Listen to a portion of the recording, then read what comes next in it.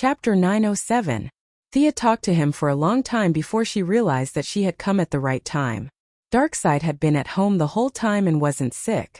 Instead, he had closed the door and gone to sleep. His subordinates didn't dare to disturb him. She didn't know whether to laugh or cry when she realized that this was the result. The Great Plains wolf looked like he would take her down with him if she forced his hand. This made Thea think twice. She had caught up to Darkseid with her powerful position as the god of death. Both of them were considered to be on the same level. However, if they were to fight, Darkseid would most likely have the upper hand. After all, she was still wary of the Omega effect. Thea's current level was roughly the same as Zeus's father's, just a little bit weaker than the blue fatty. She was already weak, and with the addition of these new gods, it would be even more troublesome. She still lacked the courage to throw caution to the wind. She sighed and glanced at the Great Plains wolf and the other gods. "I'll let you go this time. If Darkseid asks, tell him that the goddess of death is passing by today. If he wants compensation, he can come to the underworld anytime." Haha. With that, Thea swept up the countless souls in the river of death. A black door was erected, and a dark green passage led to another area. Guangdong and the two goddesses of vengeance took one last look at the planet that they had lived on for countless years. They shook their heads and walked in. Thea waved at the Great Plains wolf and stepped out of the Apocalypse planet. The gods on the Apocalypse planet looked at each other. It took them a long time to recover. The goddess of death? Wasn't she the goddess of wealth on the father's side? The Great Plains wolf was Yoja Khan's younger brother and Darkseid's uncle. He had lived for a long time. He knew what the goddess of death meant. Yoja Khan had several goddess of death, which was why Darkseid had wet his pants when he saw his father. Thinking about how he had lived for so long, it seemed like he had wasted his life. The Great Plains wolf sighed and ordered his subordinates to clean up the battlefield. The battlefield was relatively clean. The young mistress had taken away all the bodies and souls. Nothing was left behind. However, this didn't mean that everything would be wiped clean. It was better not to mention it and pretend that nothing had happened, because the number of people did not match up. Guangdong was gone, two of the Furies were gone, Kalibok was severely injured, and Mantis was also severely injured. Lunatic had put on his black robes again, and was sitting on the ground with an unstable aura. As long as Darkseid was not blind, he would be able to tell that something was wrong. What to do? A question surfaced in his mind. As the Revelation Star's twin walls, he could only seek common ground while reserving differences with the Great Warlock. We defeated a strong enemy. Yes, although the sacrifice was not small. But after our life and death battle, we still won. That's right, that's it. They quickly exchanged opinions in the telepathic channel and applauded their own quick-wittedness. Regardless of how we won, whether we won with swords, or if we won with words, or if we used a tiger's skin to trick the enemy, at least we didn't lose. They were the ones with the greatest authority on the Heaven Enlightenment planet, and there weren't many of them left. Those who had defected, and those who were heavily injured were heavily injured. Whatever the two of them said was the truth. They arranged for their subordinates to clean up the battlefield. Several heavily injured gods still needed treatment. To prevent more deaths during the treatment, the Great Plains wolf ordered his subordinates to temporarily abandon the Revelation Star's style and focus on saving the wounded. Thanks to the Great Plains wolf's efforts, Darkseid, who finally woke up 3 days later, didn't immediately notice anything unusual. He walked out with his hands behind his back and felt that the road was very clean. The muddy streets seemed to have been washed clean. However, his realm was indeed very high. Even though Thea had swept away the river of death and the Great Plains wolf had cleaned up the area twice, the strange smell in the air still made Darkseid uncomfortable. It wasn't the restlessness of the Revelation Star, nor was it the evil energy. Instead, it felt a little calm. Darkseid's first reaction was that the Heavenly Father had sent a spy over to spread the Heavenly Father's theory that justice would always prevail and evil would never prevail over good. Guangdong, go investigate that residential area and see which old friend has come over. Darkseid elegantly pointed at a low building and gave his orders. He didn't know that this was where Thea had stayed the longest. However, after waiting for a few seconds, the number one assassin who should have jumped out of the shadows didn't appear at all. No matter where he was, He should have been able to hear Darkseid calling his name. High-speed teleportation in the dark plane had always been Guangdong's specialty. Guangdong had been waiting for Darkseid's call like a loyal dog for so many years. Where was he now? Darkseid, who had always been hot-tempered, was very unhappy. He roared at Guangdong again. However, the loyal dog didn't appear. Instead, the Great Plains wolf hurried over. Before the Great Plains wolf could finish his report, Darkseid exploded with anger. I haven't even done anything to her, and she actually dared to come to the Revelation Star alone. I'm so angry. Where did she go? Hell. Reorganize the army.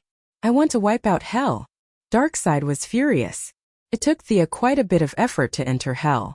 Hades, Osiris, and the other old gods who lived in Hell couldn't openly object because of the rules. However, they still gathered a large number of necromancers, Dracolic, and evil gods to block her way.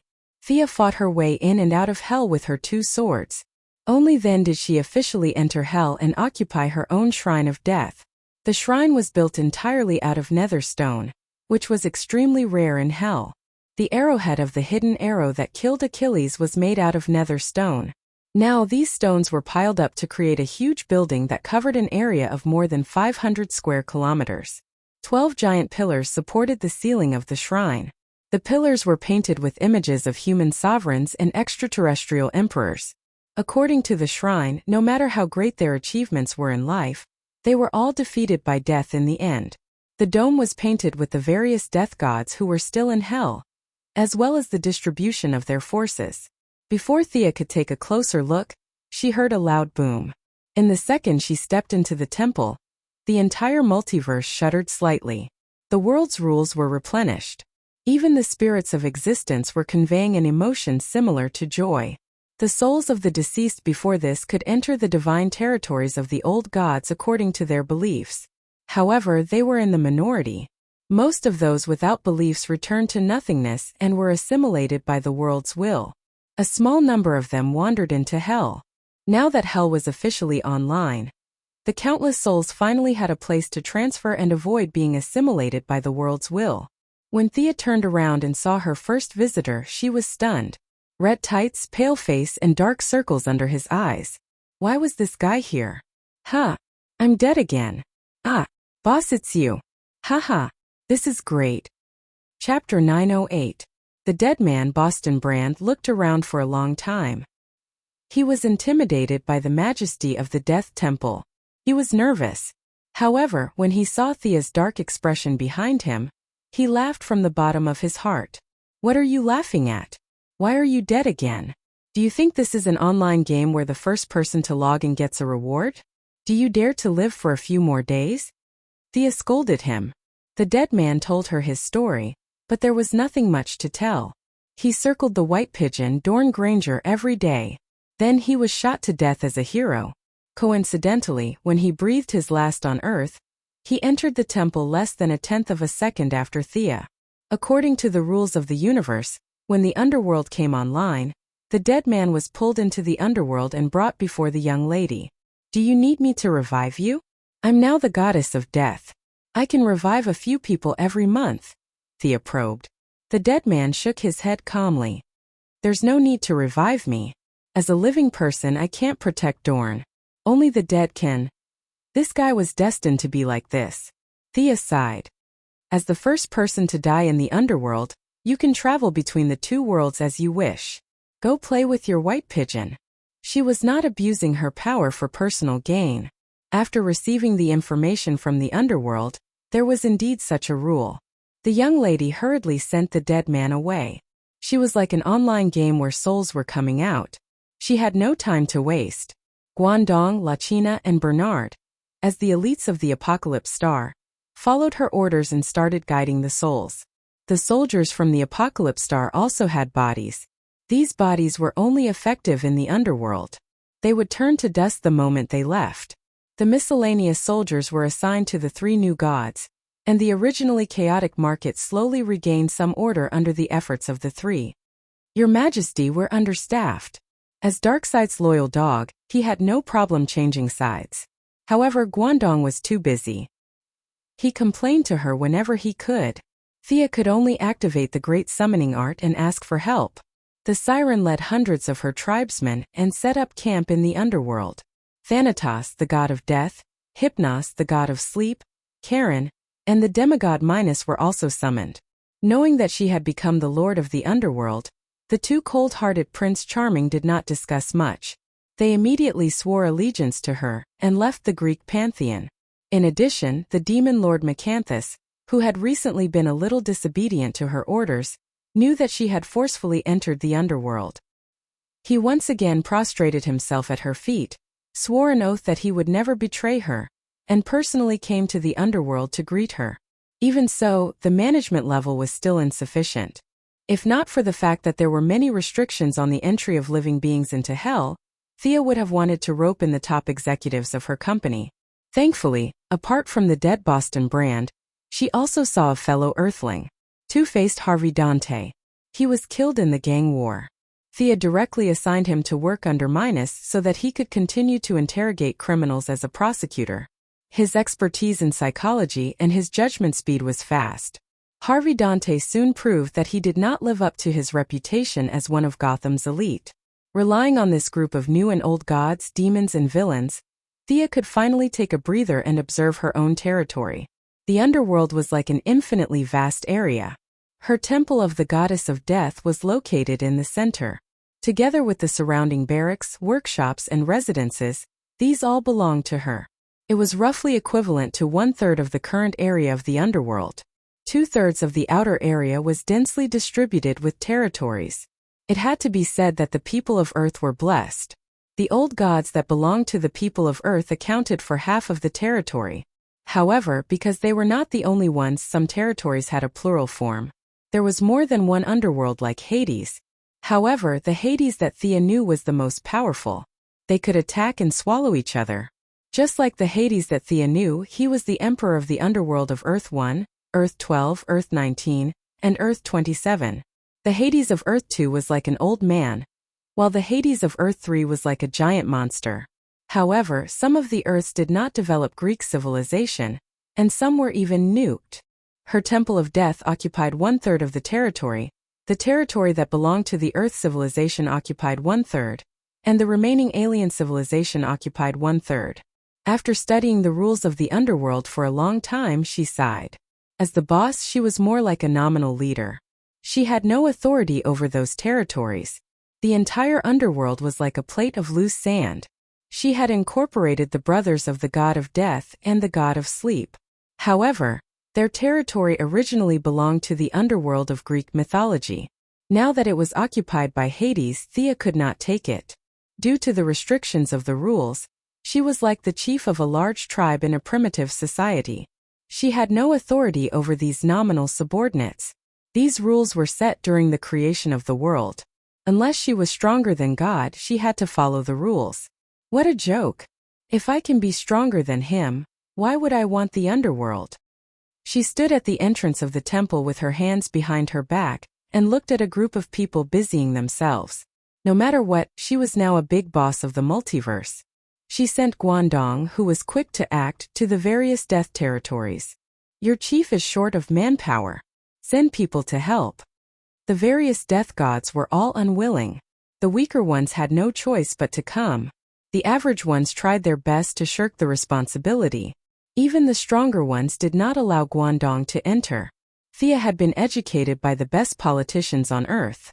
After studying for a day, she finally found a loophole in the existing rules. She called Guangdong over and whispered a few words to him.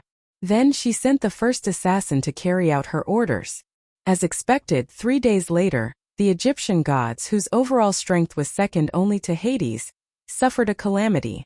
The god of death, Anubis, cried like a dog and ran to her temple to ask for help.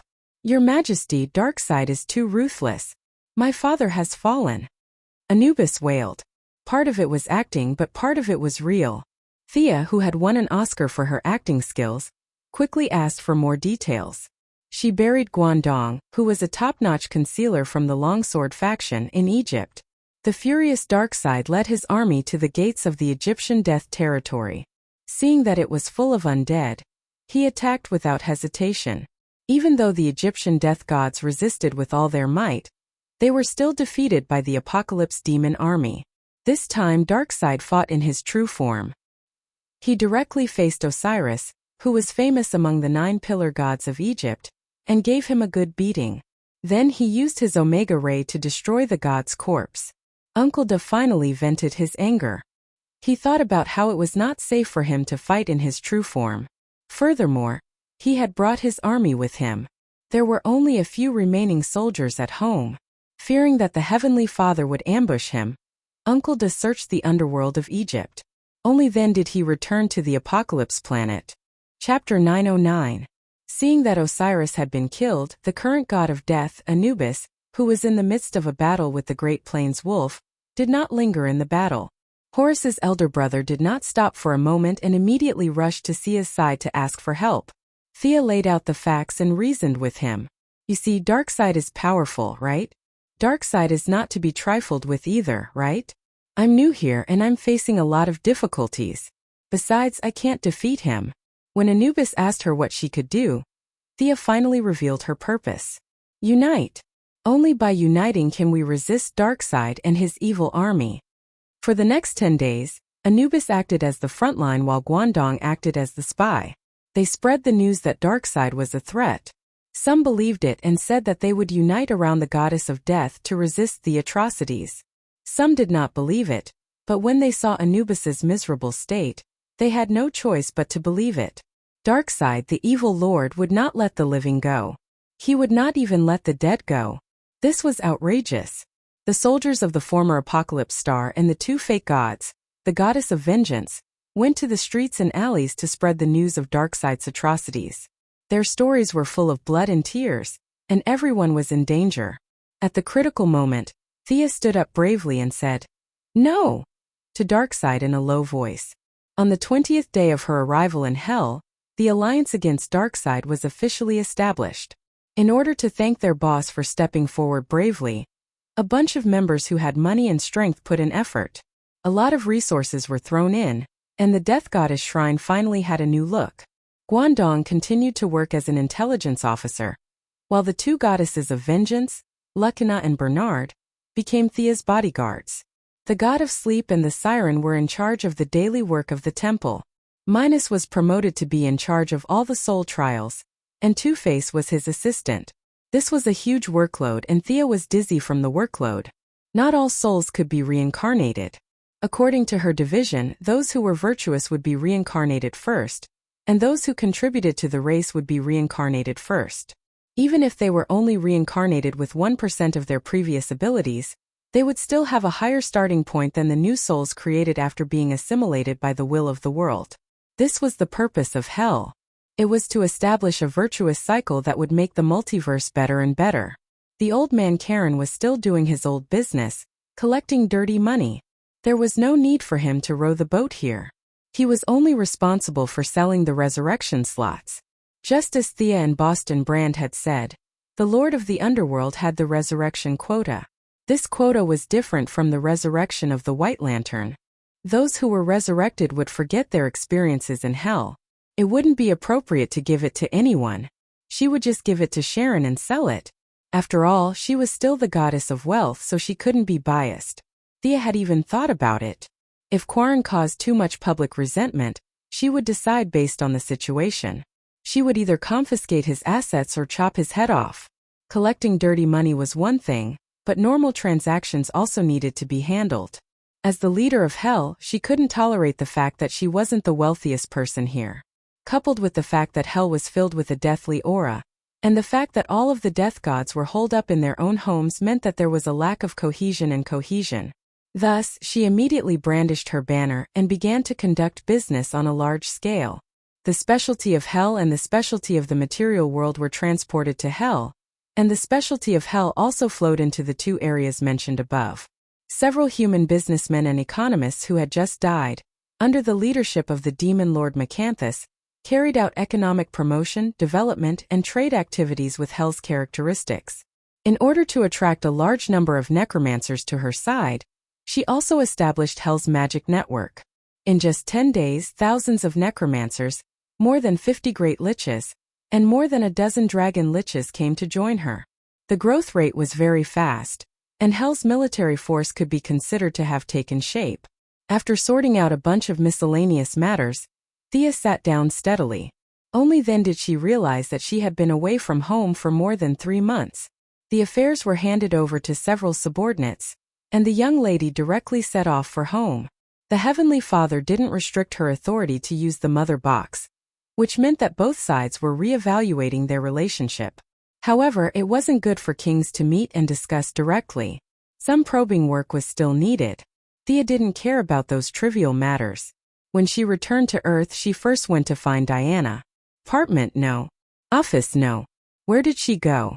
The young lady murmured for a while. In her impression, Diana was like a model worker working and resting. She lived a life of 2 points in one line every day. It was very regular. What happened today? The gods had reached her current level, and many fates had opened a gap to her. She could sense many closely connected people. This was not magic, but a kind of cognition of the trajectory of the world. After carefully sensing Diana's position, Thea's eyes flashed a trace of surprise and understanding. She didn't disturb anyone and flew directly to the east. Belgium, a nameless small village. Poisonous gas polluted the groundwater here. Even today there were still no traces of living people here. But this was the place where their love began. Walking into the village, many traces of that day were still vivid in her eyes. Her gaze automatically looked not far away. On a not too high mound, Diana was hugging her knees and staring blankly into the distance. Her strength was already higher than Diana's, and the other was a little distracted, so she didn't notice. Thea slightly released a trace of divine power and coughed. Ah! Diana woke up abruptly and then quickly turned around. When she saw her smiling face, her vigilance turned into ecstasy and enthusiasm. You're back! The Valkyrie suddenly jumped over and directly pushed her down. She was indeed pushed down. It was only because their physical attributes were high. If ordinary people were to play like this, they wouldn't be able to escape from high paraplegia. The two of them were very close, and their noses were filled with each other's breaths. Diana carefully looked at her eyes, wanting to confirm her current state. Thea hurriedly put on a pitiful look, which made Diana laugh. Are you serious? Who cared whether it was fake or not? Thea took advantage of the time when she was talking and kissed her. Yes, the familiar action, the familiar taste, the lover was still the same and hadn't changed. Diana's heart was filled with joy, and she responded passionately. After a few rounds of fighting, they stopped. After all, this was not their home. They began to talk about various things that happened after they parted. Thea didn't have much to say. Whether it was the gladiator arena or the bloody battle on Planet Revelation, it didn't quite fit Diana's values. She wisely chose to skip over it and focused on listening to the story. Superman is in big trouble, listen to me. Batman is in big trouble, listen to me. Green Arrow is in big trouble, listen to me. Diana had a lot of things to say, so she opened her mouth and blabbered on, which made Thea speechless. Chapter 9-10. Superman had been fighting a battle of wits and courage with the Shogi Association for the past 3 months. The Secret Service had been using the advanced weapons in Fortress Dugu as an excuse. Superman had also been searching for evidence to prove that the Shogi Association was a threat to the world and Earth. Batman was also in big trouble. The Joker had kidnapped the old butler, Afu. Did the Joker know their true identity? Were there any signs of the Bat family being exposed? Nightwing and the others asked Batman, but he insisted, "Don't panic, it's not a big problem." In the end, the problem was not only not a big problem, it was a huge problem. In the end, the Joker fell into a mountain stream. No one knew if he was dead or alive, but a strong sense of distrust began to grow among the Bat family. Perhaps the Green Arrow Oliver drank too much or had his head squashed by a door, but in the 2nd month after Shadow gave birth, he confessed that he had an illegitimate child. The Green Arrow was so angry that she took the child back to her parents' home. After that, the Flash was framed by the Thinker Devo and imprisoned. The Green Arrow Kyle Rayner lived with Solanik. He did not expect her to be Sinisto's daughter. He was chased all over the world and was now hiding thousands of light years away from Earth. The Sea King was in a love-hate relationship with his brother. Diana missed Thea and was also in low spirits. In short, the Righteous Alliance's companions had been very aggrieved for the past 3 months. As if they had discussed it beforehand, They disappeared in front of the public at the same time. The only good news was that Hal Jordan had returned to the Green Arrow and returned to the superhero team. Is that so? It seems quite troublesome. Thea did not express any opinion and muttered softly. Diana looked at her from head to toe twice. Goddess of Death? Between you and the Heavenly Father, who is stronger? This was a very good question. Milady quickly sat up straight and answered with the bearing of a master. I'm about the same as him. Seeing that Diana's eyes were full of doubts, Thea pursed her lips. You don't believe me? I believe you. All right, I believe you more or less. Diana thought for a while. You've reached the end? Is there still a path ahead? At the mention of this, Thea withered. She knew that the Limitless clan was right in front of her, but how to get there was an extremely troublesome matter. No matter how much willpower burned, she wouldn't be able to gain much insight. Moreover, there really wasn't much of a calamity greater than the Night of Darkness. The early stage of the new deity stage was very fast, but at her current level, it was too difficult to take another step forward. At most, he would reach the level of Yoja-Khan, but so what? He was strong, but Thea felt that he had gone astray. She would accumulate deity slots to her limit, then search for top-grade deity slots and give up on the lower-grade ones. In her opinion, this was a bit like farming for equipment. She only valued power and ignored her own needs, which was not a good idea. Looking at Yoja-Khan's actions, he seemed a little crazy. Thea suspected that he had accumulated too many top-level deity positions, and his mind had become muddled. Become a powerful fool? She would rather not have it. Looking at her expression, Diana also knew the answer. It was only because Thea had been in front of her that she had been able to develop so smoothly. When she thought that there was no path ahead, it was a bit of a blow to the Valkyrie. Saying that there was no path ahead was more or less to increase Diana's pressure. Thea could observe death from life. If she obtained the equation of life, it would definitely allow her to have a new breakthrough in the death rankings. However, Diana might not be able to take this path. The remaining Judas Oath regarding sin, the silver coin of redemption, and even the Shadow of Earth 2 might not be suitable for Diana. There was definitely a use for reference, but it was too difficult to make it suitable for herself. The deity slots that were most suitable for Diana were in the hands of the Heavenly Father, such as justice, fairness, and so on. Unfortunately, the Heavenly Father had been quite good to them. He had directly killed their leader. Even Thea felt that this matter had crossed the line. She could only make a backup plan, and she could not tell Diana. Thinking of the Heavenly Father, Thea pondered for a moment. I can't go back to the new star of creation, but I have poured a lot of effort into the Magic Legion. If you propose to take over, I don't think the Heavenly Father will refuse. Diana frowned slightly. Me? I'll take care of the Magic Legion? But I'm not good at magic. Instead of using magic, it's better to use swords and knives, the Valkyrie whispered. She felt that her lover was making arrangements, and she was afraid that she would not be able to do it well. Not betraying the Heavenly Father was Diana's bottom line. However, 99% of her life had been spent in the Greek gods. The Heavenly Father was afraid of the close relationship between the two of them, so he had always left Diana alone. In general, her loyalty to the new star of creation was not high. She was more restrained by her personal moral standards. Thea patted her shoulder casually. You can't lead the Magic Legion if you don't know magic? Who made that rule? Does a leader need to know everything? You're overthinking. I have a 70% chance that the Heavenly Father will agree. Diana was skeptical, but seeing how calm Thea was, she decided to believe her. In less than half an hour, she had made a round trip through the sonic channel. You look like you've succeeded? Thea looked calm. You've discussed it with each other? How could that be? It's just to make the multiverse more stable. In a confrontation between two extremes, the multiverse could be destroyed if one was not careful. The tripartite balance could be maintained as long as both sides were wary of each other. If Thea was independent from Darkseid, given Darkseid's violent temper, he would definitely gather his forces to destroy her first. However, the Heavenly Father would not. He was righteous and far-sighted. He was more concerned about the safety of the universe. Allying with Thea to fight against Darkseid would be beneficial to him. However, as the goddess of death, she could not be too biased.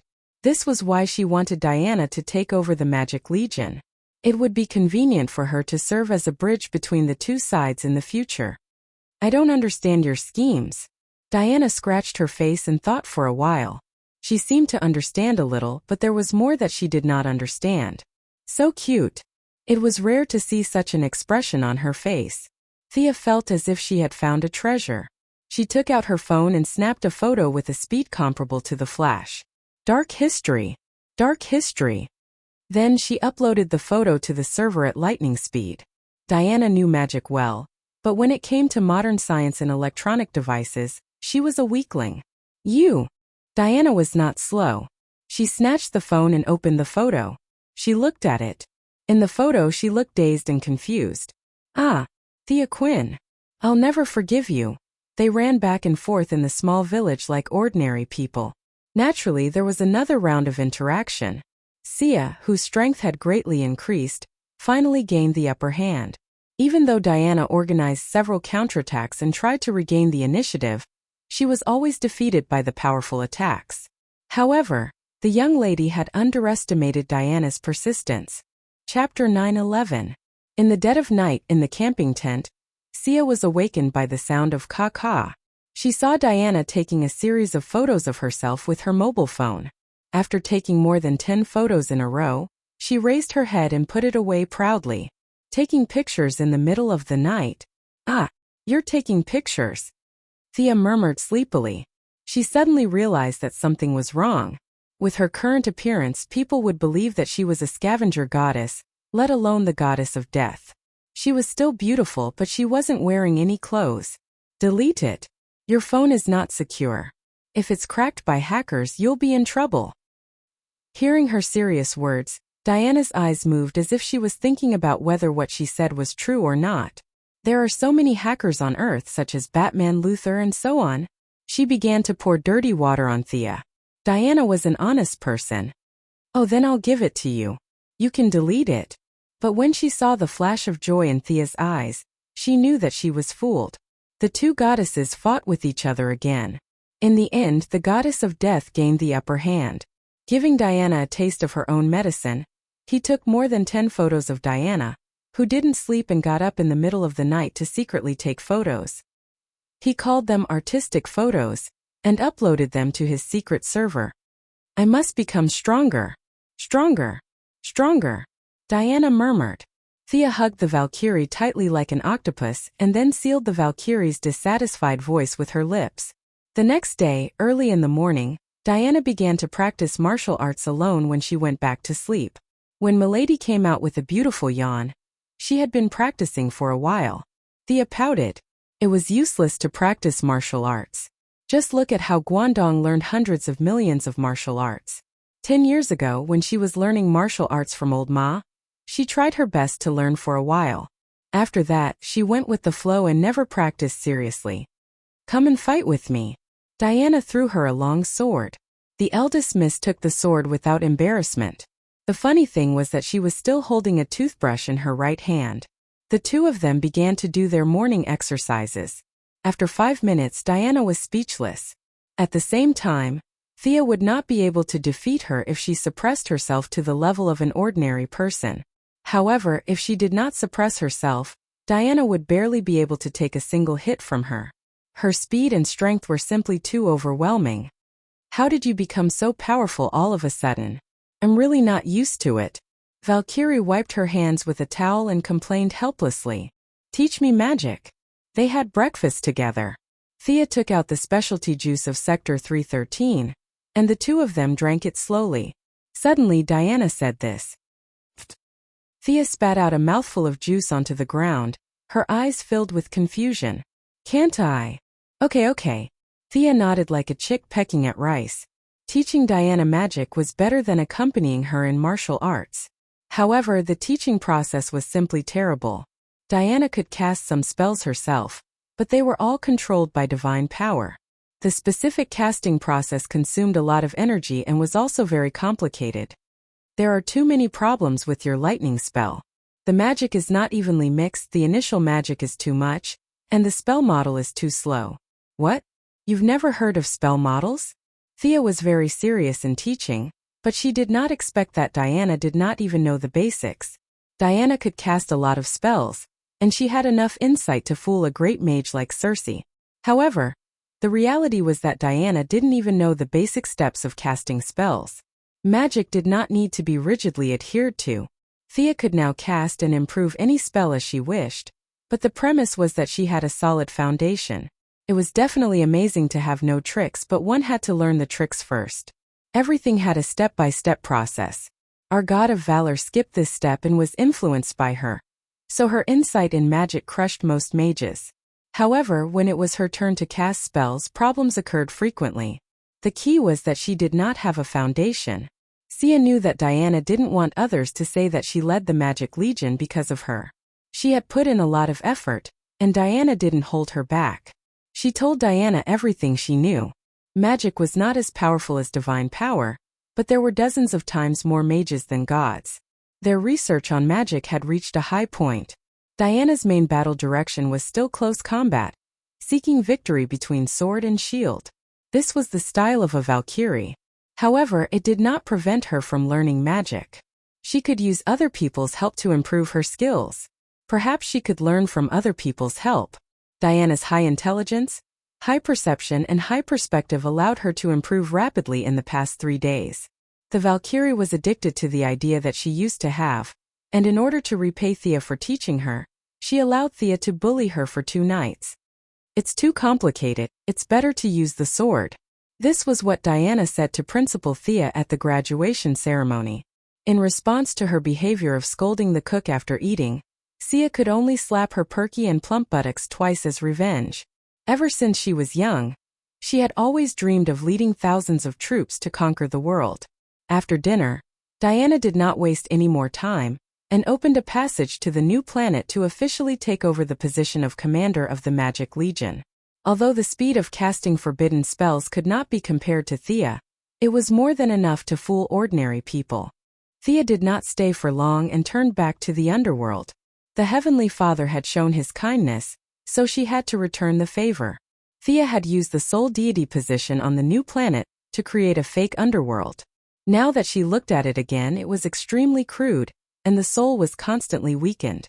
Even after reincarnation, there were not many who could be better than in the previous life. Now that the official version was released, the pirated version could be put to rest. The dead from before could come to her side to queue up. The dense death aura in the underworld was very beneficial to the dead. With a strong soul, when they reincarnated, their attributes would be better than ordinary people. As for the dead after she took over, according to the rules of the underworld, it should be fair. However, she still opened a back door. The dead from the new planet and the apocalypse planet would be reincarnated at a ratio of 5 to 4. 5. One side had half of the reincarnation while the other side had half less. As time passed, the difference would be very obvious. This was neither righteous nor fair. She did not let Diana participate, but sent Guangdong to negotiate with Mitran. The god of knowledge, Mitran, who sat on a big chair every day and put on airs, was similar to her. They both belonged to the neutral camp, but he had no territory and no power, so he could not be as free and easy as Thea. Of course, he knew Guangdong, who was sneaking around every day. They quickly finalized the details on behalf of their respective bosses. On one hand, the Heavenly Father did not want his people to suffer. On the other hand, his new planet was crying and howling every day, which was really an eyesore. When he heard that the dead would be treated well in the underworld, he let them go without hesitation. Chapter 9:12. The total number of soul walkers in the new creation star had reached 300,000. After negotiations between Guangdong and Mitran, more than 100,000 of them were taken away. They were loyal to the Heavenly Father and loved their land and people. There was no doubt about that. But they were still dead. The living and the dead fighting side by side sounded beautiful and vivid. Perhaps one could even imagine some inspiring stories, but in reality it was very difficult. The breath of the living seemed to be burning the dead. The darkness of the dead also affected the living in all aspects. It was a sure sign of mutual harm, rejection, disrespect, indifference. It was only a matter of time before it developed into humiliation. There was not much use in keeping them, so the Heavenly Father decided to let all those who wanted to go to the underworld go. What a good old man! Thea had obtained an army of more than 100,000 souls. After listening to Guangdong's report, she could not help but sigh. She could not bear to hurt such a charismatic leader for Diana. After arranging all the matters, she returned to Earth and prepared to visit her mother. She did not expect to see Damien's email as soon as she returned to Earth. She read it briefly. The other party only asked her to call back. Why was the naughty child looking for her? She called back. Damien did not treat her as an outsider at all. Perhaps mother gave me life, but he taught me how to live. Listening to Damien's emotional words, Thea also thought of Malcolm. Her father was not as great as Batman, but he was worthy of being a father. You're worried about his safety, so you want to make an armor as a birthday present for your father? I understand. Leave the rest to me. It'll definitely be strong and safe. Thea put down the phone and thought to herself. Damien was filial. That was not a problem. But what was the point of her getting involved? She might as well call the few elders of the Righteous Alliance over. Superman who never left the house, the Flash who was addicted to sitting in prison, the Sea King who loved and hated his brother, and Hal Jordan who had returned to the team. Including her and Diana, the 6 elders except for Batman were gathered. Thea told them about Damien's request. Although the heroes were full of complaints, they were very appreciative of such behavior. They all expressed their willingness to participate. Even though Batman is a little self-righteous, the Sea King interrupted Superman before he could finish his sentence. Narrow-minded. He's only so narrow-minded. The Sea King gestured with 2 fingers that were 1 centimeter long. And he's domineering. He often orders us around in a commanding tone, never admitting your mistakes. The heroes shared their opinions one after another. What made Sia facepalm was that even Diana was grumbling and dissatisfied. Even such a virtuous Valkyrie was bad-mouthing Batman behind his back. It was clear how much of a failure this guy was. But please heroes, we are here to research how to make a birthday present, not to start a war. Who is he trying to deal with by secretly creating a high-speed scope? Do you think I don't know? After being locked up for 2 weeks, the Flash's temper had obviously risen. That's right. He's also secretly studying the genes of the Atlanteans. He's most likely trying to create a potion that can kill all the Atlanteans at once. He's probably hiding a yellow light ring. Yeah, he's collecting kryptonite and secretly creating an anti-Superman armor. He's also creating an anti-Thea armor. She tried to stop them, but as they talked, the atmosphere became more and more heated. Even Thea was dragged into it. The heroes were very happy with their discussion. Everyone found a common topic, and their previous troubles seemed to have been forgotten. The atmosphere was extremely heated. They could almost see the image of Batman being pressed to the ground and calling for his father. Superman was smiling especially enchantingly. Even Thea was wondering if she should drag Batman over and beat him up. Then they finally remembered their main mission. We seem to be discussing how to make a birthday present. How did we get sidetracked? The heroes reflected. It's not that we're being shady, but we've been under too much pressure recently. Ahem. Thea coughed twice and tapped on the screen. A set of black armor appeared. This is the outer appearance designed by Damien. It's called the Hellbat armor. Let's divide the work. Superman and Neptune were in charge of the outer shell. One of them was forging on a star, while the other was quenching and condensing in the deep sea. The strength of the armor would reach an unprecedented level. Diana added Olympus enchantment to the armor, which made it immune to most spells. The Flash provided the power of speed, which pushed the speed of the armor to the limit. Green Lantern Hal added courage to the cape. Even in the darkest world he could find a ray of light. Thea finished the last part of the work. The metabolic control in the original timeline seemed unreliable. This was Darkseid. Could an armor powered by metabolism fight against him? That was obviously nonsense. Without a strong power source, it was impossible to drive the armor, let alone fight against Darkseid for more than 10 rounds. That would require a lot of energy. For that, she used the divine power of death. Just as she said before, Batman was no longer an ordinary person from the moment he connected to the dark multiverse. The divine power of death could kill an ordinary person instantly, but with the support of a universe he could control it for a long time. She didn't tell anyone about these reasons. Her excuse was still the metabolic drive. Even if Batman studied it carefully, he could only conclude that it would consume the user's lifespan. This was in line with the basic principle that there was a price to pay for using extraordinary power. They worked hard for a week and finally handed the armor to Damien. Damien provided the original form and prepared to be in charge of the final paint job. Thea reminded him in the end, "Damien, this armor is very dangerous. Neither you nor your father should use it." Damien agreed. One day, half a month later, he awkwardly and casually packed the armor into a huge box, as if it was a gift he had bought from a roadside stall. He pushed it to Batman. "Hey, your birthday present." Oh, Batman wasn't good at handling father-son relationships either. He didn't know how to respond. He replied blankly, looking at Damien waving his hand and leaving the Batcave like a little adult. A gentle smile appeared on Batman's face, which had been calm for thousands of years. He only opened the gift after his son left the Batcave. He took a few glances at it and knew that it didn't just represent his son. It was also a token of appreciation from his old friends. Using life force as the driving force. There was a note on the armor. It was written by Damien, but it was obvious that it was written by Thea. Chapter 9:13. As far as Batman knew, only the young lady could make such strange things. She was the most versatile. She was the only one who could integrate all kinds of messy energy from the magic lamp ring.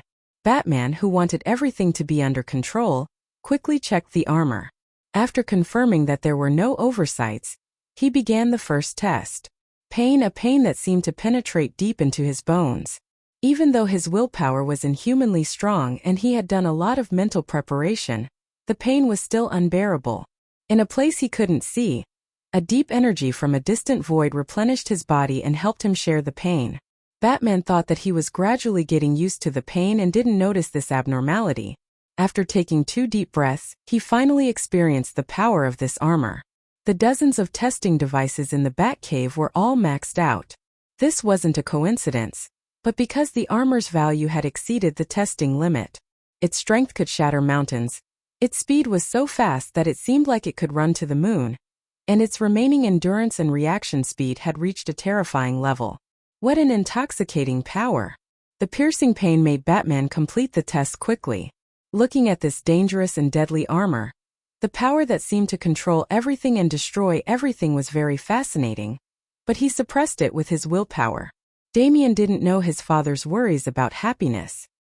He left the Batcave and found his good friend, little Jonathan Kent. "I don't think he likes it very much."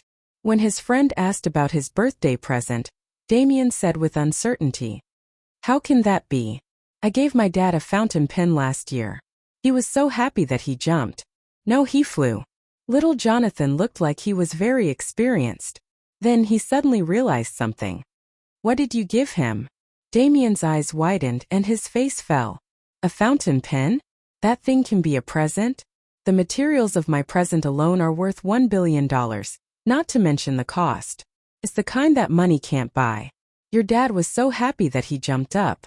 Actually, my dad almost jumped up too, but he was in pain." The 2 half-grown children studied it for a long time, scratching their heads in confusion. They could only say that they didn't understand the world of adults. Just as they were about to return to their respective homes, they saw a large truck speeding past in front of them and quickly disappearing from their sight. Chase after them. Damien pulled little Jonathan and ran forward. "Is Robin also responsible for traffic accidents? Idiot, there's a magic reaction in that car." Damien transformed into a cloud of black smoke and quickly chased after him. Little Jonathan's ability was intermittent, but after being stimulated by the Blood Brothers in the Sahara Desert, he seemed to have stabilized a lot and could maintain a relatively elegant flying posture. As the second generation of famous bears, they had been influenced by what they saw and heard, so they were very methodical in their work. They would not lose track of a suspect, nor would they be discovered because they were too close. The truck quickly left the city and drove into the country roads, creating a lot of obstacles for them to follow. When they caught up with it quietly, the truck had been parked in front of an auto repair shop for a long time. "Don't go any further." Damien pulled little Jonathan back. "There's a very powerful magician in there. Other than Sister Sia, I've never seen such a powerful magician." The 2 brats stopped in their tracks. Little Jonathan wanted to use his supervision to investigate, but Damien stopped him. This won't work, that won't work. Do you have a solution or not? Little Jonathan was a little dissatisfied. Calm down, we need more information. Why should I listen to you? I'm older than you, so you have to listen to me. I'm tall. You should listen to me. The two lowered their voices and bared their teeth as if they were going to eat each other. They quickly quarreled. Damien finally decided not to use supernatural powers and use technological means to investigate. In terms of atomization technology, Thea's methods had long been surpassed by the Atom Men, but Damien had gotten a lot of nanomachines from Thea, so it was not a problem for him to do some investigation. The image was quickly transmitted back. A man as strong as a lion was half sitting and half lying on the side. He seemed to be injured and was now barely able to sit up to prevent himself from falling. Opposite the man stood a very seductive woman. There were 7 or 8 strong-looking men, some in suits, some with tattoos all over their bodies. They were obviously ordinary people, but at this time they were all lying in a pool of blood with their heads cut off. The murder weapon was a serrated sword in the lion's hand. How dare they kill people? Little Jonathan's voice was very angry. After returning to his parents' side, he had gained a lot of understanding of this world. Unlike the wasteland world, anyone who casually killed in this world was a bad guy. This was the idea that Superman and Louise had instilled in him. Don't get so worked up. Those people are already dead. Let's see what they're going to do. Damien's worldview was relatively intact. He was born in the League of Assassins. After that, neither Thea nor Raven were saints. Even though he respected his father, he did not think that killing people was a terrible thing. How long will it take for your injuries to recover? The woman asked a little impatiently. If it's just ordinary people of this level, then it will take more than 10 million lives to replenish my divine power. The Lion Man seemed to be very tired and spoke a little slowly, which was completely incompatible with his big body. The woman laughed sarcastically. Kalibak, you don't think the 2 goddesses will let you kill 10 million people in their home without doing anything, do you? She did not mention their names, but the Lion Man still felt his heart palpitate. You don't have to test me. One of them is in the new creation planet, and the other just returned to the underworld. I have my sources of information.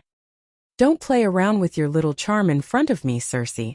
If you still want to join the new gods, then you must continue to find sacrifices for me. My injuries can only be healed by massacring. Circe shook her head with a playful expression. Those who don't know would think that you're the god of massacre. You're actually the god of torture. How impressive.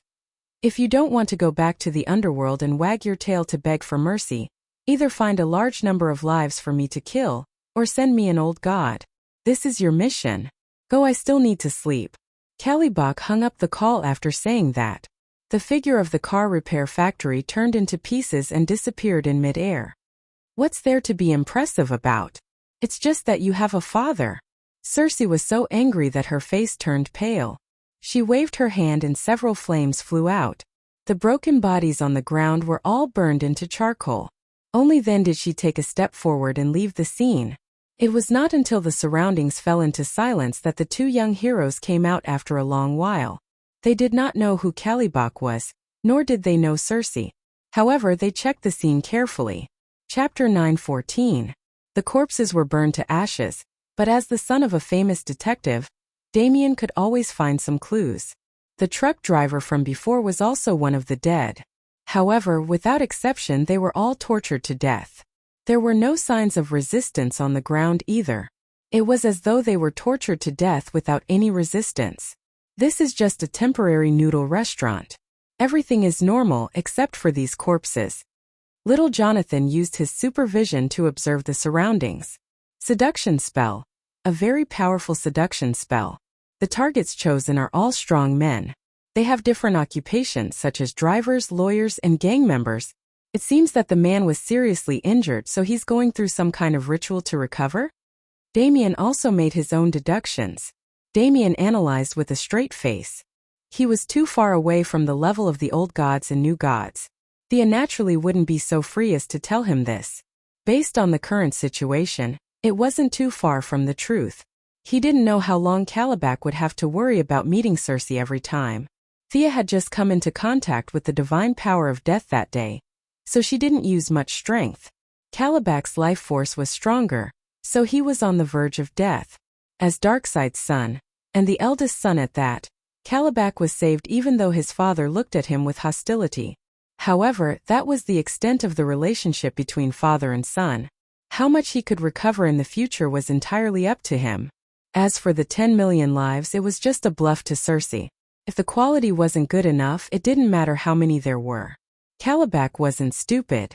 After regaining consciousness, he immediately sent his subordinates to search for the old gods in the multiverse.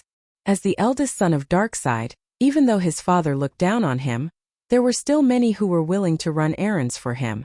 Circe, who had escaped from the underworld, entered his line of sight. Knowing that Thea had entered the underworld, neither her backer, Hecate, nor her mother, the queen of the underworld, who had made Hades a cuckold, could protect her. Circe was decisive and ran back to Earth without a second thought. She couldn't walk the path of the old gods, so she could only look for the path of the new gods.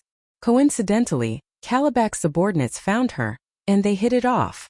Circe would help him find an old god to restore his divine power, and Calibac, as the self-proclaimed heir of Darkside, promised to accept Circe into the new god's faction. Their alliance was weak and had no guarantee, but under the strong pressure of the eldest miss, the two of them were still united. Calibac wanted to never step into this universe again. It would be much better to slaughter in another parallel universe. It would be safer and less troublesome. However, he was the eldest son of Darkside. He could not say that he was afraid in front of the evil lord. He could only brace himself and stir up trouble. He needed to show that he wasn't afraid of him at all, even though he had defeated him in one move. It didn't matter if others believed him or not, as long as Darkside believed him. Fortunately, Darkside knew what he was capable of, and asked him not to lose the title of the Apocalypse Star. He didn't say anything like "bring your head to see me," or "die hard." Calibac's luck was really good. He had chosen a time when Sia and Diana were not around to come to Earth. Then he had found Circe, a guide, to help him. He was on tenterhooks as he wreaked havoc on Earth just to prove his bravery. Circe's charm was ineffective on him, but she was a beauty after all, so it could at least ease his mood. Otherwise, he was afraid that he would faint from the psychological pressure before he could even say a few words. Circe, the other person he was dealing with, was a narrow-minded person. She felt that everyone was narrow-minded. She didn't know that Diana didn't take her seriously at all. The eldest miss was so busy that she didn't care about her at all. Circe was scaring herself. She was so paranoid that even the slightest sound was an enemy. Calibac would occasionally show his face on Earth to prove that he wasn't a coward. Circe couldn't do that. She had nowhere to run. She was about to have a nervous breakdown. In order to find an old god to prove her allegiance, she racked her brains. She didn't know many of the old gods, only a few of them. She couldn't defeat the ones in the underworld, not to mention Hades and Zeus. Fortunately, there were enough gods in the Greek system. She went through them several times and finally found a good target. Hercules, the god of strength, was full of divine power. He was alone, and most importantly, he was a man. Circe was very confident in her charm spells. However, the god of strength wasn't an eggplant in the field. She needed a plan. The adults were busy with their own things. Damien and his friends also started to investigate the matter. The two naughty children agreed not to call their parents, so they excluded Zhonglian. As for the young titans, little Jonathan wanted to ask them to do the mission together, but Damien rejected this suggestion. He felt that the extraordinary twins were more than capable of doing the mission. A month passed quickly. The Flash was cleared of his crimes with the help of his friends and was released from prison. Green Arrow accompanied his wife to live a primitive life on Purgatory Island. Thea was busy every day. The affairs of the underworld were complicated. Even if everything was on the right track, she still needed to pay attention to it. She couldn't relax at all. Ever since the Penguin Man was captured to dig coal, the two-faced man died in an accident, and the clown fell into the mountain stream, Gotham fell into a blank period. Evil might be late, but it would never be absent. Black Mask rose in Gotham. His influence was huge. He was rich and powerful. His marksmanship wasn't inferior to Death Archer. Most importantly, his mask had the ability to control the mind. Batman fought with him many times with his strong will, but he didn't gain any advantage. After knocking down a criminal with a few punches, a hurried shout came from his earpiece. It was the old butler, Fu. The old butler explained quickly. Batman forced himself to listen to it. He didn't want to care about Black Mask anymore and rushed back. He entered the Batcave and took off his mask. The old butler rushed out. "Young Master Damian, he..." The old butler choked up after saying a few words. Superman and little Jonathan walked out from the inner room. Little Jonathan was still upset about his friend's disappearance. Damian doesn't seem to be on Earth. Jonathan has been accompanying his mother for the past 2 days. Superman didn't know how to comfort his old friend. He explained dryly. "I will find him," Batman said firmly. He was saying it to the old butler and Superman, but also to himself. He pulled up all of Damian's records. More than 10 screens showed them at the same time. Batman started to analyze them bit by bit. Initially, it was the 2 children who went on the adventure together. However, 3 days ago, little Jonathan was called away by Louise. Damian didn't give up and continued to investigate. Batman had never seen Calabac and Circe. He pointed at the screen and asked little Jonathan, "Who are they?" Chapter 9:15. Little Jonathan shook his head. "Not yet, but Damian said that this woman is good at magic." Rubbing his forehead, Batman knew that it wasn't the worst yet. He trusted his instincts and forced himself to calm down. If Superman said that there were no such people on Earth, then these 2 people were definitely not from Earth. After all, Calabac was more than 2 meters tall, had a big head, and his hair and beard were all connected. His appearance was too obvious, and it was difficult for people on Earth to grow up like him. They don't look like aliens either, at least this woman doesn't. Superman seemed to know what Batman was thinking and reminded him. As an old friend, and this matter also involved his son, Superman was very attentive. He even put aside the Fortress of Solitude and did a lot of work in less than 3 minutes after receiving the news.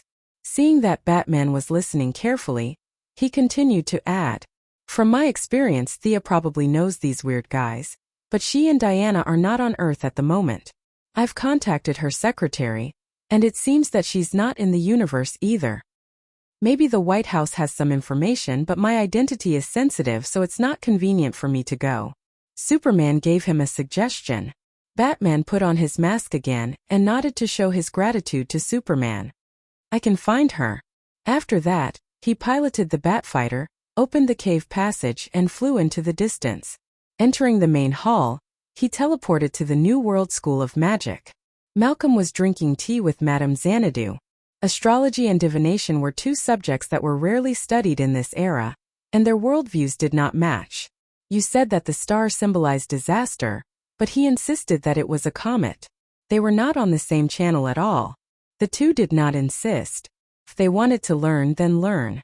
If they did not want to learn, then forget it. Away from the hustle and bustle of the world, they looked at the stars and played cards when they had nothing to do. As if sensing something, Old Ma's eyes suddenly became extremely sharp, and he raised his hand and a white light flashed. With a swoosh, a throwing knife flew out of Old Ma's hand.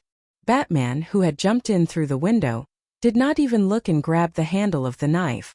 Whether it was throwing knives or grabbing knives, they all used the techniques of the League of Assassins. Batman? What an honored guest. Of course Malcolm knew who he was. Even though they had never crossed paths before, they knew of each other's existence. However, Malcolm was a little puzzled. What was this guy doing here? "Where's Thea? I have something urgent to talk to her about," Batman said stiffly. "Thea? The daughter of the president? She's from the Righteous Alliance, right?" "You asked the wrong person, hero." Old Ma showed an appropriately surprised expression, as if Batman had said something very strange. Batman was silent for a moment. "I know about your relationship with her. I've investigated a lot of things." Malcolm put on a fake smile. "What a coincidence. I've also investigated a lot of things. I know your true identity." The 2 of them were at loggerheads with each other. Both of them had been disheartened by the death of their loved ones.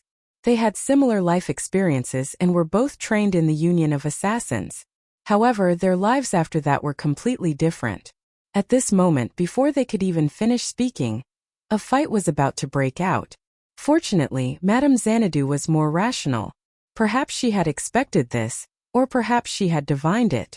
She asked calmly, "Batman, why are you looking for Thea?" "I'm asking about their whereabouts." "I'll say it again. I don't know any Thea. You've got the wrong person. She's your daughter. I don't believe that you don't have a way to contact her," Batman said coldly. Malcolm's voice was even colder. "Mr. Wayne, you've crossed the line." Madame Xanadu, who had always been quiet and good-tempered, covered her face. Were these two born to be at odds with each other? Why were they so angry? She hurriedly stepped in to smooth things over. Only then did the two men stop. Batman was usually not so impatient, but today he was so worried about his son that he was about to explode. Deep down, Old Ma was still the evil big boss. He felt uncomfortable all over when he thought of the ninja master's expectations of Batman. It was already a show of restraint that the two did not take out their swords to fight. Knowing that Batman was looking for his son, Madame Xanadu also tried to persuade him. Malcolm finally snorted, took out a water basin, filled it with water, and began to recite the spell over and over again. It was extremely difficult to connect the earth to the underworld. Madame Xanadu was not good at magic, but she was still much better than Old Ma. The two of them worked together to increase the output of their magic, but the channel still did not open. In desperation, they could only call Constantine, Midnight, Zatanna, and Mystery over. The six of them worked together as if they were summoning a big boss. Finally, they opened a channel to the underworld. "You opened such a big channel to find me? Huh. Why is Batman here too?" Thea was very puzzled. She had only left the channel for Old Ma to transmit her voice in an emergency. Who knew that these people would forcibly expand it, and the original phone channel would be expanded to a video connection? What was the other side? It was gloomy and cold. Constantine had been to heaven and hell, but he had never been to the underworld. Out of curiosity, he wanted to take a closer look at the environment on the other side. Batman pushed Constantine to the side, brought up the image, pointed at Calabac and Cersei and asked, "Do you know these two?" Thea was a little stunned. She looked at the image and said, "I do. The man is Calabac. I have not seen the woman before, but Diana has seen her before. Judging from her outfit, she should be Cersei." Batman heaved a sigh of relief. It was much easier to find them with a name. He quickly asked, "Where are they?" Thea answered truthfully, "Calabac is on the Apocalypse Star. He is the eldest son of Darkseid. As for Cersei, wait a moment, I will ask." The population of the underworld was now under the control of the two-faced man. As a former district attorney and later a gang leader, he was able to do well in both the underworld and the underworld. This guy was very good at organizing and coordinating. He was good at getting things done but weak at fighting. Harvey Dante was now equivalent to the Secretary General of the underworld. Thea wanted to call the two-faced man over for questioning, but she remembered that Batman knew him. It would be very troublesome to explain why this person was on her side, so she quickly changed her mind. In less than 3 seconds she reappeared. "Cersei is on the Apocalypse Star now. What happened?" Batman pursed his lips and did not speak. Old Ma pretended not to know and drank his tea. Madame Xanadu was kind enough to tell them everything. "Damien's disappearance. You suspect that the Apocalypse Star is behind it?" Thea thought that her butterfly wings were big enough that some things would not happen again. She did not expect this to happen. Then, the next step would be Batman killing his way to the Apocalypse Star. As expected, Batman rejected her help and said that he would find his son. "I really can't leave now. Hell is attacking me. It's not appropriate for my clone to appear on the Apocalypse Star. My grudge with them runs too deep." Chapter 9:16. Sia didn't refuse. The trade with the underworld had touched the nerves of some of the great demons of hell. The 3 stupid sons of the 3 palace demons were now attacking the underworld with a bunch of demons. She wasn't afraid of these 3 idiots, but she didn't want to fight with the 3 palace demons over such a small matter. Putting aside whether she could defeat them or not, the most important thing was that it was meaningless.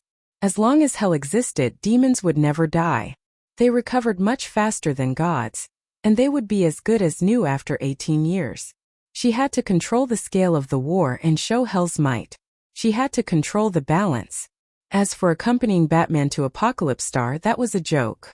That wasn't saving people but provoking them. Hell wasn't strong enough to fight on two fronts, not to mention that Damian wasn't dead yet. Even if he was dead, Hell was a direct subordinate organization. With Sia opening the back door, they could revive him. How big a deal was that? However, there was no need to tell Batman this. As the goddess of death, she absolutely couldn't appear on the Revelation Star right now. If she appeared, a mega battle would immediately follow.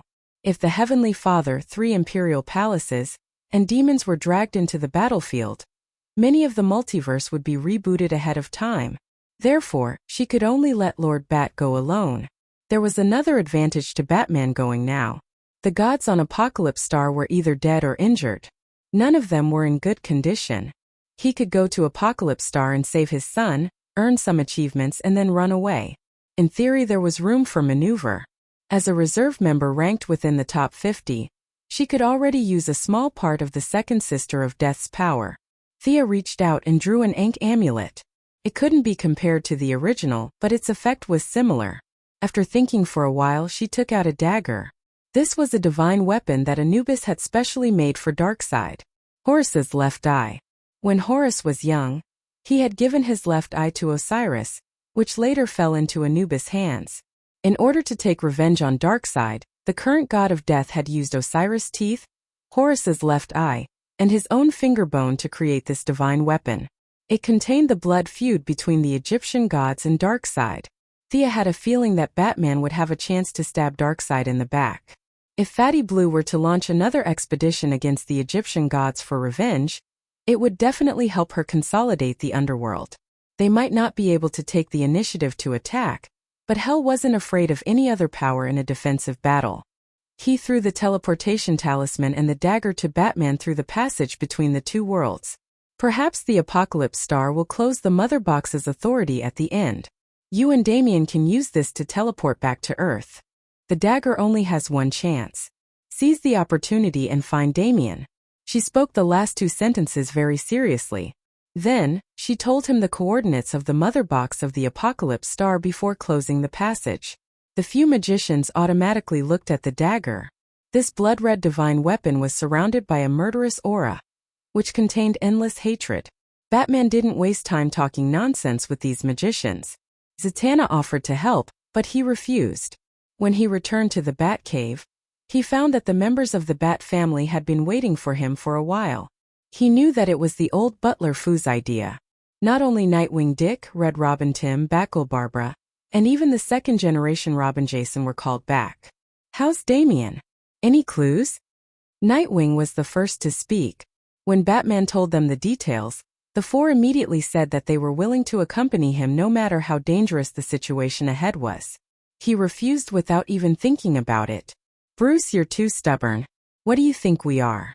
You hide all your problems in your heart. Can your heart hold so many secrets?" Barbara's words were tactful. The Red Hood wasn't so polite.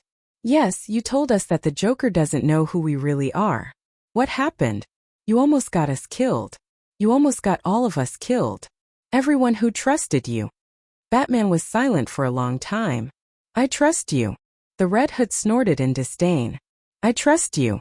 No matter how you look at me, you can't change that. But I don't trust myself." Batman took off his hood and continued. His face was no longer young. Years of not being exposed to the sun made his face look a little pale. No matter how good his diet was or how hard he worked, time had left its mark on his face. He was no longer young. "I trust you. I poured all my effort into this identity of Batman. You can continue my duties. That's the greatest affirmation for me." Nightwing deliberated for a long time before speaking slowly. "Why don't you ask the Justice League for help? If they help, saving Damian will be easier." Batman shook his head firmly. "This is my business. It has nothing to do with justice or the safety of Earth. This is the duty of a father. I won't let any hero of Earth die on Apocalypse." Their expressions changed. They immediately guessed what Batman was going to say. "That's why I won't let you go either. Your duty is to protect Earth and Gotham, not to accompany an old man to save someone." Nightwing erupted like a volcano. Damian is like my brother. You're like my father. I'm willing to do anything for you. How dare you treat me like this? Batman looked him in the eye. If I don't come back, inherit my cape and cloak. That's what you should do for me. Tonight, Black Mask has a group of subordinates trading at the dock. You should leave. Then he looked at them seriously. Barbara was the first to get on the motorcycle and leave the Batcave. Then Red Robin and the Red Hood followed. Nightwing was the last to leave. You must come back safely. Nightwing's voice floated to his ear. Batman's back was facing him, so no one could see his expression. After they left the Batcave, he put on his mask again. He walked to the depths of the cave and entered a complicated password in front of a heavy metal door. After a few rounds of fingerprint and pupil checks, he finally took out his trump card. Hellbat armor. He didn't expect this armor to be put to use so soon. Energy operation system, life support system, propulsion system, photoelectric stealth system, weapon system, and more than 10 other systems came online. With the help of the onboard computer, Batman quickly put on the armor. What followed was pain. Under the worried gaze of the old butler, Ah Fu, Batman opened the mother box. This was the loot from the last battle. He waved at the old butler, set the coordinates and walked into the orange tunnel. He turned on the photoelectric cloak and entered stealth mode. Wearing the ink-black armor with a blood-red bat symbol on his chest, Batman quickly rushed out of the tunnel. Flames scorched the sky. Smoke from countless discarded materials rose into the air. Countless slaves were walking quickly with their heads lowered. The apocalypse demons that Roland had seen in the New World were working as overseers. Blood, sweat, curses, and screams mixed together. This was a terrible environment to be in. Chapter 9:17. Batman did not know how his son could survive in such an environment. There was almost no oxygen here.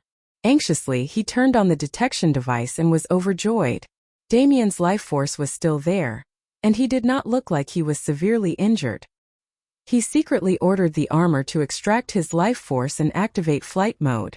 A pair of 5-meter-wide bat wings spread out behind him.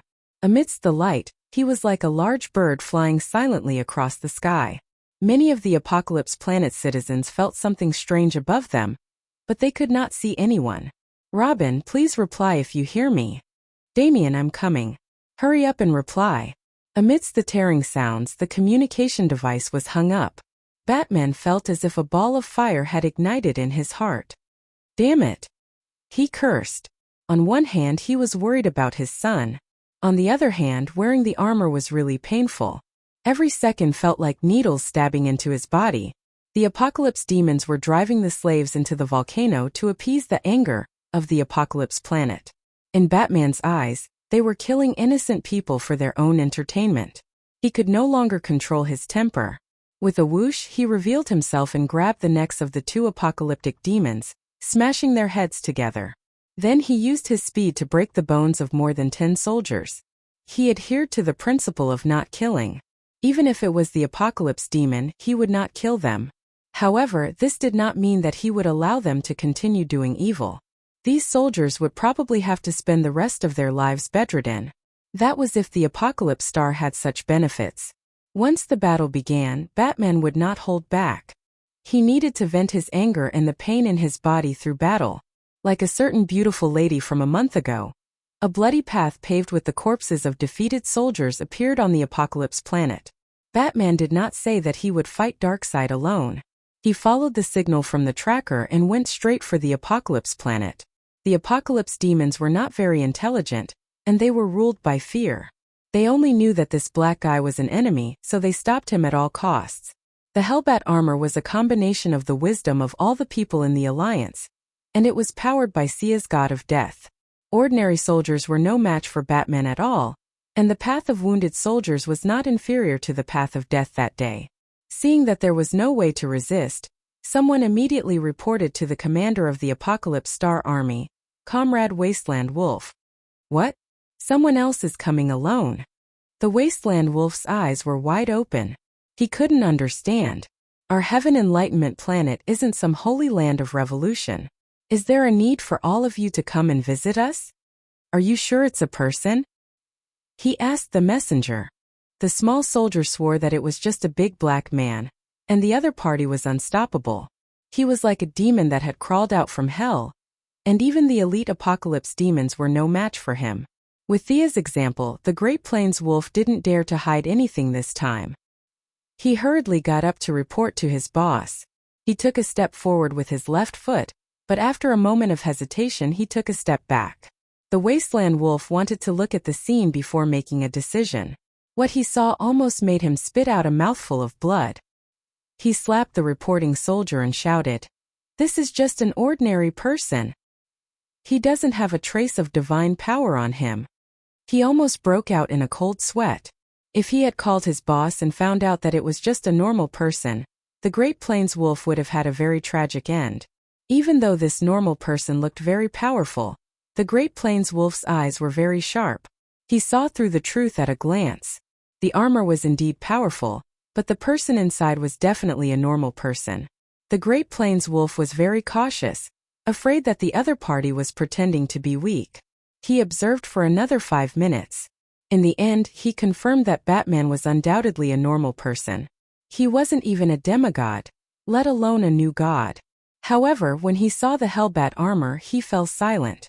He didn't know how this armor was made, and he couldn't figure out the source of power inside. The Great Plains wolf could see that the armor was a threat to him. After all, he wasn't in his best condition. He was Khan Yoja's younger brother and Darkseid's uncle.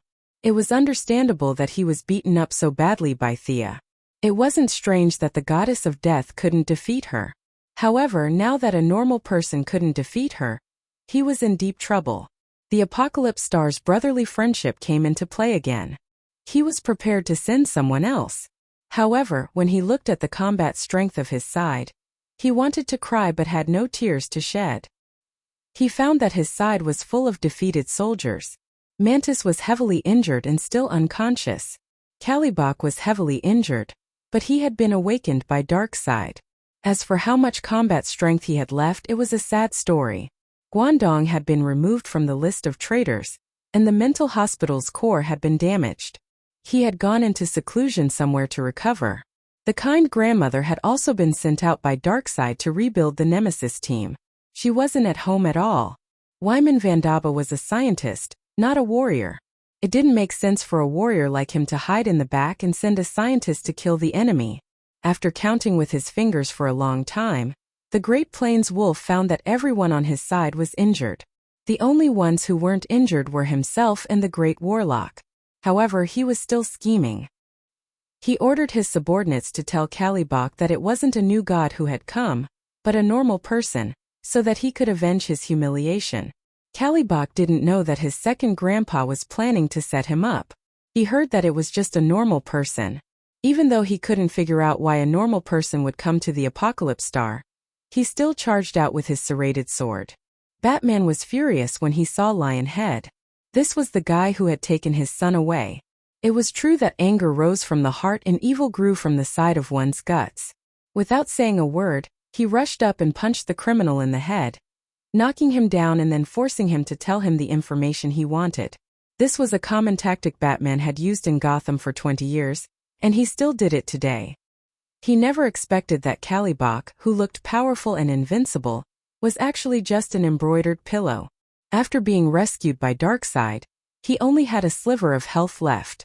After being brutally tortured throughout the universe, he had recovered some divine power, but it was still far from his peak. Circe had some tricks up her sleeves. She had captured the god of strength, Hercules, and killed an old god, allowing Kalibak's divine power to recover faster. Unfortunately, the god of strength wasn't just for show. He took advantage of the gap and escaped with serious injuries. Kalibak pieced together his divine power and barely recovered more than 10%, less than 20%. Facing Batman's all-out attack with the Hellbat armor, he didn't have time to think. He used the attack he was most familiar with, which was to meet force with force. With a loud boom, sand and stones flew everywhere, and the shockwave blew away countless soldiers. Batman was speechless. This guy with lion head was sent flying more than 10 meters. He spat out blood as he lay on the ground, his whole body twitching. It was visible to the naked eye that his skin and bones were trembling. His bones and blood vessels were ruptured, and it looked like he was about to die. Chapter 9:18. It was too strange that Kalibak was heavily injured. How could a paranoid person like Batman believe it? He grabbed a soldier, curled him into a ball, and threw him at Kalibak. Like a small fountain, Lionhead vomited another mouthful of blood. His eyes had been filled with unyielding hatred when he looked at Batman earlier, but there was nothing now because he was in a trance and was about to die. Am I that powerful? Batman looked at his fist, then turned back to look at the injured soldiers behind him. This didn't make sense. These soldiers were only heavily injured, but this guy who looked like their leader was beaten to such a state by him? Was he here to extort money? Even with Batman's level 9 intelligence, he couldn't figure out the real reason behind this. He didn't know that his armor was powered by the God of Death, and that Kalibak still had a large amount of the God of Death in his body. Darkseid's father-son relationship wasn't enough to help him neutralize the God of Death's power. Now that the God of Death was working together, Batman's punch directly triggered his old injury. Kalibak might have been able to withstand it if he was in perfect condition, but now he could only lie on the ground and wait for treatment. Batman wanted to interrogate him about his son's whereabouts, but he could only give up when he saw Kalibak's state. He was afraid that he would kill him with another punch. Fortunately, the tracker was still there. Saving Damian was the most important thing. He didn't dwell on it and continued flying forward. Behind him, the desolate wolf's head was filled with question marks. Kalibak had lost too quickly. You should at least exchange a few moves. Even the desolate wolf, who had a good temper, wanted to strangle him to death. What a shame. He was also his relative, but he was beaten down by an ordinary person like a punching bag. Even he felt embarrassed. He had no choice but to fight personally. Wasteland Wolf. Batman defeated the pursuers with a few punches and looked at the hatchet-wielding man.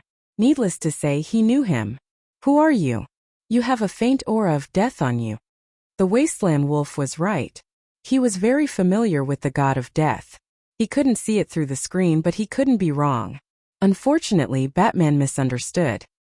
He said with a gloomy face, "That's your death." The Wasteland Wolf didn't waste any more words and swung his hatchet. Without the armor, it would be extremely difficult for Batman to hide. Unfortunately, the fierce attacks of the Great Plains Wolf seemed to be in slow motion in Batman's eyes. The power of Godspeed was running rapidly inside the armor. Although he couldn't run at that kind of speed, with the help of various technological products, Batman's current reaction speed wasn't much worse than that of an extreme speed. Seeing the momentum of the axe, he grabbed the handle of the axe and sent a flying kick towards the Wasteland Wolf's jaw. The Wasteland Wolf tilted its head and dodged the attack, as if it was shocked by the enemy's quick reaction. At the same time, it took out a newly forged greatsword and slashed at Batman's arm. This attack was fast and ruthless and extremely tricky. Even if he was not in his best condition, he was still the Wasteland Wolf that had ambushed Earth's second Wonder Woman. Batman could only let go of his sword and retreat. At the same time, he threw out 3 bat darts. The bat darts seemed to have a life of their own. They broke down and regrouped in the air, quickly turning from 3 to 300 to 3,000 until they filled the entire sky. They were densely packed like a group of black bats as they flew about in all directions. All sorts of random movements covered the Great Plains Wolf's line of sight. They were accompanied by strange sound waves, attempting to confuse his judgment. Camouflage? With his rich battle experience, the Great Plains Wolf instantly understood his opponent's intentions, or perhaps he thought he understood. He put away the long sword and swung the axe with all his might. Like a hurricane, it swept through the swarm of bats. Among them were the truly lethal bat darts, and there were also shadows cast by optical technology. There were even some green lights, but the surroundings were pitch black. All sorts of lights and shadows crisscrossed, and the little bit of green was not obvious in the dazzling scene. You dare to use such little tricks? Before the Great Plains Wolf could finish speaking, he saw Batman suddenly appear on his left side. When did he move to his side? The Great Plains Wolf was using long weapons, and it was a little difficult for him to fight in close quarters. Just as he swung the axe halfway, he saw Batman raise his left arm. The blades on his arm were forged by Superman on a star. They were as strong and sharp as any metal in the world.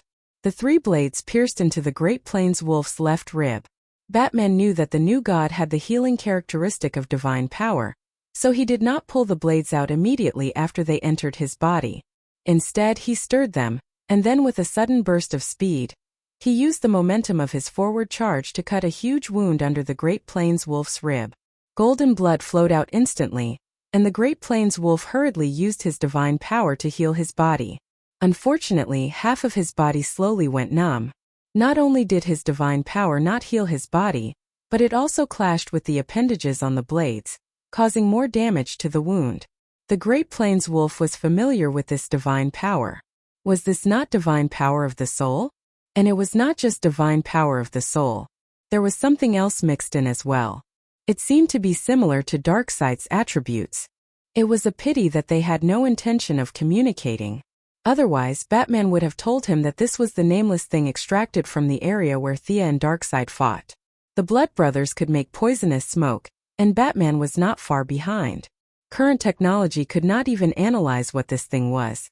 It could only be used as a poison by the Assassin League. They could smear some on their weapons to achieve excellent results. The Great Plains wolf could not speak of the mixed divine power. After all, there were only a few of them. Given some time, he would definitely be able to dispel them. However, Batman was very experienced. He did not give the Great Plains wolf a chance to recover. He attacked with all his might. The two exchanged another 7 or 8 blows. Taking advantage of the numbness on the Great Plains wolf's left side, he added another wound to his enemy's back. Just as he was about to follow up with another attack, a black ball of light hit his shoulder. Batman was sent flying more than 10 feet away. It was a great warlock who had arrived late. Seeing that the Great Plains wolf was in danger, he hurriedly used Shadow Impact to push back Batman. Even with Diana's enchantment, the Hellbat armor was not 100% immune to magic. His mastery of magic was not as good as Thea's, but the Great Warlock was still one of the best among the magic gods. There were only a few people who were better at using shadow magic than him. Batman was an ordinary person, so he was naturally not in this range.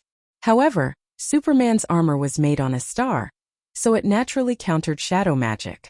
Coupled with Olympus's enchantment and Batman's high willpower, shadow magic did not do much damage to him other than causing him a slight impact. Seeing that he was unharmed, the Great Warlock felt a little guilty.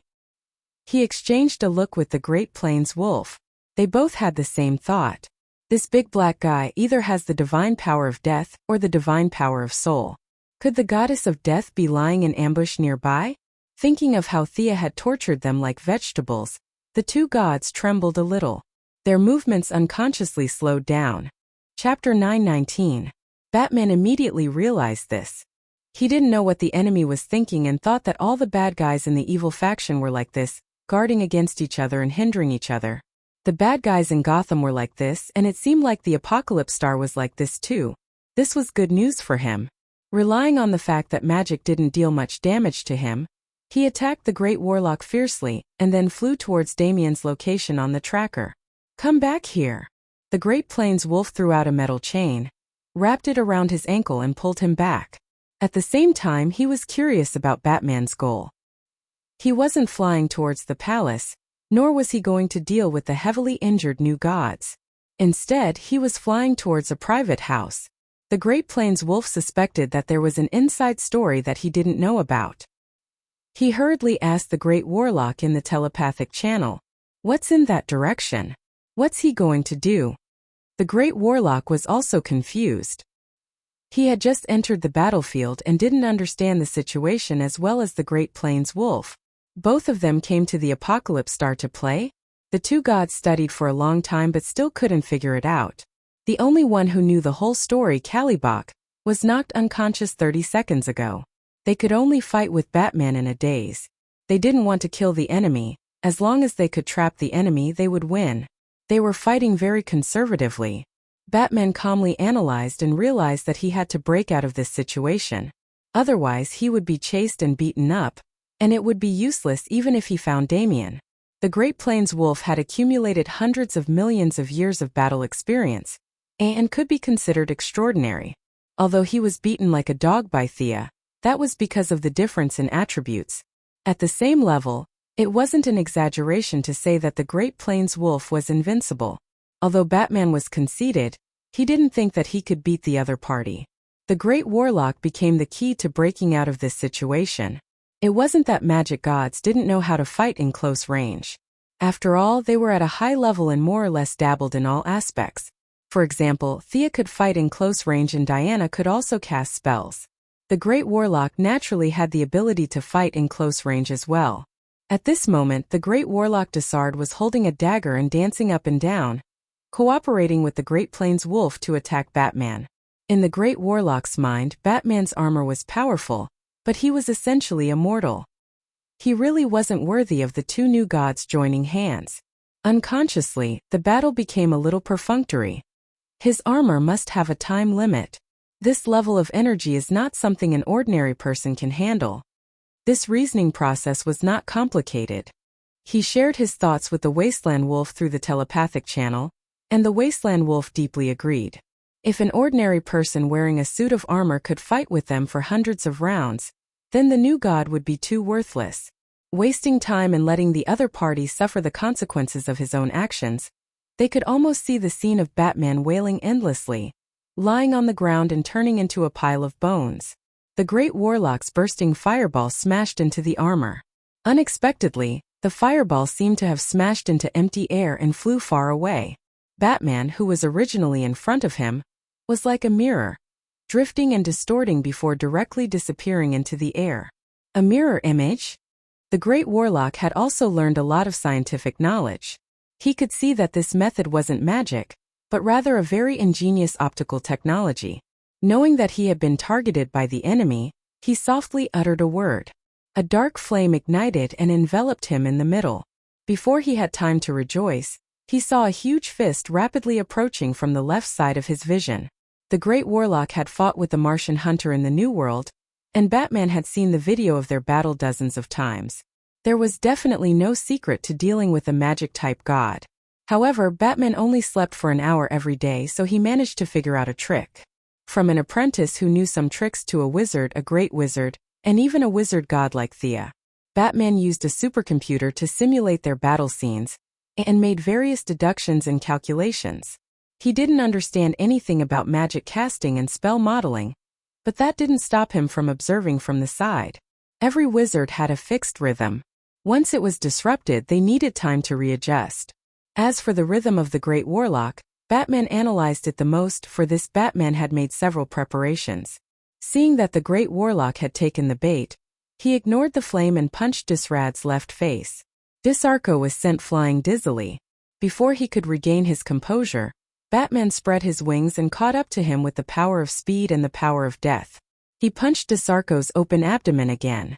Punching left and right, Batman attacked wildly. The Great Warlock tried to teleport, but was interrupted by the supersonic wave. The strong backlash and internal injuries made him spit out a mouthful of golden blood. The Great Wasteland Wolf chased after him desperately. Unfortunately, he was good at martial arts and had plenty of combat experience, but he was never good at speed. This was also the main reason why he could tolerate extreme speed on Earth too. Now that Batman's speed was no less than extreme speed, he couldn't catch up even if he used all his strength. Listening to his old friend Disrad's continuous screams, he really didn't have any good ideas. Crack! Continuous attacks. Batman felt that this guy's body structure was similar to that of a human body. He broke the Great Warlock's spine with a knee strike, then hit the back of his head twice. Seeing that the Great Warlock had fainted, he didn't even look at the Great Wasteland Wolf and flew to the other side at high speed. A round of fierce attacks knocked down an enemy, but the price was that a large part of the armor was burned. The corrosive energy was seeping into the armor every second. The armor's power was increased from 50% to 65%, and the extra part was used to resist the invasion of magic. The Great Wasteland Wolf didn't dare to underestimate this mortal anymore. This guy was ruthless not only to his enemies but also to himself. He ordered his subordinates to take care of the Great Warlock while he chased after him, but his speed was simply too slow. Damien!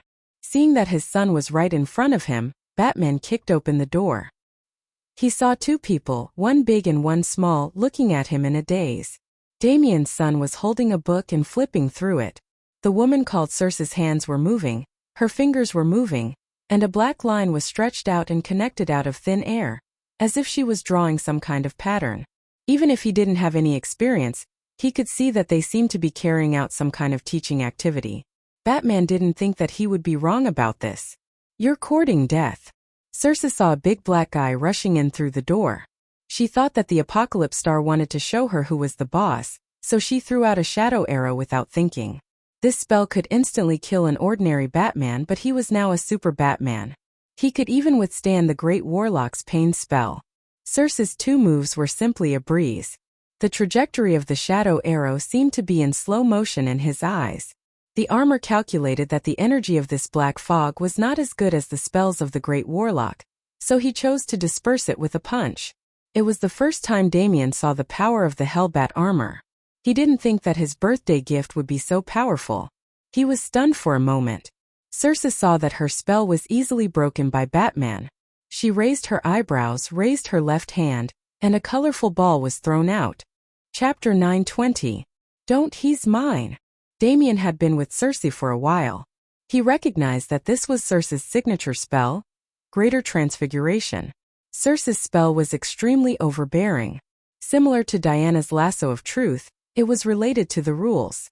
To resist the spell, one had to be at a higher level than her, like the new gods. Or even women. Damien proved with his actions that boys could do the same. However, there was no doubt that men could be transfigured by spells. Batman's son was already old enough, so he was naturally a man. He was also an ordinary man. Logically speaking, there was a 100% chance that he would be affected. However, something that shocked Circe happened. The spell that she was so proud of disappeared. It seemed to have hit Batman, but in fact it had flown to some unknown plane. The dark multiverse was still brewing. Even the Heavenly Father did not know what was going on inside, let alone Circe. She could only vaguely feel that something behind this big black man seemed to be sucking away her spell. "Who are you?" Batman did not say anything. Damien used his actions to tell her who this person was. Why are you here?" "I'm here to save you. Come with me." Batman felt that his son's situation was completely different from what he had expected. Not only was he not abused, but he was also alive and kicking. There was nothing wrong with him. He looked at his son from head to toe. "How are you breathing normally here?" Damien's reaction was lightning fast. He quickly connected the dots. "Sister Circe taught me the spell. She's not a bad person. I'm afraid there's a misunderstanding." Batman did not have time to think. He activated the sonic channel and was about to run. He could talk about it when he got home. However, just as the orange-red passageway rose up, a thunderous punch crossed the distance between them and struck down. It's Darkseid. Batman had seen the evil lord before. However, at that time Thea was in front of him, so he did not feel much pressure. Now that he was facing it himself, even though he was still a distance away, he could feel the endless power contained within. The attack came extremely quickly. The mother box that Batman had obtained from the Apocalypse Demon minions wasn't some high-grade item. The passage had just risen, and it was estimated that it would take another second for it to stabilize. He didn't have time to explain in detail. He pulled Damien and spread his wings to dodge to the other side. Circe's reaction wasn't slow either. This punch also enveloped her, and she could only run out with Batman. As soon as they got out of the attack range, Darkseid's iron fist landed on the ground like a giant bomb. The entire Revelation planet shook for a few seconds, and the already harsh environment became even worse. Volcanoes erupted and earthquakes erupted. It was as if Darkseid had planned this beforehand, and they all attacked at the same time. The number of civilians who died on the Heaven Enlightenment planet instantly broke into the 5 digits, and this number continued to increase as the disasters increased. Thea would never do such a thing as making a hole in her own home. That would be too stupid. But Darkseid didn't care. He was about to explode with anger. It had only been a month, and yet another person had come to the Revelation planet alone. Thea wasn't a big deal. After all, they were on the same level, and they couldn't defeat each other in a fair fight. Now that Darkseid had suddenly obtained the deity of death and wanted to challenge him, the Lord of Evil expressed that he could understand. Where did Batman come from? Darkseid didn't even know him. A normal person wearing a suit of armor dared to come to the Revelation planet? Did they think he was dead? Batman ignored him, and so did Damian and the other children. Darkseid automatically looked at Cersei. This woman looks quite strong. Her actual combat ability is similar to Calibacca's, but that's not what you're relying on to kill your way to the Revelation planet. Cersei almost vomited blood when she saw Darkseid glaring at her with his fiery eyes. She really wanted to say, "Boss, I'm not your enemy. I'm here to join you. I didn't even see this big black guy 2 seconds ago. Where's Calibac? Isn't that your son? He brought me here. You can ask him." Cersei did not know that Calibac had fainted once again. At this point, no one on the Apocalypse Star could prove her true identity. She wanted to explain, but when she saw Darkseid's gaze, she gave up. She knew that if she tried to explain, Darkseid would not hesitate to hit her. A leader wouldn't admit that they were wrong, and Darkseid's temper was even worse. Even if he trusted her, there was a 99% chance that he would beat Cersei to a pulp. You could reason with a righteous person, but how could you reason with an evil person? The fist was the law. Darkseid wasn't in his best condition at the moment. He was injured and his main body was injured. Osiris was one of the 9 pillar gods of Egypt, and the father of Anubis and Horus. Even though Darkseid was much stronger than him, he couldn't completely withstand his final attack. The skin on the Lord of Evil's left hand from his elbow to his palm had turned into sand. Even Darkseid didn't have a good way of dispelling a dying god's curse. He could only slowly whittle away at it. Thea's day trip to the Revelation planet had made him realize that his subordinates were hiding information. He had planted many spies in the dark, and he was the first to notice the battle between Batman and the Great Plains Wolf. He didn't care at first. If he had to deal with such an enemy personally, what was the point of having so many subordinates? But when he saw that Batman was about to run, he couldn't sit still anymore. He immediately attacked, wanting to kill the 3 of them in an instant. He didn't expect Batman to be so fast. He even managed to escape from his attack range while carrying a child. Darkseid's expression was terrible, and it got worse when Batman charged at him instead of running away. Neither of them said anything. Talking would only waste time. Batman needed to activate the talisman Thea had given him to leave the Revelation planet, and Darkseid didn't want to waste time talking to an ordinary person. It didn't matter where he came from, he would kill him first. The 2 of them were like Mars colliding with Earth, and Batman wanted to test how strong this evil tyrant Thea was talking about was. The result was gratifying. He was so strong that he had no friends. Batman's attack, which he thought could shatter mountains and break rivers, was easily blocked. Darkseid grabbed Batman's left wrist, and the armor alarm quickly lit up. However, this was just the beginning. Immediately after, Darkseid clenched his other hand into a fist and punched the armor's chest. Forged from a star, quenched in the deep sea, the toughest metal in the world could not resist the supreme power of the god of strength. Countless web-like cracks appeared on the bright black armor, and this hellbat armor seemed like it would only last for a short time. Tremble before the name of Darkseid, and it's your honor to die by my hands. Batman's toughness was beyond Darkseid's expectations. Darkseid had thought that an ordinary person would die from this blow, but he did not expect the armor to be intact, and Batman was still alive. Batman was the only mortal who could withstand his blow, so Darkseid had to say a few more words. Chapter 921. Don't try to escape. You're not going anywhere today. Saying that, he crushed the mother box in Batman's hand like an ant. The enemy's only escape route was destroyed.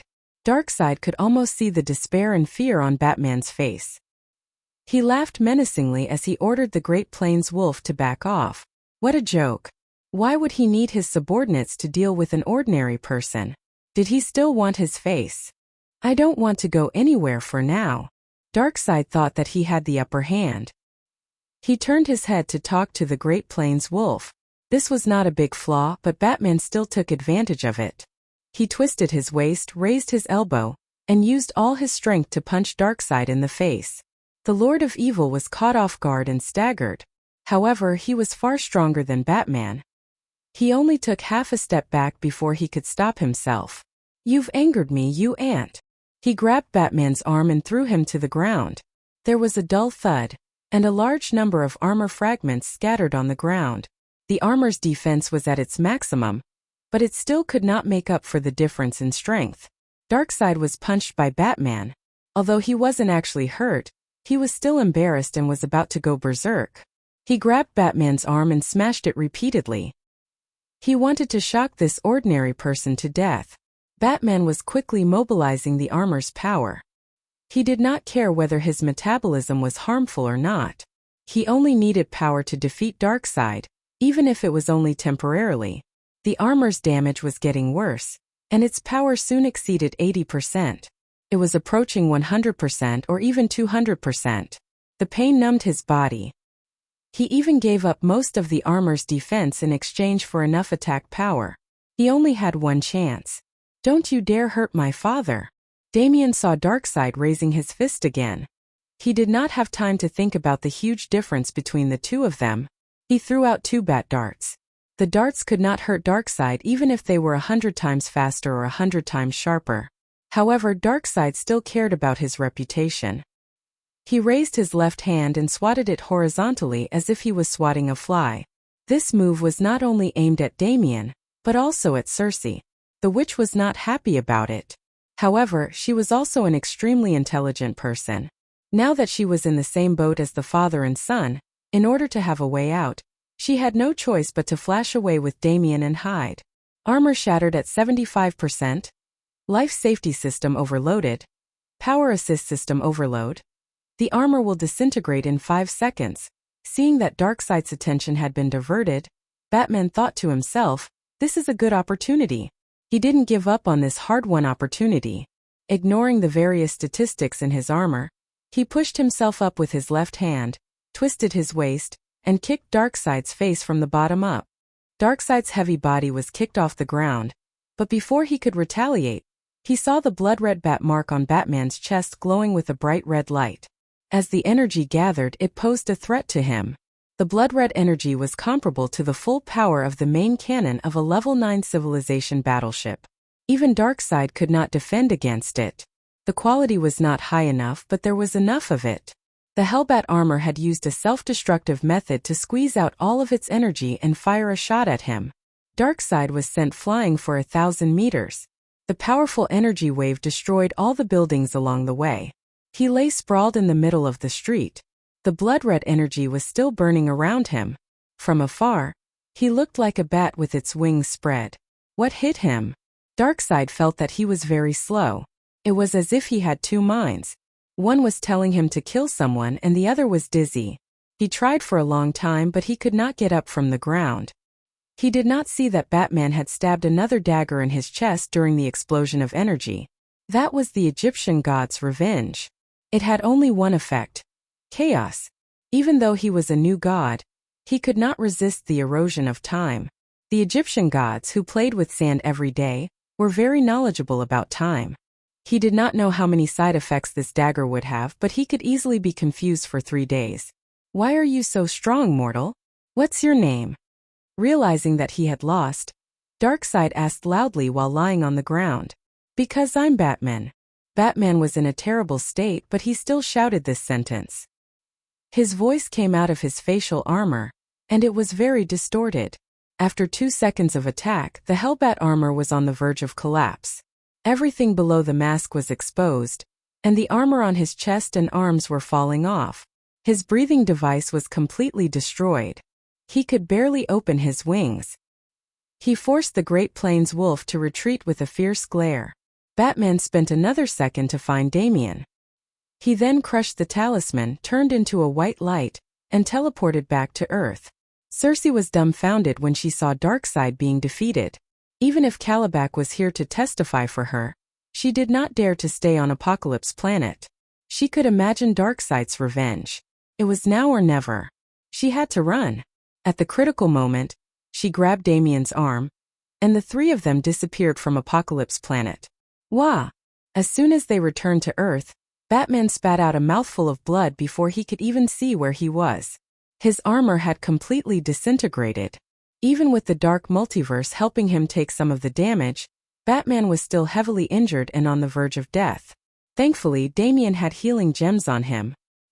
He picked the one with the highest quality and the strongest spell and applied it on his father's body. Streams of gentle blue light swirled around Batman's body, repairing it and removing the dead cells. The treatment lasted for 3 minutes. Damian kept a close eye on Cersei. It was hard to tell what was in a person's heart. Who knew if she would suddenly attack someone? "You've killed me." Cersei gritted her teeth and said to Damian angrily. She was overwhelmed with helplessness. She did not know what expression to make. She had betrayed Hercules in Greece. It seemed like she could not go back. Apocalypse Planet. Apocalypse Planet was an even more tragic story. Due to a freak combination of factors, the new god's reputation had turned into hatred. The world was so big that Cersei did not know where she could go. She was a powerful sorcerer with earth-shattering magic power, but now she had nowhere to go. She was speechless. "You're Cersei." Thea naturally sensed that Batman had used a teleportation talisman. She followed the traces of the teleportation and returned to Earth. Looking at this goddess who was not inferior to Darkseid, Cersei felt bitter. She lowered her head and bowed. "Your Majesty, why did you leave Hell?" Thea was really puzzled. She had forcefully entered the underworld. Not only did they not eat to welcome the Imperial Army, but they also ran away. If it weren't for the two-faced man's investigation, she wouldn't have known that there were deserters. Now that she saw them, she had to ask them clearly. Were they dissatisfied with their new boss? Or were they dissatisfied with him? Or were they dissatisfied? Chapter 922. Huh. Her question stunned Cersei. "You don't know why I left the underworld? Don't you have any idea? I offended your wife and you don't want to take revenge on me?" Cersei's mind was in a mess. She suddenly realized that she had made things too complicated. I was bewitched by Caliban. She was trying to salvage some of her losses. Unfortunately, she could not hide her thoughts from Thea. Thea laughed out loud. "Caliban? That guy is a famous fool in the New God tribe. How could he bewitch you? Alright, stop acting.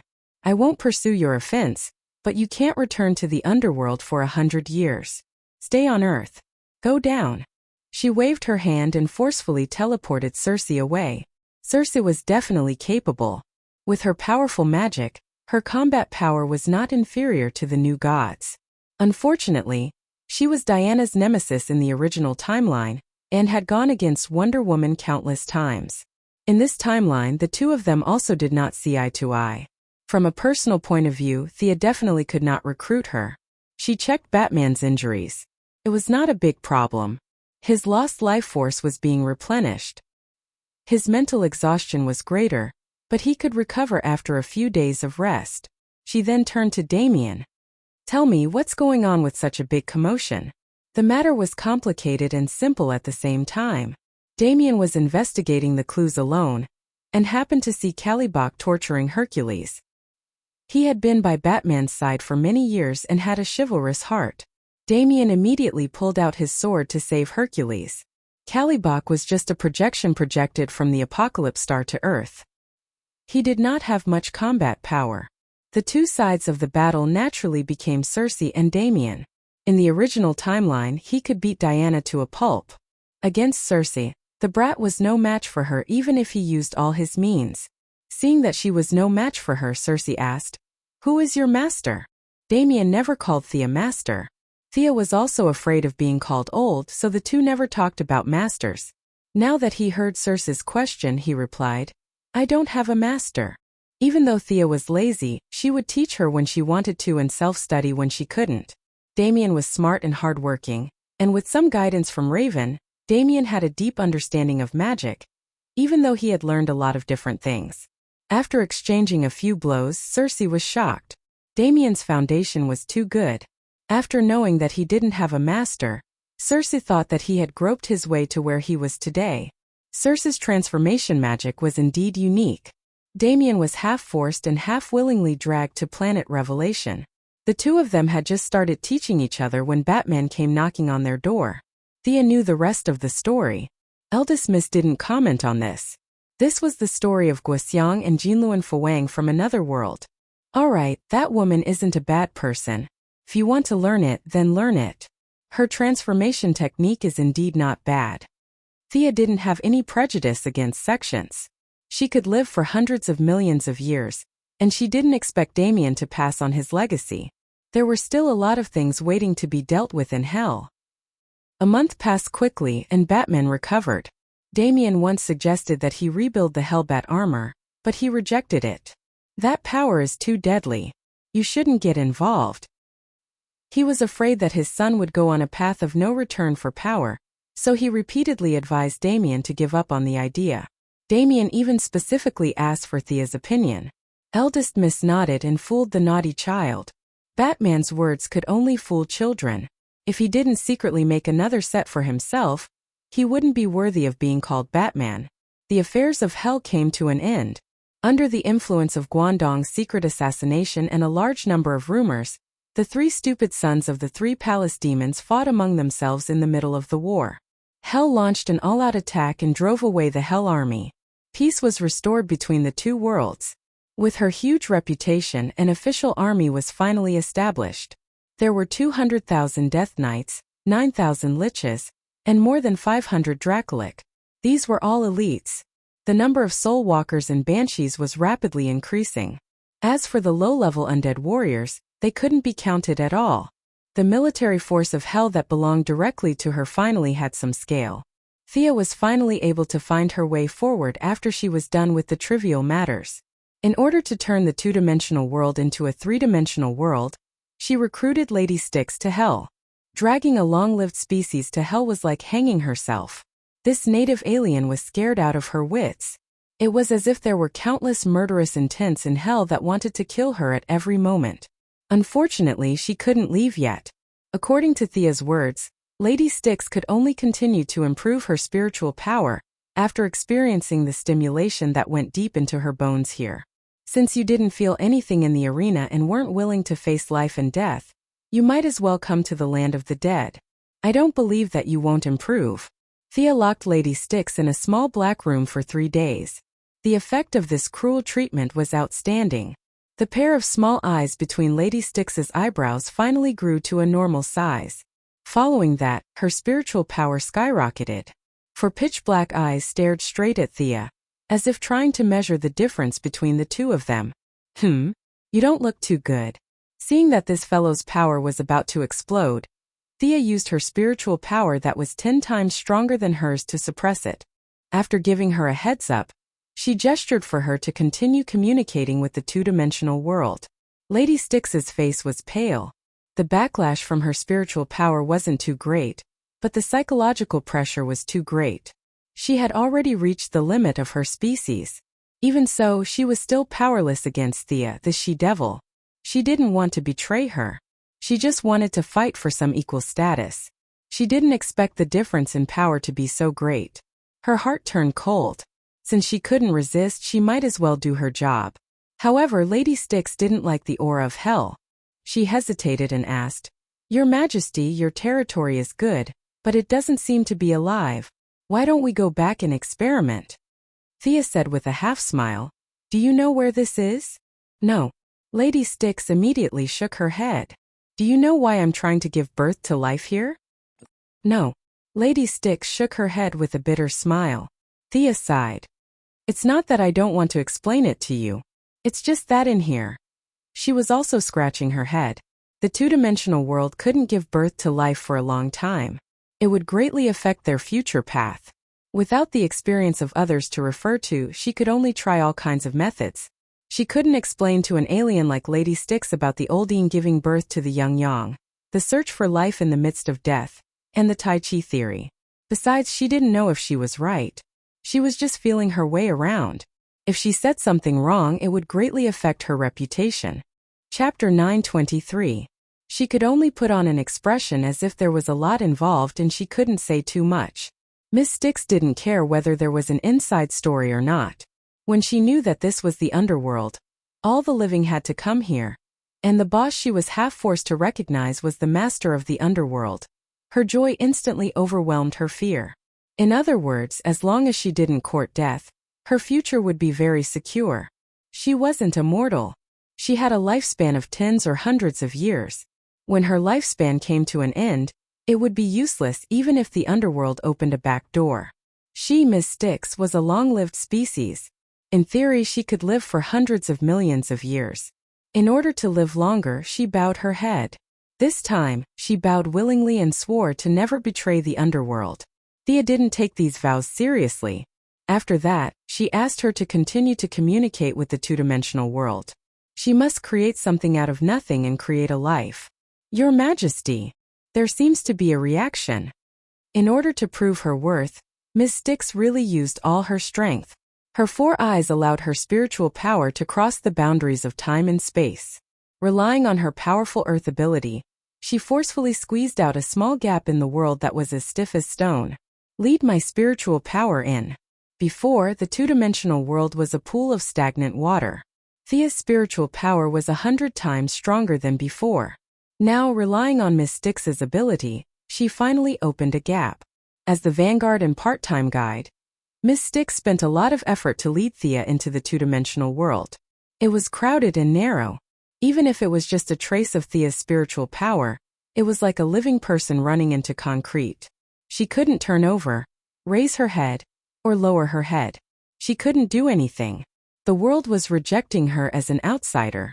This feeling was like passing through a group of whale bones. Even breathing became an extremely difficult thing. However, Thea was very happy. Everything was difficult at the beginning. As long as she could get in, she had a way. Very good, Ms. Styx. Thank you very much for your help. This talisman can resurrect the holder. I will ask Guangdong to send you back.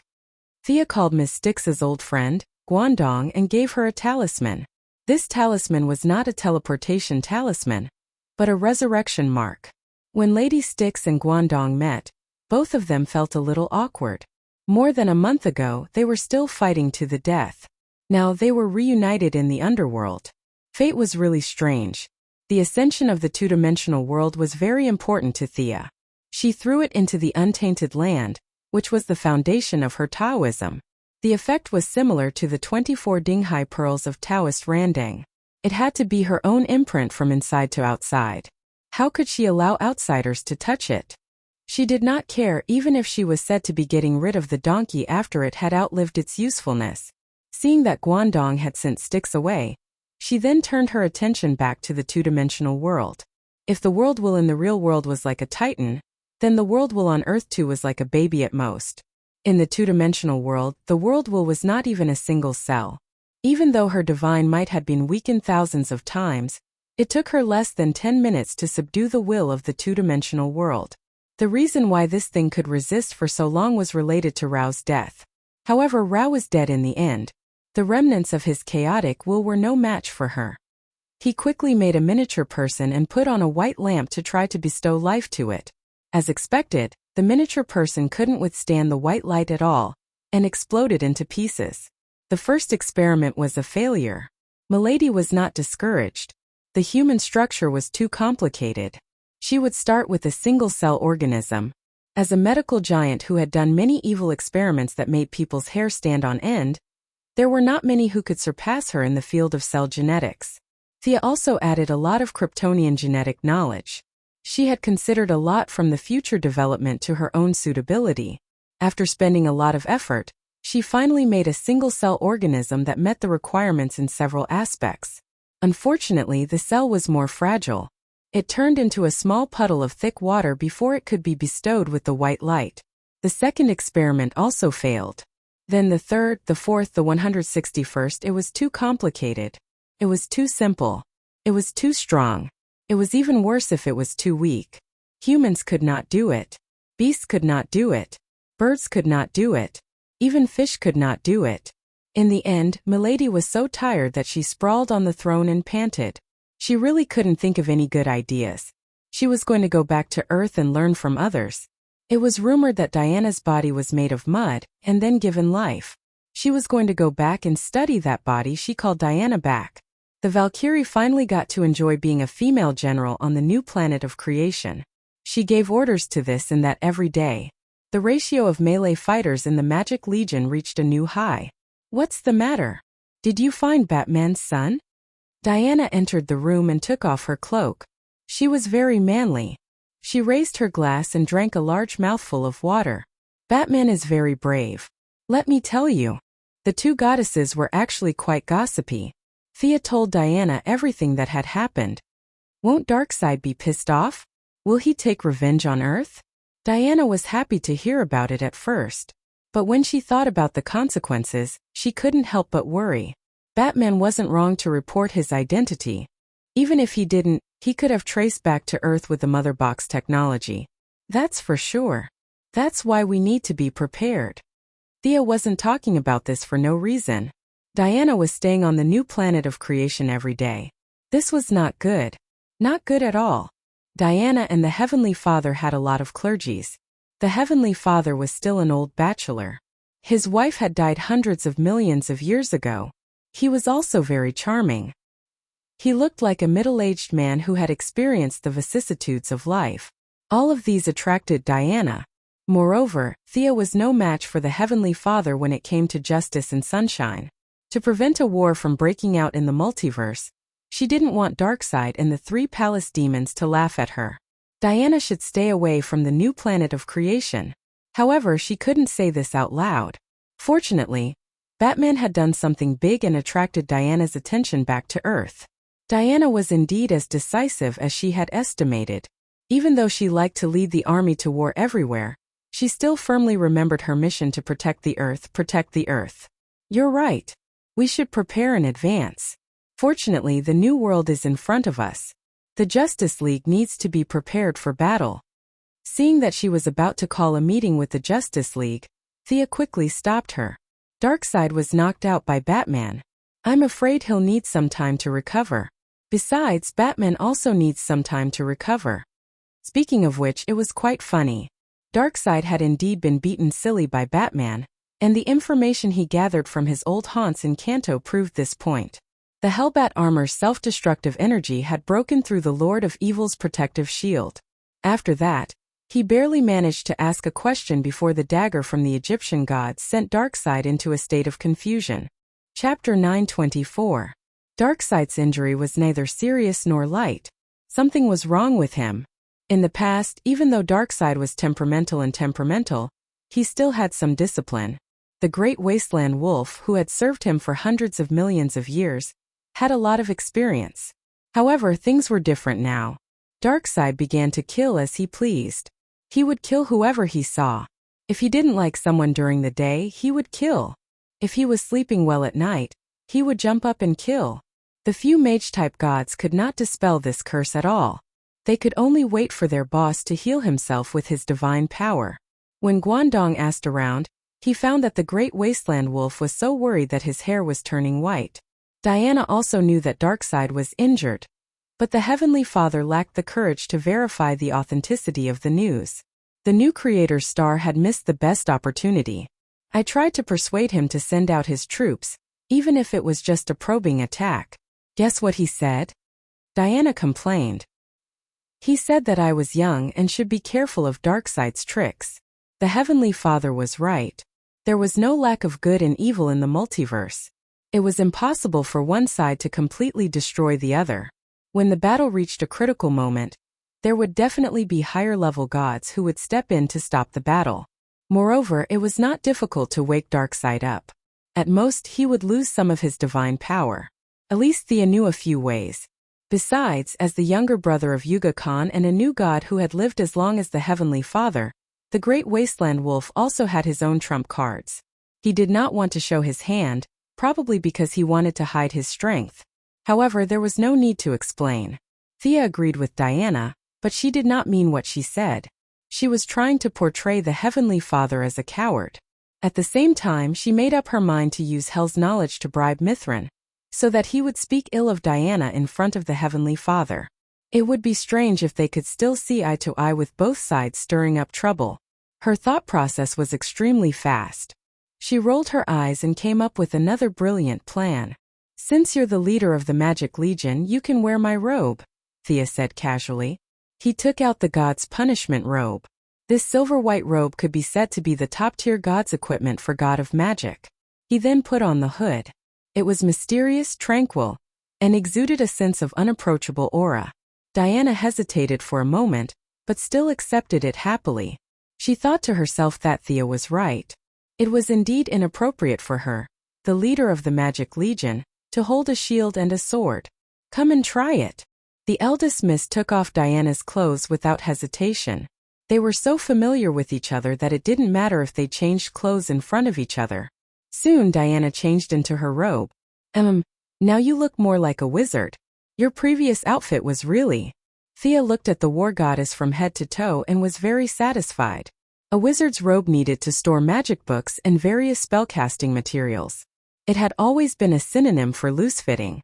Once she put on this robe, Diana's curvy figure was instantly covered. If she put on the hood, only her hair could be seen, and her face could not be seen. This was very good. The Heavenly Father was a warrior god. His wife, who was killed by the Great Plains wolf, was also a warrior god. Diana's curvy figure, which resembled a western horse, suited his taste very well. Thea was prepared to nip this idea in the bud. Very good, very good. Thea clapped her hands and cheered. This is inconvenient for battle. Diana's beautiful eyebrows furrowed, and she made a kicking motion. Her movements, which were usually as agile as a cheetah, were obviously slower today. Thea had plenty of reasons. She acted as if she was talking facts and reasoning. Look, you are now the god of courage, protection, and perseverance. Do you know how much damage you can cause to Earth with a full power attack? Diana was surprised. This was not a complicated question. She immediately realized that her power had far exceeded the limits of what Earth could bear. Thea continued to reason. Look at Ranjan, the Martian hunter. He can fly as fast as 7,000 kilometers per hour in the atmosphere. Of course, he can go even faster. Unfortunately, Earth can't bear it. The same goes for Superman. Our power must be suppressed to a certain extent. Otherwise, Earth will explode without Darkseid. This robe can limit your power. Wear it properly. Thea made Diana accept the robe logically. The war goddess was a little depressed. She had been working hard for a long time, but her power had exceeded the limit. She sat on the sofa in a daze, not knowing what to do. In order to distract her, Thea sighed. You are already much better than me. I don't even dare to do anything in the universe now. I can easily destroy half a star system. Diana narrowed her eyes and looked at her. Little girl, you are very proud of yourself. Thea scratched her face. Proud of myself? Why do I feel like your tone is full of praise for yourself? Thea denied. Of course not. Suddenly, she remembered her purpose. Damn it, didn't she ask Diana to come back and study her background? Why did she stray to this extent? She forced herself to change the topic. How were you born? Didn't Hippolyte tell you? Diana did not know why she asked this, but the two goddesses had asked each other more embarrassing questions. This was nothing. She thought for a while and said, Mother said that I was born with the blessing of Zeus' soil, but Antiope said that I was born in a tree hole, and Angeli said that I came to this world with a flash of lightning in the temple, and that person, blah blah blah blah. She gave 4 or 5 different answers. The war goddess looked at Thea from the corner of her eyes, as if she was asking her which one was the most reliable. Thea felt that the old ladies on Paradise Island were all unreliable. They must be happy to fool Diana, who was still a child. Definitely. She would use her own method to examine Thea. Diana was still wearing the wizard robe, and there were only 2 undergarments inside. Thea decided to examine her body now. The power of death was attached to her finger like a swimming fish. It was cold and smooth, and it went from Diana's lips to her neck, chest, lower abdomen, and other indescribable parts. There was life in death. Thea's power made Diana feel a bit intoxicated. The cold power accompanied with the hot body, and the examination scene was extremely erotic. The examination required attention and concentration. In short, it was very exhausting. In the end, she was also very hot. In order to make the examination result accurate, she had to take off her clothes. She had no choice, it was too hot. She unlocked 2 more positions: front, back, left, right, up and down. It was not until the next morning that the examination result was finally out. Zeus, that old pervert, what kind of soil are you talking about? Nonsense. He was the one who did it with Hippolyte. You are definitely not soil, unless Zeus is 2 levels higher than me. Chapter 925. Thea muttered as she wiped the water off her fingers.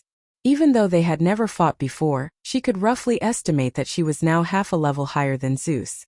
If she couldn't do it, Zeus wouldn't be able to do it either. For example, the stone golem created by Lady Styx was the result of top talent and top ability. Gods wouldn't be much stronger than her. Zeus, this perverted demon, dared to do it but didn't dare to admit it. For the sake of his glorious image, he made up a lie about Hippolyte praying to the heavens for an heir. Diana's strength was about to catch up with Zeus. Whose creation could catch up with the original owner? All these achievements showed that she was a living person, not a person made of mud. If there was such mud, Thea would definitely ask Zeus for 10,000 pounds. Diana didn't care if she was made of mud or not. After living for so many years, she might have struggled to sleep when she was a child, but now she had already gotten over it. Looking at her lover's wet hands, even the experienced Diana's face turned slightly red. She hurriedly changed the topic. Can you deal with the dark version of Thea now? It's hard to say. If it's the original version, she definitely won't be my opponent. But if that powerful existence controls her body, then I won't be able to beat her. Thea lay back on the bed and hugged the Valkyrie with uncertainty. The dark version of Thea had always been her main focus. When the underworld just got on the right track, she sent Guangdong to search the multiverse. The #1 assassin had connections in many parallel universes and a large number of shadow assassins under her command. Unfortunately, she still couldn't find any direct clues. All kinds of rumors, both true and false, she collected a lot of information. However, Thea gathered all the information and found some clues. The probability of that person being Thea wasn't high. The one who occupied the main body and controlled the body was most likely Tian Shi, the vengeful spirit of God's predecessor. Now the gap between them was narrowed, but Milady estimated that she still couldn't beat the ghost. If she couldn't beat the ghost, then she naturally couldn't beat his predecessor. The only good news was that she wouldn't be killed easily. The two sides wouldn't be able to determine the winner without fighting for half a day. The two goddesses hugged each other and went back to sleep. They only woke up when it was close to noon. Not knowing what to do at the moment, the two goddesses were a little lazy. The mage's hand turned on the television, ready to kill some time. Randomly choosing a channel, Thea watched the TV casually. In fact, she was still thinking about the two-dimensional world. It was not until the TV mentioned Diana's name that she turned her attention back to the bedroom. A beautiful woman with red hair was sitting in a wheelchair, and a young reporter was sitting on her right with a microphone. This was obviously an interview program. The red-haired woman seemed to be reminiscing about something, and her voice was a little erratic. Diana Prince is like an angel. Back then I was withdrawing money from the bank, and a superpowered villain was wreaking havoc. I was already under a pile of rubble, and a stone pillar was about to fall on me. Just as I was about to die, she covered herself in holiness and blocked the pillar, saving my life. The young woman paused for a moment, as if she was reliving the scene of that day. Do you know this woman? Thea asked Diana. Yes, a few years ago. Her name is Vanessa Caputelis, a very strong girl. Diana was different from Thea. She was a superhero through and through. She would go out to help the weak when she had nothing to do. On the other hand, Thea would rather sleep at home than do such things. I remember that she likes ballet. We don't know much about it. Diana had saved too many people, and she was not inferior to Superman. She recalled and said with uncertainty. However, the woman on the TV held her chest and said with a fanatical emotion, Diana is my best friend. She encouraged and supported me when I was injured. She told me about Greek mythology. As a mixed Greek and American, I knew too little about the Greek gods. This made me very ashamed. I taught her how to play cards and taught her the names of each step in ballet. Thea looked at Diana strangely. From the woman's words, it didn't seem like they didn't know much about each other. The young woman seemed to have made up her mind. She looked at the camera and said affectionately, She's my best friend. I love her. I can't live a day without her. Ugh. Thea swallowed a mouthful of blood. She looked at Diana with a playful expression. At the same time, she was thinking that she should hurry up and bring the 18 levels of hell online. Diana's charm was too great. She was attractive to both men and women. If she didn't make a few examples, it wouldn't be enough to deter the rascals. No, I'm really not close to her. The Valkyrie waved her hands and hurriedly explained. Thea believed that. However, it was an indisputable fact that Diana's charm was too great. The young mistress had such a high reputation. If there were people who boldly expressed their love for her, how much pressure would Steve Trevor be under in the original spacetime? After this small episode, the two goddesses were no longer in the mood to watch TV. They were ready to go out for a walk and visit Batman. Although this person had a lot of problems, he was still a comrade. After combing their hair and changing into their coats, they first went to the mall and bought a bunch of shoes, bags, and clothes. After sending the shopping results back to Diana's villa, the two goddesses drove to Gotham. When they walked into the Batcave, they heard a series of bang, bang sounds. They saw that Batman wasn't wearing that outfit today. He was bare-chested and didn't wear a mask. He was smashing the tires with a hammer for fun. Thea had done similar exercises before. She couldn't figure out whether this was training or venting. However, this method of reducing stress was also a specialty of the ninja masters. She clapped her hands. Not bad. Looks like you're recovering well. Damien waved at her from not far away. The naughty kid was holding a thick book with a black cover and reading it hard. It was The Secret of Circe's Transformation. One of them wanted to teach while the other wanted to learn. Thea didn't stop them at all. This didn't mean that her spells were inferior to Circe's, but the focus was different. Thea's spells were like her godhood. Soul's death. Its lethality was extremely high. A single spell could kill thousands of people. This was really contrary to Batman's principle of not killing. Even if Damien didn't care about killing people, he didn't want to go against his father's wishes. The transformation spell was very suitable for superheroes. The target could turn into a sheep or a pig with a finger. After that, they could be locked up and removed from the spell. Although it was a little troublesome, Batman felt that it was very good. She casually answered a few of Damien's questions. She didn't dabble in the art of transformation, but she was at a high level. She could understand 70% to 80% of it with just a little thought. You guys came at the right time. I have something to talk to you about.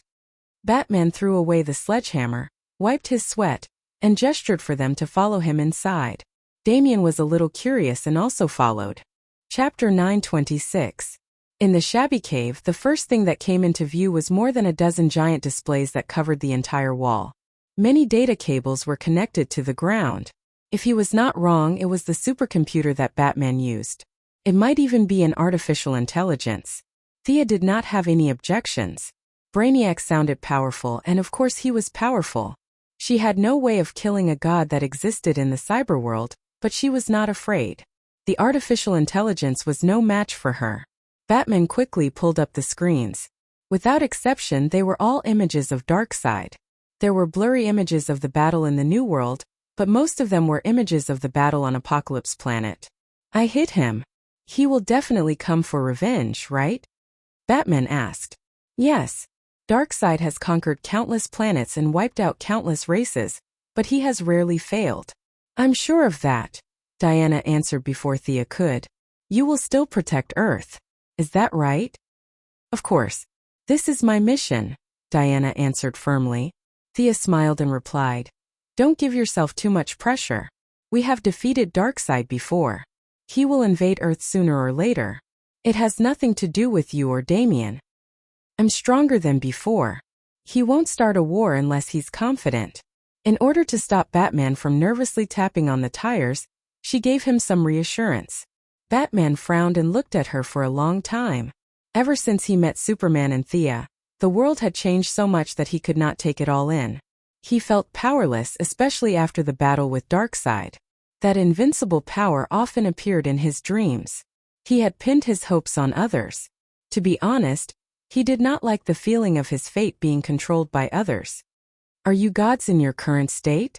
Why is it different from what I imagined? Are you like Darkseid too? He asked a question that had been on his mind for a long time. In Batman's eyes, the two goddesses were laughing and scolding each other. They were a little funny.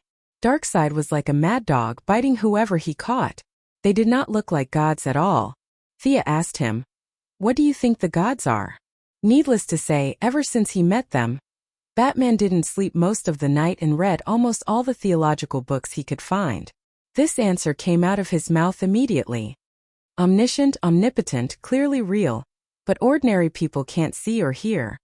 Before he could finish, he was interrupted by Diana. How is that possible, Bruce? It's impossible for us to reach the level you described, right? She turned to look at Thea with uncertainty. Milady smiled. Indeed. Your standards are too high. Darkseid is just a strong ant in front of the truly omnipotent and omniscient, possessing eternal life and the ability to create and destroy universes at will. Only when these two conditions are met can one be considered a true god. Batman felt less stressed. What about you guys? Thea counted with her fingers. You have to look at this question from two angles. From the perspective of ordinary people, we are gods. Even Superman is considered a god. Batman nodded expressionlessly and gestured for her to continue. From the perspective of those supreme beings, we are still mortals. The difference between us and ordinary people is that we represent a certain trait. For example, Diana represents courage and I represent wealth. We are just a representation. We are not exactly the same as those traits. I don't know if you can understand this. Thea chose her words carefully. Some of them were not accurate in English, so she mixed in some Chinese, French, and even some Arabic to describe them. Before he could finish his theology class, he was interrupted by the alarm in the Batcave. The sharp, ear-piercing sound made the two goddesses uncomfortable. Being in such an environment for a long time might cause them to have a nervous breakdown. The father and son were used to it. They quickly operated the machine, called up various satellites, and searched for images. Batman wanted them to leave, but the two goddesses did not. Instead, they found stools and sat down. Unlike Diana, who was not familiar with modern electronic products, Thea could tell that Batman's artificial intelligence was not weak. At least, it was not worse than Gideon's. The father and son only needed to input some basic conditions, and a large amount of search work was completed. Very good artificial intelligence. What's its name? Thea asked casually. Batman's expression was calm. After a few seconds he answered, Brother One. You're terrible at naming things. Thea could not help but complain. Not far away, Damien covered his mouth and laughed secretly. Be careful of your artificial intelligence betraying you. It's best to add a few more locks, she said. Batman instantly became vigilant. After knowing Thea for so many years, she would never speak without thinking. There must be a reason for her words. He turned around and asked, Why? What will happen? Your artificial intelligence will kill all the superheroes and destroy the world. Do you believe that? If it was an ordinary person, he would have denied it and said that everything was under control. He would have patted his chest and promised that there would be no problem. However, Batman was not an ordinary person. He had his own set of standards to identify danger. He did not even believe in himself, so how could he believe in artificial intelligence, a supervillain that appeared repeatedly in science fiction movies? I believe that there is such a possibility. However, I have prepared several backup plans. The chances of it destroying the world are very small. Damien also heard their conversation. He lowered his little head and observed carefully.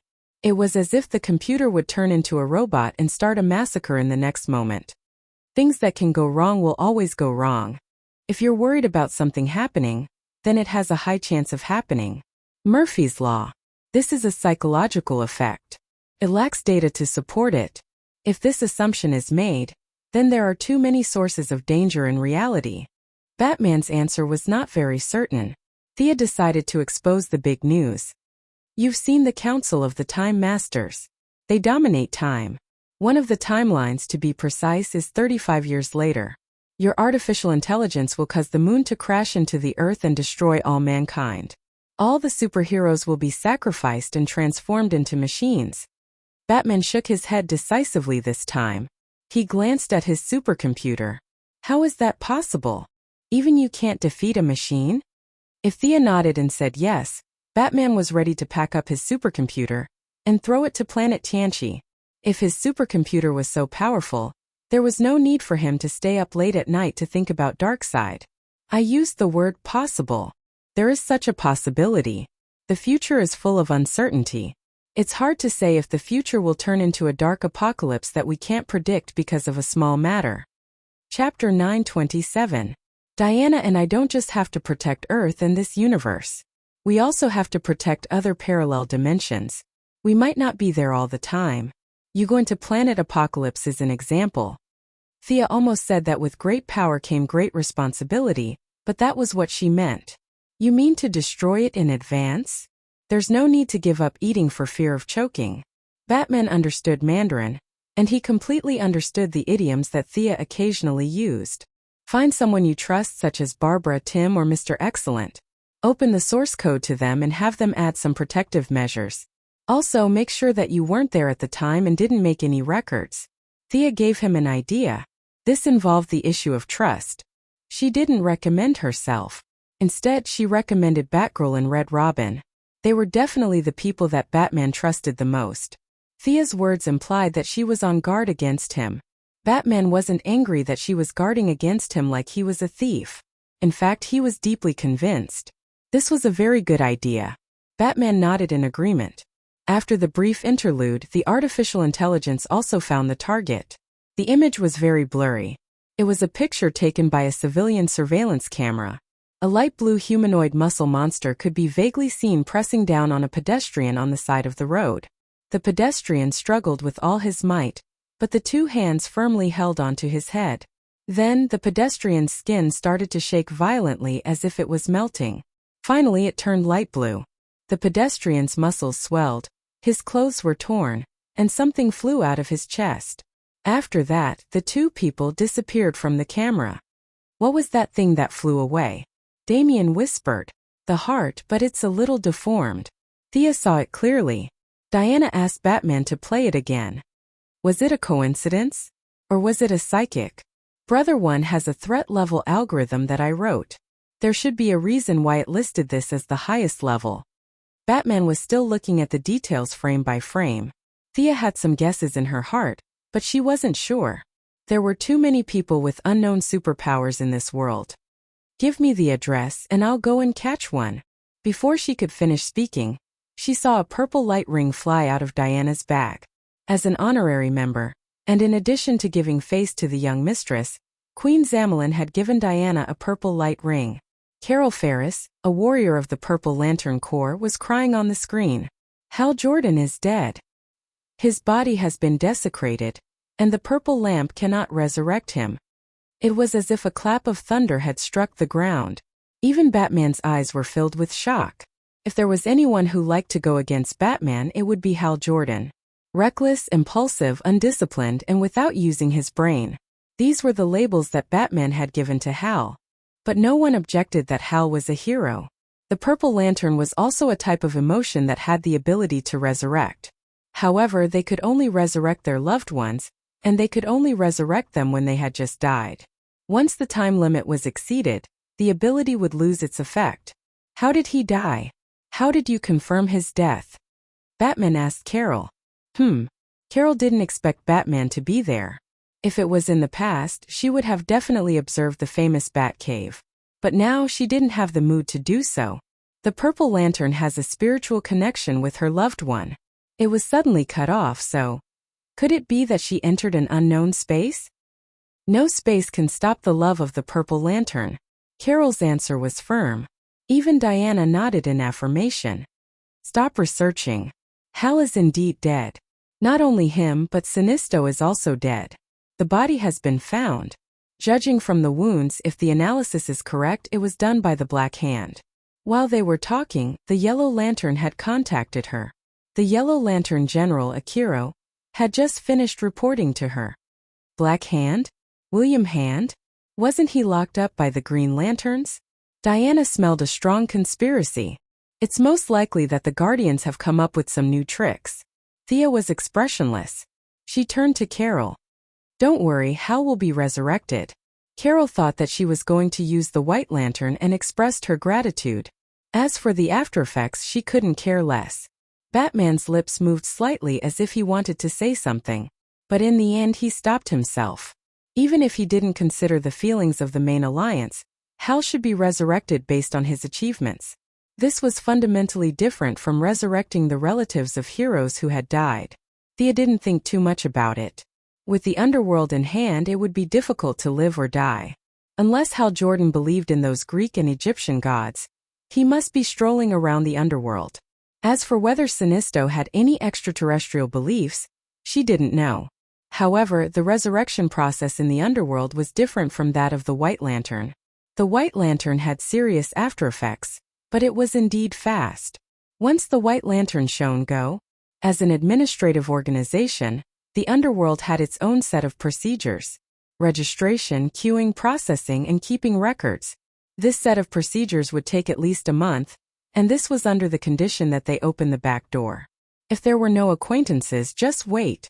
Thea thought for a moment and said to Batman, "Gather the main alliance. I'm afraid this is another universal disaster. I'll go back to the White House first." The blue-skinned monster was not a coincidence. The reality was similar to her estimation. Hundreds of people in the United States had seen the blue-skinned monsters. They could fly and were extremely strong. Most importantly, they could assimilate ordinary people. In less than 3 seconds, they could turn an ordinary citizen into one of them. The Pentagon had canceled all soldiers' leave and raised the alert state to wartime. Not only on Earth but also in the universe. There were many of them, and they were like a virus that constantly assimilated ordinary intelligent life. The Yellow Lanterns, the Green Lanterns, and the Blue Lanterns were all attacked to varying degrees. This time it was different from the Black Lanterns. Even the sharp Zerg could be transformed. The Zerg army sent by Queen Kerrigan was trying their best to kill them, but the effect was not great. It had only been half an hour since Thea received the news in the Batcave and gathered the information from several parties. However, in just half an hour, the number of the blue-skinned monsters had exceeded 1 billion, and the growth was getting faster and faster. These things ran very fast. When the lanterns went to surround them, they ran away. When the lanterns left, they returned and continued to transform ordinary people. "Thea, what the hell are these things?" Moira felt more and more that it was difficult to be the president. There were too many problems. The aftermath of Raoul's incident was barely settled, but now there was another problem. She was already in her second term as president. In the past, the candidates of both parties had already started to build momentum. They colluded with each other in the primaries, exchanged various interests, and even smeared the reputation of the previous president. But now there was complete silence, as if they had all lost their minds. Some of the aides even joked that if this trend continued, due to reasons that could not be explained, she might be in office for another term. Chapter 928. Thea had also advised her mother not to do it if she felt too much pressure. Now that things had come to this point, no one dared to laugh at her. Who would dare to laugh at her? The President of the United States was the riskiest job in the entire universe. There are these things all over the universe. The ones on Earth are just the aftermath. Facing her mother's nervous face, she said confidently, "The Third Army." If she remembered correctly, this should be the name of these blue monsters. They were a new product created by the Blue Guardians for the sake of universal peace. The Mechanical Hunters were the first army. These robots followed the preset orders and massacred the entire 666 sectors, making the Guardians think that machines were unreliable. The Green Lantern Corps was the second army. They used emotions as weapons, but in the eyes of the Guardians, the Green Lanterns succeeded and failed because of their emotions. They were too free and unrestrained, and they repeatedly treated their orders as waste paper. Hal Jordan was a living example. The army of assimilators that had vitality but no thought served the Guardians completely. This was the so-called Third Army. The Third Army sounded arrogant, but in fact it was just to pave the way for First Lantern's appearance. In the original timeline, Black Death Emperor killed First Lantern instantly. Now only Thea could fight. Fortunately, the battle was in space and Earth would not be affected. "Don't panic, it's not a big problem." That was what she told her mother. The Righteous Alliance could completely solve this small problem on Earth. If the people asked, they could just say that it was a mutant causing trouble. On the surface, her mother had many agents from the Heaven's Eye Society protecting her. In the dark, she also had Death Knell and Poison Ivy. Thea also asked Guangdong to send 2 shadow assassins to help. With such a strong defense, there was really no need to worry too much. Thea teleported to the Righteous Alliance and found that they were not idle either. Batman had captured an assimilator and was dissecting it for research. The brain has become a new substance. It has no heart. There are signs of activity in the eyeballs, but the brain has almost no thoughts, so it's impossible to determine if it has thoughts. When Thea entered, Batman had just finished dissecting it. Even though Superman said that he could see through it, he still did it according to his own method. I've contacted several forces in the universe. This disaster has little to do with Earth. It's basically a problem in the universe. Batman calmly asked, "What else?" Thea was surprised. "What else?" "This is the Green Lantern Corps' problem.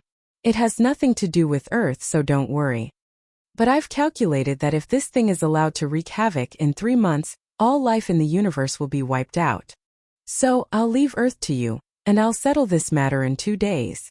After Thea finished speaking, she left Earth and returned to Odium, the main planet of Blue Lantern.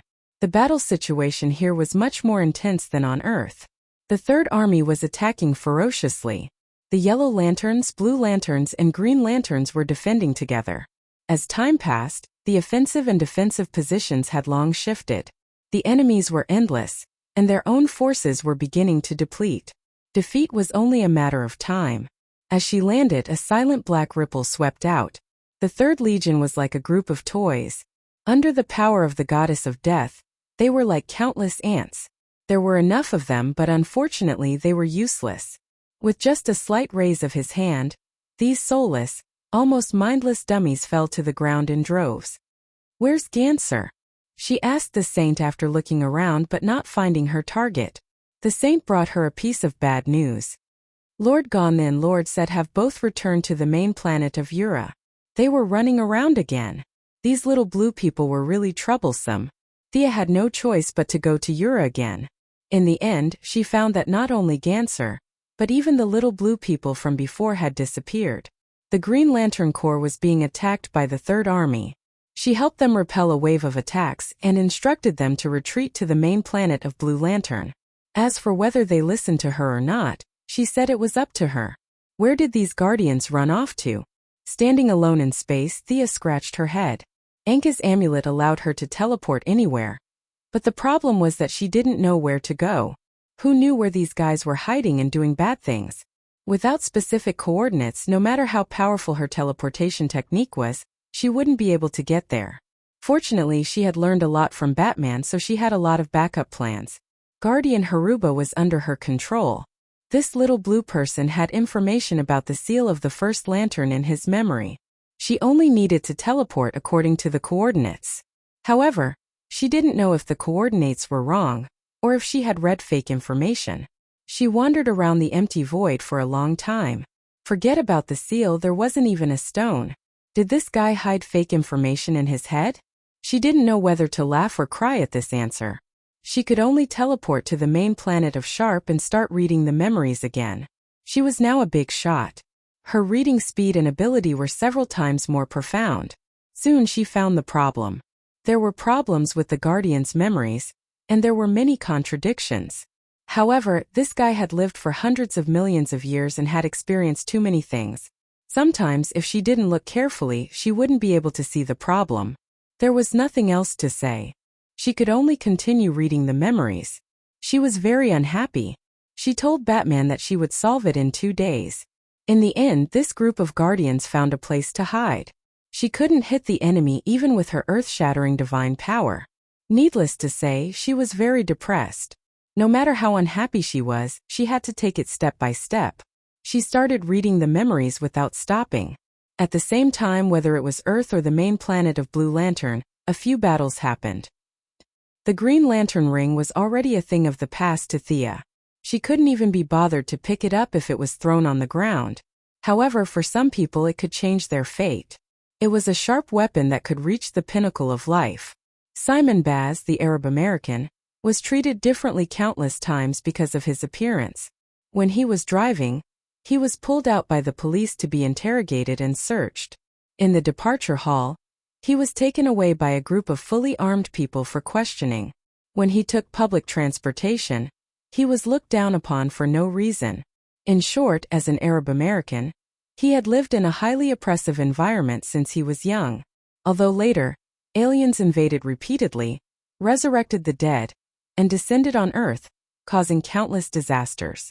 In comparison, the 2 buildings that his Arab American fellow crashed into were not a big deal. However, this didn't change his situation at all. Aliens came and went, and the dead continued to return to their coffins. He was different. He needed a job, a salary, and food. This guy was very unlucky. He casually stole a car, and after 2 minutes of fun, he was chased by dozens of police cars and several helicopters. During the chase, he learned that the trunk of his car was full of bombs. Just as the Third Army was wreaking havoc in the universe, the Pentagon was on the highest level of alert, and it quickly attracted the attention of all parties. The local garrison, the National Guard, the CIA, the FBI, the Heaven's Eye Society, the Alien Administrative Committee, and many other agents all came out to capture this unlucky guy. Chapter 929. The mothership arrived immediately. In order to take care of the military's emotions, Digger had now returned to the military ranks with the rank of colonel. After 2 years of experience, the next step would be to become a brigadier general. It could be said that Digger's fate was 1,000 times better than Green Arrow's in the original timeline. Take down the suspect. Wearing a long black trench coat, an eye patch, and his hands behind his back, Digger looked dignified. 5 individual mechas flew out of the mothership. Miss Voodoo took the lead and knocked down Mr. Simon Bartz with a few punches and kicks. The mastermind behind the scenes saw that things were not going well and detonated the bomb. If not for Miss Voodoo, Mr. Simon would definitely have been blown to ashes. After a few simple questions, he learned that it was just an ordinary car bomb. Digger was a little disappointed. It was not that he was not patriotic, but the target was too small and boring. He handed the suspect to Amanda and continued to support other places in the mothership. Amanda did not pay much attention to an Arabian car thief. Such a small character was in her missing file every day. If he did not sign 7 or 8 documents every day, it meant that he was not doing his job well. However, just as his subordinate finished interrogating him, a green ring flew over and took him away with a whoosh. Amanda was unhappy this time. Many years ago, when Abensu crashed on Earth, it was also the ring that flew away and chose Hal Jordan. After that, the battle at Seaside City happened right under her nose. If it wasn't for Thea, Black Panther would have died. If Thea was there, she would have told Black Panther that this was the ring from back then. Honesty had not changed at all. Hal Jordan was sacrificed. His ring seemed to obey a will and returned to Earth and chose a new owner. Simon Bartz was not taken far by the green light ring before he was intercepted by the Alliance. With his level, he could not beat a superhero, not to mention all the other superheroes except Thea. However, his luck was heaven-defying. The few of them were not hostile to the Green Lantern, and the assimilated people of the Third Army were wreaking havoc nearby, drawing away most of the troops. Simon Bartz relied on the wisdom he had developed in countless pursuits since childhood to shake off the Flash and ran back to his residence alone. Realizing that his home was not safe, he hesitated for a moment and rushed to the hospital. His brother-in-law, who was also his good friend, had been seriously injured in a car race. Even though he had used the most expensive medical cabin of the Quinn Group, after several resuscitation attempts, he had still ended up in a vegetative state due to his injuries. His sister, whom he had relied on since childhood, had lost all hope in life because of this. Now that he had obtained the legendary omnipotent green light ring, he felt that he should do something for his family. It was already late at night, and there were only a few people on duty outside the ward. He quietly opened the window and jumped in. He raised the ring and pointed it at the patient who had been sleeping on the bed for years. He said in a low voice, "Quick, restore his consciousness." The ring flashed with a green light, then completely extinguished. "Help me, he's my family. I beg you, please wake him up. This is my only request. He's my friend. He's the only person my sister can rely on. Please." The green light flickered in and out of the ward, like a naughty child playing a game. As a fugitive, Simon Bartz didn't know how much time he had left. He still hadn't given up hope. If 1 time wasn't enough, he would do it 10 times. If 10 times weren't enough, he would do it 100 times. He felt that the ring was omnipotent and could naturally wake up a vegetative person. A strong obsession crossed the distance in an instant and floated to Thea's ear. The young lady was trying hard to read Haruba's memory, and the sudden call made her slightly stunned. How did the green light ring call her?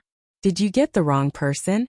Moreover, the blue light could heal, but the green light had no healing effect. This caller thought that the green light was omnipotent. How ignorant. Although modern people couldn't understand it, the green light ring and the other lights were very materialistic. They were proper technological equipment, not wishing machines. The young lady didn't know whether to laugh or cry. She carefully analyzed. At her current level, the cause and effect of many things were very clear. She could understand the whole story with a little thought. It's Hal Jordan's ring. She pondered for a moment. If it was just Hal Jordan, it wouldn't matter. Whether he died or not had nothing to do with her. But this ring was different because she had worn this ring before. Although the time she wore it was very short, from her point of view there was a cause and effect between her and the ring. Is it such a small matter? All right, as you wish. Thea talked to herself. This was between her and the ring. It had nothing to do with Hal Jordan or Simon Baz. She didn't even need the power of death to wake up a comatose person. She only needed a small part of the soul to complete it. To her, this was a task that couldn't be any easier. With a flick of her middle finger, a small cloud of gray energy crossed the distance and returned to Earth, to Simon Baz's ring. Give up, Lantern Simon. I understand your pain, but many lanterns have experienced all this. The ring isn't omnipotent. Buddy, the big squirrel of Sector 1014, who had been to Earth before and was Hal Jordan's good friend, followed the trail of his friend's ring. Unfortunately, he saw that the ring had a new owner. Green Lanterns had seen many life and death situations. She felt that she had an obligation to guide this new colleague. But when she saw Simon struggling against the bed, she couldn't help but comfort him. I don't believe it. I can definitely do it. I have this feeling. Simon was very stubborn. He firmly believed that he could do it, or rather, the ring could. The big squirrel looked helpless. Maybe the blue light can, but our green light doesn't have this function. She couldn't figure out where Simon's confidence came from. She was still trying to help. With a big furry tail and a chubby body, Buddy was one of the few green lanterns that Thea liked. She naturally knew about the blue light and also knew about Thea, who seemed to be very mysterious and powerful. However, she had more feelings for the green lanterns, so she rejected the blue light's invitation. At this time, she was wondering if she should go back and ask the saint to help save the man on the bed. Unaware of the big squirrel's kindness, after Simon had called out for the umpteenth time, the ring finally changed. Rays of green light flew out of the ring. They were like a group of returning swallows, shuttling back and forth, relying on each other. They flew into the patient's body and disappeared without a trace. What does this mean? The big squirrel was puzzled. As an experienced Green Lantern, although she was still a distance away from the title of the greatest Green Lantern, she had seen Hal Jordan, Sinisto, and even the artist Kyle Rayner, who was known as the Lantern. In terms of experience, she was not inferior to any lantern. However, she had never seen what Simon had just done. The Green Lantern ring had such a function? Her answer was no, but now it was uncertain. Chapter 930. Big Squirrel Buddy waited patiently for half a minute until the green light completely dissipated, but the patient was still in a deep sleep. His breathing and expression were the same as before. Blinking a pair of big watery eyes, Green Lantern Squirrel lowered his head and pondered over what to say. She was afraid of provoking this new colleague, so she wanted to be tactful. Green Lantern was not omnipotent. It was just a tool, not a statue. Big Squirrel was about to ask Simon to give up on this unrealistic idea, but when the words reached his mouth, he forcefully swallowed them back. Because the patient had woken up, the effect was immediate.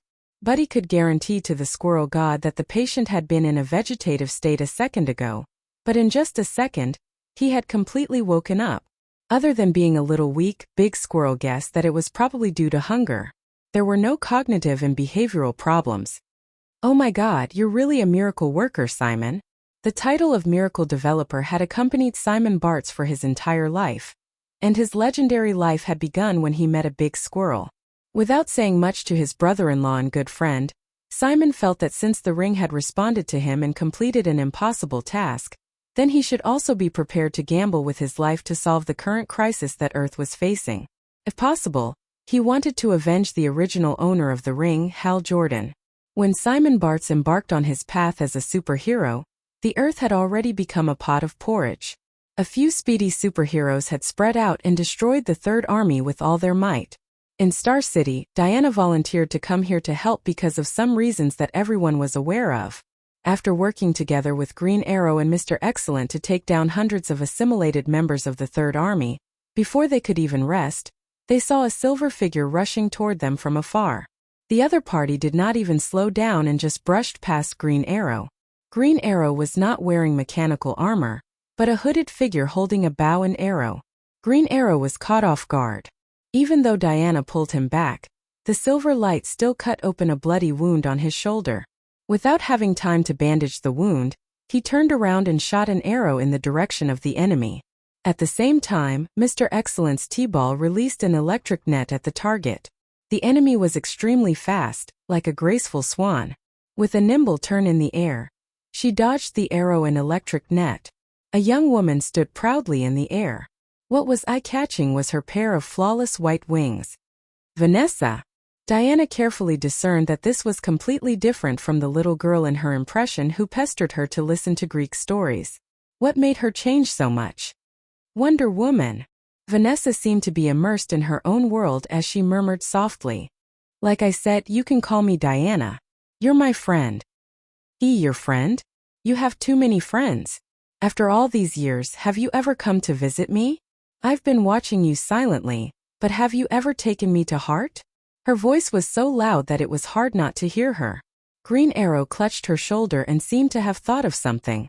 She looked at Diana with a strange expression. As the pinnacle of wisdom among mortals, Mr. Excellent also seemed to have understood something. He glanced sideways at Diana. The Valkyrie was furious. This was simply baseless slander. Speaking so bluntly, was he afraid that others wouldn't understand? Even though she was used to saving face for others, she couldn't be vague about this issue. To me, you're just an ordinary friend. We have nothing to do with each other. I'm just a friend? Then what about Miss Quinn? Is she also an ordinary friend of yours? Seeing that his sister was involved, Oliver instantly drew his bow and prepared to attack. His opponent's attack just now was definitely aimed at killing him. He wouldn't show mercy. Thea Quinn is really a born noble lady. She has everything she wants. She has a lover, a family, and power. Diana, did you know? I was able to stand again because I used the Quinn Corporation's nanomachines, but I don't thank her. I hate her.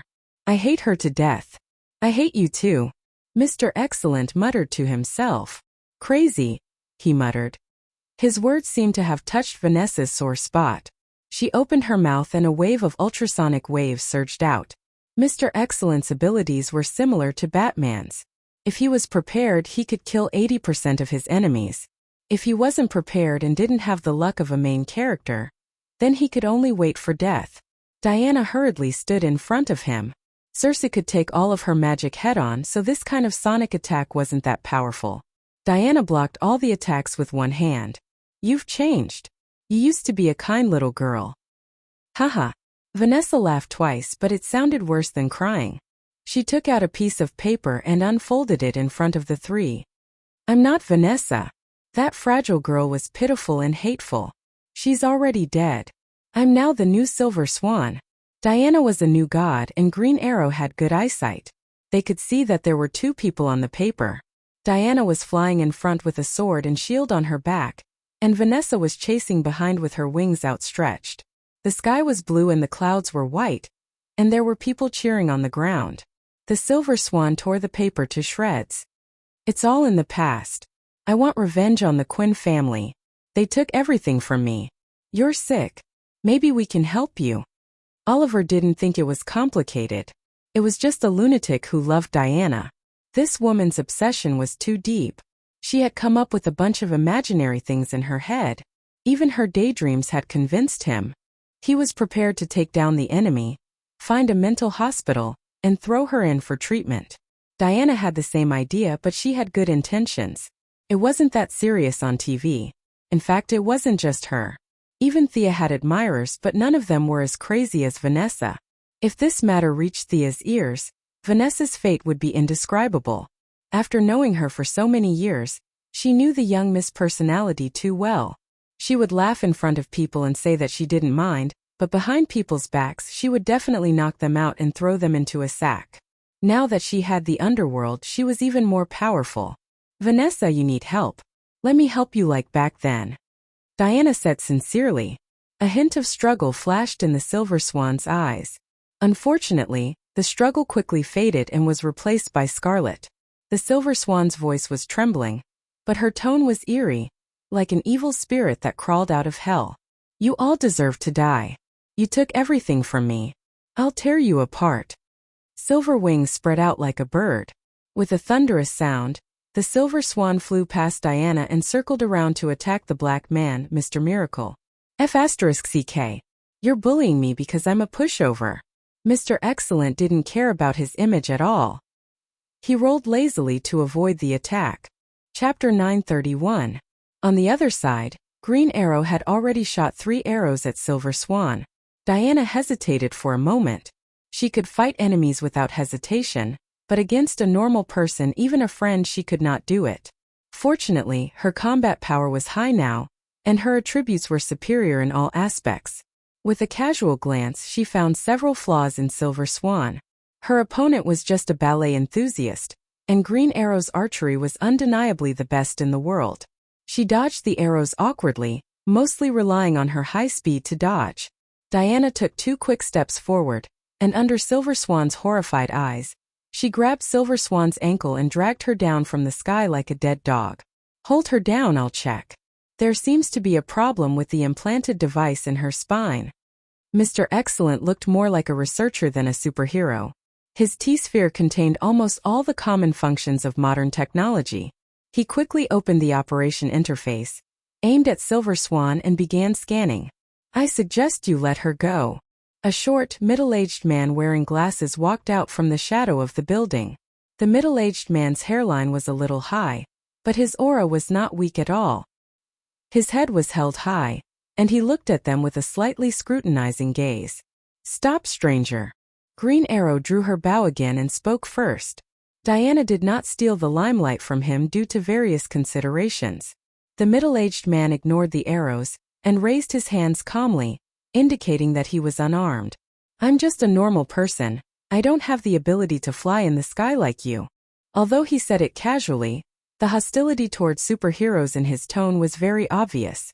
Let go of Silver Swan, unless you want to see Star City turn into a sea of fire.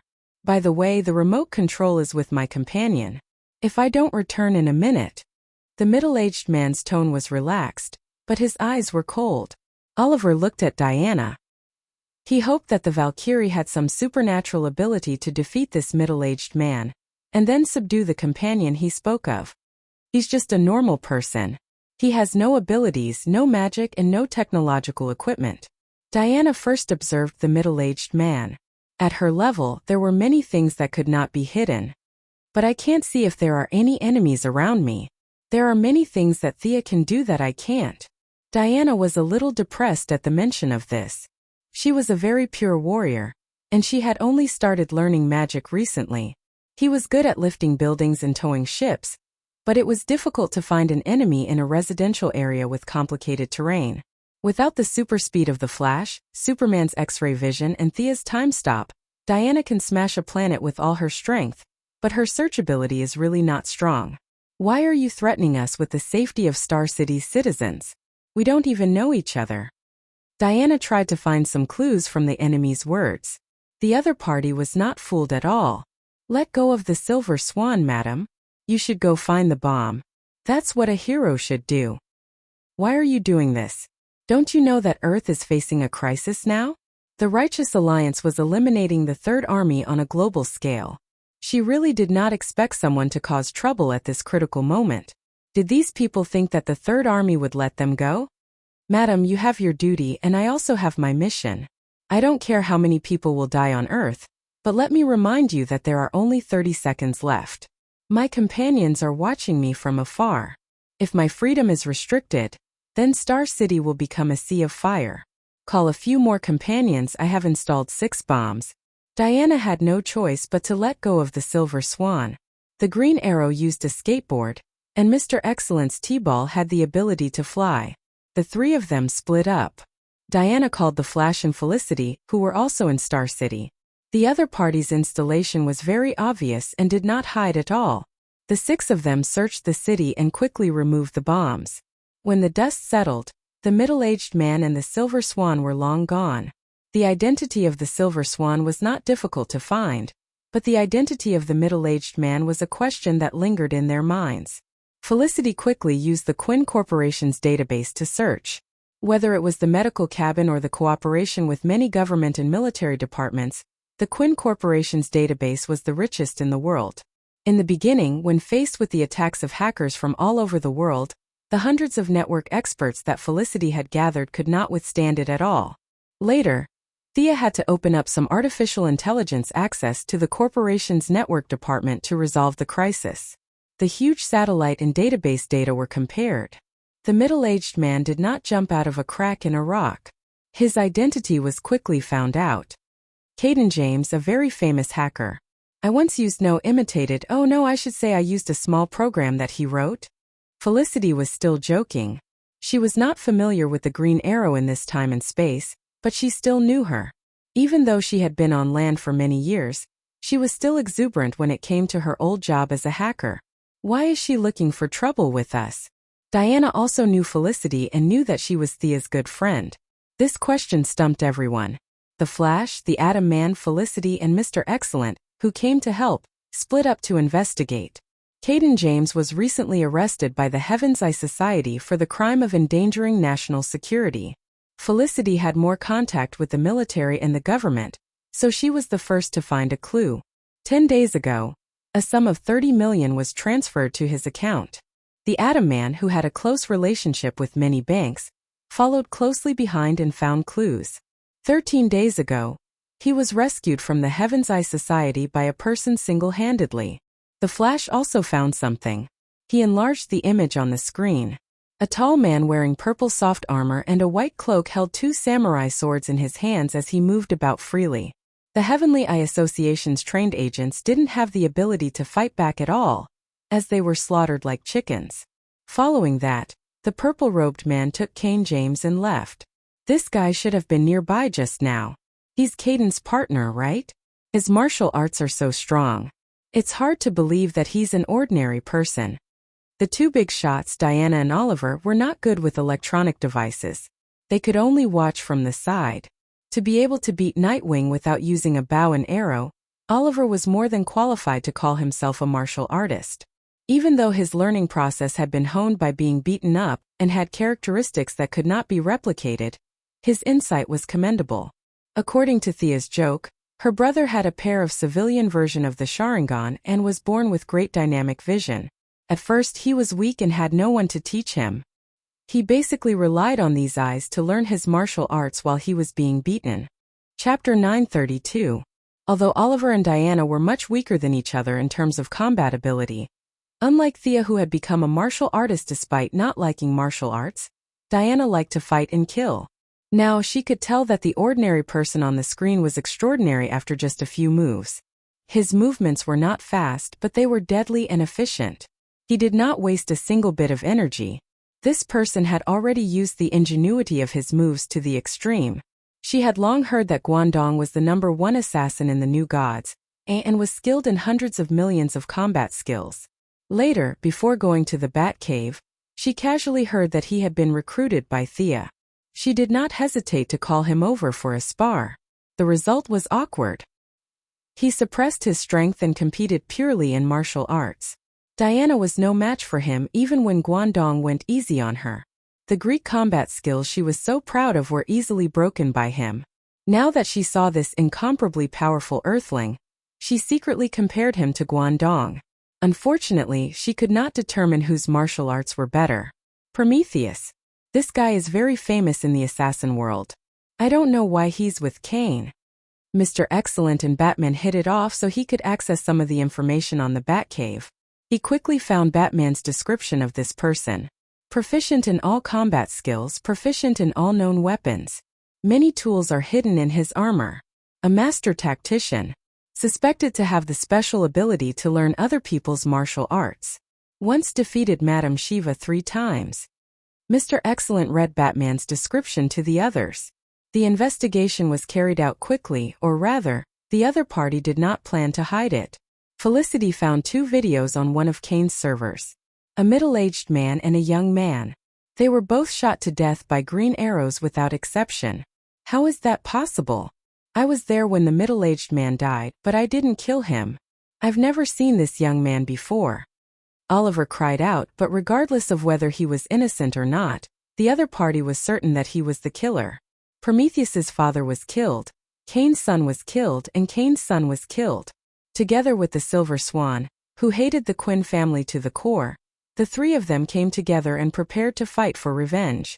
A warrior with extraordinary skills, a super hacker, and a silver-winged killer with great mobility. The combination of the three was quite strong. The other party had revealed a lot of clues. If they continued to investigate, they would definitely gain something. Unfortunately, there were too many things to do tonight. The superheroes, including the young Titan, had already launched an all-out attack, but the Third Army was still unable to kill them all. A few heroes with high mobility did not have time to waste. Seeing that Star City was fine, they each went to help. Even Oliver did not stay for long. He also walked onto the streets and wiped out the army of assimilators that were beginning to swell. At the periphery of the multiverse there was a world of black and white. This was the underworld. The ordinary people who were transformed by the Third Army had already died at that moment.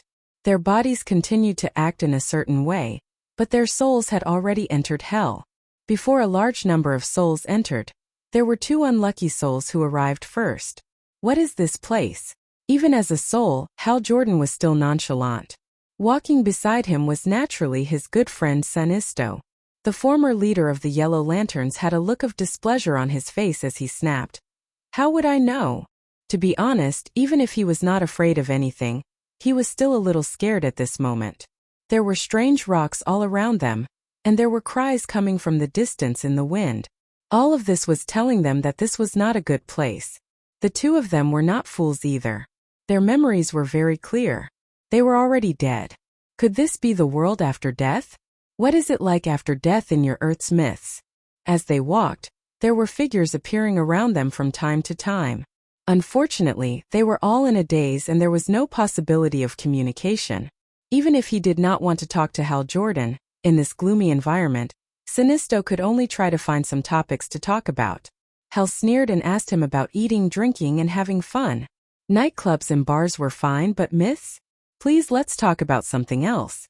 How would I know? Those are all lies to the ancients. How would an alien like you care about Earth's culture? Hal looked at him as if he was a retard. Sinisto almost punched him. He softly spat out a word. Retard.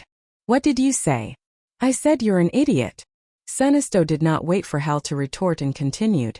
How can you turn a blind eye to so many strange things on Earth? Isn't it strange that a small Earth has 4 green lanterns? Black Death Emperor's target is Earth, and that lady's target is also Earth. Didn't you see that? Although Hal was a little rash, he was not a fool. Instead, he had the temperament of a leader. He did not lack in ability, wisdom, and decisiveness. It was just that he was used to it and did not think in that direction. Looking at the surroundings, he said, "What does this have to do with our current situation? We are already dead. Thea will most likely use the White Lanterns to revive me. You will most likely revive you too. Why don't we wait here?" To be honest, there were no bodies or Green Lantern rings here. Looking at the figures that appeared from time to time and unconsciously gathered into a huge group and walked forward in a certain pattern without saying a word, it was a very scary thing. Sinisto's principle was to not ask for help, especially when he was still thinking about taking back the Yellow Lantern Corps from Thea. He did not want to owe her a favor. At that moment he was in a dilemma. Should he flatly refuse her resurrection, or should he accept it with lowered eyebrows? This question troubled him. Get down. Sinisto was a little stunned. Hal hurriedly pushed him down and pointed to the sky. A bone monster flew across the gray sky. It patrolled the area as if it was looking for something. After circling at a low altitude for 2 rounds and finding nothing, it flew into the distance. What kind of monster is that? Sinisto was an alien. He did not recognize the thing that flew by just now. He could only vaguely feel that it was very powerful. If he had a body and a Green Lantern ring, he would at most be able to tie with it. Having played many games, Hal was quite knowledgeable. He looked at Hal as if he was looking at a country bumpkin and said, "That's a bone dragon. It's what a dragon looks like after it dies." Before he finished, he realized the problem. The bone dragon was obviously a derivative of Earth's culture. It was understandable that he came here after death. But what about Sinisto? His Kaluga was tens of thousands of light years away from Earth. The two of them continued forward in confusion. Not long after, they finally met someone they knew, or rather someone they knew. A certain Green Lantern had joined their team. Everyone was dead, and there was no fight between the Green and Yellow Lanterns. Since they were in an unfamiliar environment, they naturally had to go together. Hal's doubts grew. This Green Lantern was even further away from Earth.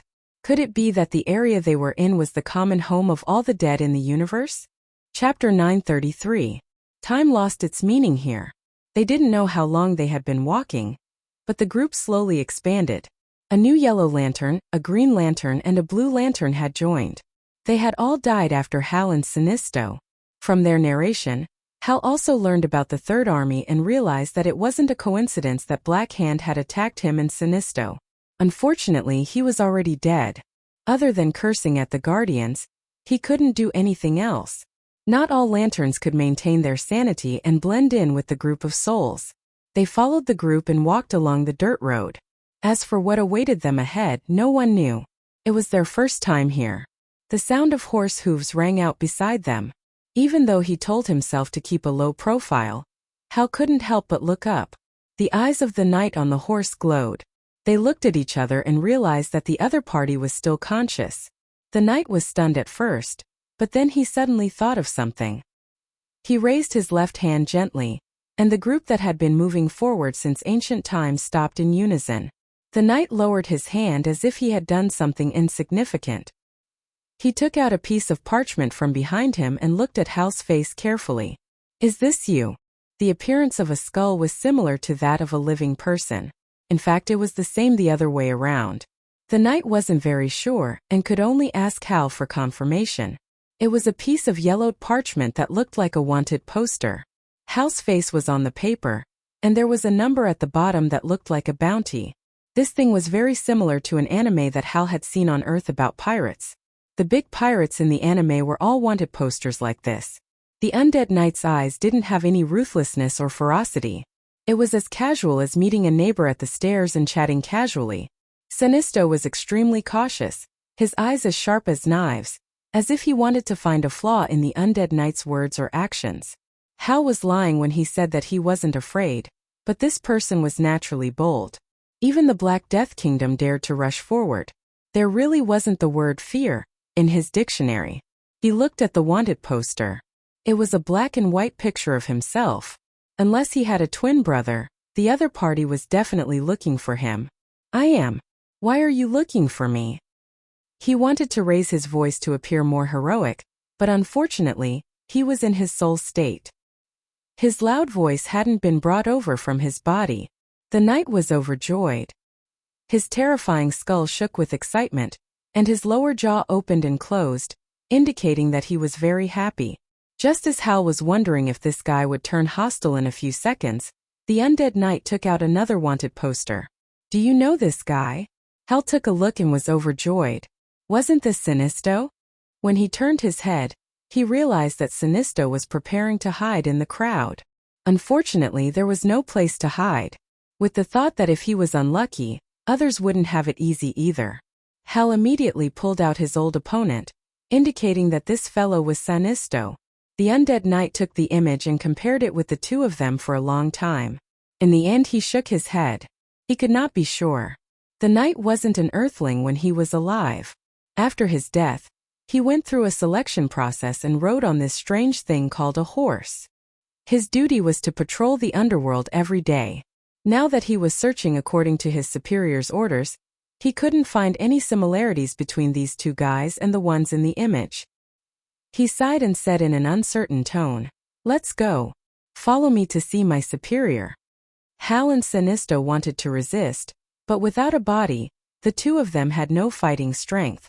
Seeing that the other party's attitude was rather amiable, they knew that there was no benefit to falling out with him. They could only obediently follow him. They waved goodbye to the few extras. No one could tell whether it was a blessing or a curse. The two of them followed the knight to another small path. After walking for an unknown period of time, they stopped in front of a huge shrine. When they entered through the side door, Hal saw a huge stream of people lining up to enter in an orderly manner. As they didn't enter through the main door, they didn't see the huge statue of a certain beautiful lady in front of the main door. They had worried for nothing. After entering the shrine, they passed through a long corridor. In a small room, the undead knight reported a few words to a skeleton in a long robe. Then he walked away briskly. The eyes of the skeleton in the long robe glowed. He also took out 2 wanted posters and looked at them. Without saying anything, he gestured for them to wait here before pushing open the side door and walking out. The 2 of them looked at each other and lost interest in bickering. There was no heartbeat or footsteps here. It was so quiet that it made them feel uncomfortable. However, their souls were stronger than the average person. They searched the room but didn't find any clues. They left alone. In the end, they didn't dare to leave. In the end, they leaned against the door and listened to the commotion outside. In the empty hall, there was only one voice echoing around. The 2 of them were a little far away and could only hear some words intermittently. Hummy Merit. Return to the human world. Beautisha useless. Take him away. Aaliyah life excellent. Go to heaven or return to the human world. Let her choose. Take her down. The voice passed the judgment very quickly. They only listened to a few sentences, and more than 10 sentences were carried out. Most of them were useless. Only a few could return to the human world. Very few could go to heaven or hell. Senisto didn't understand these terms. Although Kaluga couldn't compare to Krypton, it was still a planet with a technological civilization. All myths and legends had disappeared thousands of years ago. Although Hal was unconventional, he was still an Earthling and wasn't unfamiliar with heaven or hell. He was just curious about this place. Did all the life in the universe come here? Was it a good thing or a bad thing that he and Sinisto were treated differently? The 2 greatest Green Lanterns muttered in their hearts. Time passed very slowly. They were like criminals waiting to be judged. The Flash had once told Hal about his experience of being sentenced to prison. At that time, Barry felt that every day was like a year. After that, he looked at his watch all the time in prison. That feeling of confusion of doing a lot of things, but in the end only a second had passed. Hal finally experienced it today. He once mocked the Flash because of his super speed. Now, looking at himself, he wasn't much stronger. He could only sit and wait. Calm down, Hal. It shouldn't be a bad thing. Senisto looked at him, scratching his ears and cheeks like a monkey. He felt embarrassed and couldn't help but scold him coldly. Before Hal could refute, the door was pushed open. A voice with a hint of mockery entered his ears. It really isn't a bad thing. Green Lantern Hal Jordan, I've heard a lot about you. A middle-aged man in a dark suit walked in. Even though he had never seen him before, Hal recognized him just by looking at his half-destroyed face. Two-Face. Why are you here? Chapter 934. Hal looked left and right. Was he not dead? This was somewhere in Gotham. Everything before was fake. Was it the Scarecrow's fear gas or Black Mask's mind control that caused him to hallucinate? You're in luck. I only have 1 minute, but you'd better remember everything I say. Take this, go out, turn left and walk through a corridor. After that, you'll be in the 3rd room. Line up and go through the procedures. After saying that, the two-faced man handed each of them a slip of paper. What the hell? Hal took it and looked at it quickly. The handwriting was beautiful, strong, and extraordinary. Even if he wrote like a dog, he could tell the good from the bad. However, he could not understand the content at all. It was a font that he did not recognize. While he was in a daze, his soul automatically read the content as if he was breathing or drinking water. The general idea was that he, Hal Jordan, had contributed to the country and shed blood for the commission. Therefore, he was allowed to be resurrected. The signature was even more familiar. The lady's name was written in a flamboyant style. It was hard not to recognize it. When you return to the human world, you will forget everything that happened here. However, I sincerely remind you that even with the care of Her Majesty the Goddess, you should cherish your hard-earned life. The two-faced man finished and prepared to leave. Wait, you mean we're really dead? This piece of paper can resurrect me? Hal questioned loudly. The two-faced man looked at him like he was an idiot. Finally, he nodded helplessly. Then why don't you resurrect? Are you guilty of so many sins that you can only atone for them here? Hal pondered. Why should I be resurrected? This place is 10,000 times better than Gotham. All my old acquaintances will eventually come before me to await my judgment. Life is meaningless to me, but here, I have never proven my worth like this. What inspector? What gang leader? It's all in the past. I'm just Harvey Dante. The two-faced man was beaming with joy. There was no more madness, no more conflict between good and evil. At this moment he was like a successful person giving pointers to Hal, a loser in life. He looked as if no one could understand his loneliness. The two-faced man shook his head gently. With a snap of his fingers, a new corridor appeared in front of them. He raised his hand and signaled for them to leave quickly. The two of them had no choice but to walk forward. Who is this fellow? Sinisto whispered to Hal when they were a distance away. Maybe he was an Earthling when he was alive. Hal was not sure if this guy was the two-faced person he knew. Submit the application, line up, wait for the review, register, and finally get approved. There was a huge process involved. After all, reviving a person was a big deal. The authority of the two-faced man could only be considered as a preliminary judge. Demigod Minus would be the final judge in the end. It was slightly different from Karen's resurrection. Hell had two modes of official resurrection and unofficial resurrection to choose from. People like Hal and the others were considered to be officially resurrected. The process was long, but there were no repercussions. During the long wait, Hal even saw a familiar person, or rather, a familiar ghost. The dead Boston Brand. This guy was currently roaming the realms of the living and the dead. There was no need to mention how comfortable he was. Even though he was the #1 ghost in the underworld, no one cared about him. Hal had a good relationship with the dead man. Sinisto knew that he would be resurrected soon, but he did not want to owe too many favors. Now that he was talking to the two people, he could only pretend to be invisible. The dead man did not talk too much about the young lady with Hal. He only talked about the things on the surface. The process in the underworld was so complicated.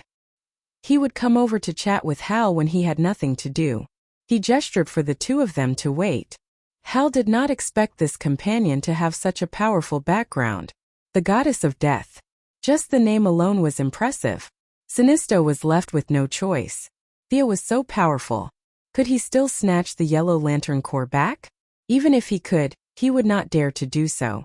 The Corrigans were not long-lived. He would still end up in her hands.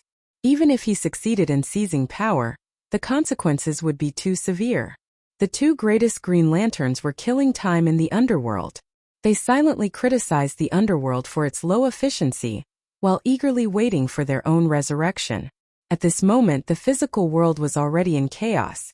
The Guardians absorbed the power of the First Lantern and used their own cells to create assimilated people. Then they all disappeared. Before they left, they even kidnapped Ganthercide, who came to question them. Thea killed a batch of assimilated people who attacked the main planet of Ura. However, they could not stop the assimilation speed of these things. In less than an hour, a larger wave of attacks came. The Night of Darkness destroyed the outer defense of the planet. A few Guardians with sores on their heads and pus on their feet did not repair it for half a year. The third army that came like a tide caught the Green Lanterns off guard. Several important facilities were lost one after another. If not for Thea's timely arrival, they would have been destroyed. Now that they were facing a larger attack, they could only choose to retreat. Retreat to the main planet of the Blue Lantern Corps. Retreat quickly. Let the new medics go first. The reserves are an important supplement to the Green Lanterns. John, protect them. Kyle Rayner's limelight was stolen by the young lady in this time and space. However, his light was still as bright as the stars. That was to say, the Guardians had run away. Otherwise, he would have been the greatest Green Lantern. Guy Gardner and John Stewart, two of his fellow countrymen, although they entered the profession earlier than him, their achievements were not as good as his. The Green Lantern ring that Gontha had forged for him, coupled with Kyle's abundant emotions, the combination of the two would allow him to fight against countless enemies by himself. The Green Lanterns were quite experienced in evacuating the main planet of Ura. After all, it was less than half a year after the Night of Darkness. They methodically covered the recruits and slowly retreated to Ura. Along the way, the blue lanterns, yellow lanterns, and green lanterns continued to provide support. In the end, Mogo, a self-conscious baby tooth planet, directly joined the battle. With the help of the blue lantern, a blue light with a diameter of hundreds of kilometers swept across the sky. Hundreds of millions of pursuers of the Third Army were wiped out. Kyle, please come with me. Her Majesty the Goddess is looking for you. The saint's face was full of sincerity as he pulled Kyle Rayner to the temple. Kyle Rayner almost stumbled. He and the saint had a very good personal relationship. Both of them were very emotional people. As Kyle's official girlfriend, Solanik, the daughter of Sinisto, even suspected that there was more than friendship between them. Slow down, Saint. I just finished a big battle. The goddess has been waiting for you for a while. Please believe me, it's really urgent. Kyle was even more embarrassed when the goddess was mentioned. He had the same thought as Batman. Was Thea a goddess or a human? She was a goddess, but she stayed on Earth every day. She went shopping from time to time and made headlines. Although she was a human, the saint worshipped her to the point of prostrating himself before her. He would often pay his respects to her. Chapter 935. It was difficult for Kyle to determine whether the relationship between the two was that of colleagues, superior and subordinate, or the relationship between a god and a believer like the saint. However, the situation was critical now, and he could only bite the bullet and pay his respects. Along the way, the saint was still talking about Thea's miracles. As someone born in a free and democratic country, Kyle Rayner's heartfelt admiration for his good friend was not a matter of joy or anger. It was a personal choice. Everyone had their own way of living, and he had no right to interfere. However, he would not kneel to a living person. Distance creates beauty and faith. When one was too close, one would naturally lack respect. Now, even if Thea rebooted the entire universe, he would not bow his head to her. This had nothing to do with personal feelings. It was completely the nature of modern people. Hi. Kyle looked at Thea, who was in front of him. She was wearing a checkered shirt and jeans. She looked no different from the way she was dressed on Earth. Compared to the saint beside him who was directly bowing to him, he could only greet her without any awkwardness. Fortunately, Thea did not dwell too much on etiquette. Her main body was still on the main planet, but she had only cast a projection for the sake of setting up the situation. Thank you, Saint, for allowing me to speak with Kyle alone. The saint didn't say anything and walked out in a very pious manner. Don't be nervous. I have many things to say today. Mr. Rayner, please take a seat. Thea gestured for Kyle to relax. She had done a lot of mental preparation for today's conversation. It was not for the current situation, but for a deeper purpose. We don't know much, but we both come from Earth. I protect Earth and the universe. Everything is fair. In order to obtain more power, I can only go to a higher position. She made a very sacred opening statement. Kyle nodded to show his approval. Compared to Thea, he was a new superhero who couldn't be more new. The universe is vast. Even the Green Lantern can't defend against it. There are many other universes as well. I can't guard this void forever. The stronger I am, the greater the area I can protect. The cloudy mountain mist shield sprayed out again, and Kyle could only nod his head. This universe needs a new guardian. The future will be very dangerous. It will endanger the people around you and the entire universe. Are you willing to do this and take on this responsibility, Kyle Rayner? Her expression was so serious and holy that even an atheist like Kyle felt a shock to his soul. Perhaps she really was a deity? Was the disguise just to experience life? Your Majesty, Goddess. The way he addressed her was a little bitter, but he was familiar with it. What can I do? As long as I can do it, I'm willing to protect this universe. However, I don't have much power. Thea had also considered leaving Kyle Rayner to fend for himself. The two of them had no relationship at all. All the talk about doing it for the peace of the universe was nonsense.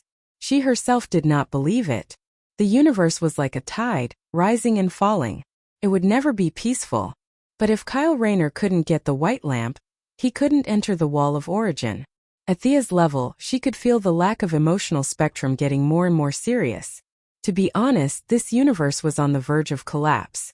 If she didn't enter the wall of origin to make up for it, The result would be a universe-level Big Bang.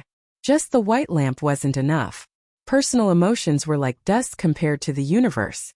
Even a planet's will like Mogo was like an ant. Someone needed to rush into the wall of origin with 7 lamp beasts to make up for the lack of emotions. For Thea, this was similar to carrying explosives to blow up a bunker. She had the power to do it, but if she didn't do it for various reasons, the world's will would completely abandon her. But she was really afraid. That was the wall of origin that even Kanyojia could stick to. Wear the ring and rush in with her eyes closed? Thea only hesitated for 2 seconds and knew she couldn't do it. There were too many uncertainties. Whether she could go in, whether she could come out, whether she could come out in person, these were all very serious questions. Or if an ordinary person could go in with a white lamp, but a new god couldn't. Was there such a possibility? She didn't dare say no. There was no instruction document on the wall of origin. Who knew if a new god could enter? Once she was stuck to the wall, everything would be over. She didn't have the courage to risk her life. So she felt that she had to throw this responsibility to Kyle Rayner.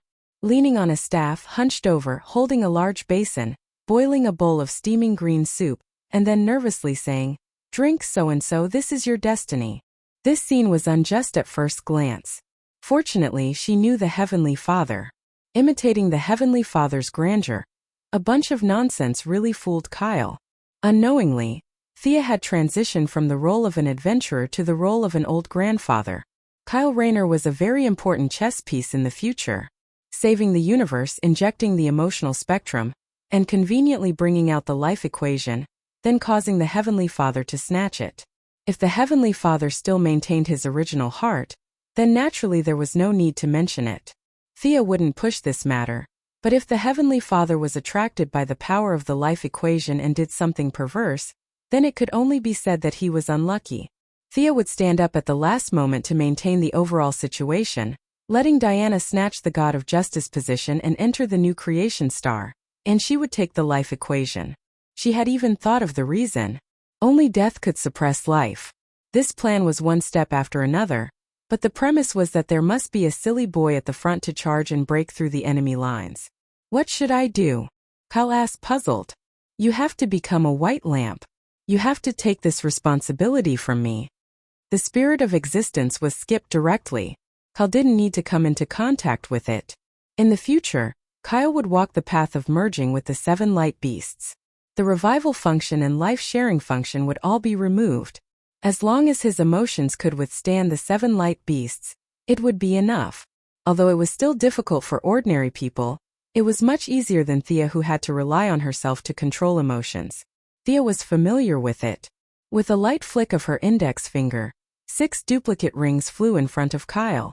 Except for the orange lamp Laffles, who was unwilling to be suppressed by her and took 2 more seconds, the other rings came willingly. The 6 rings were reversed and turned back into emotions. 6 huge light doors appeared in front of Kyle. Go in. Each door represents 1 emotion.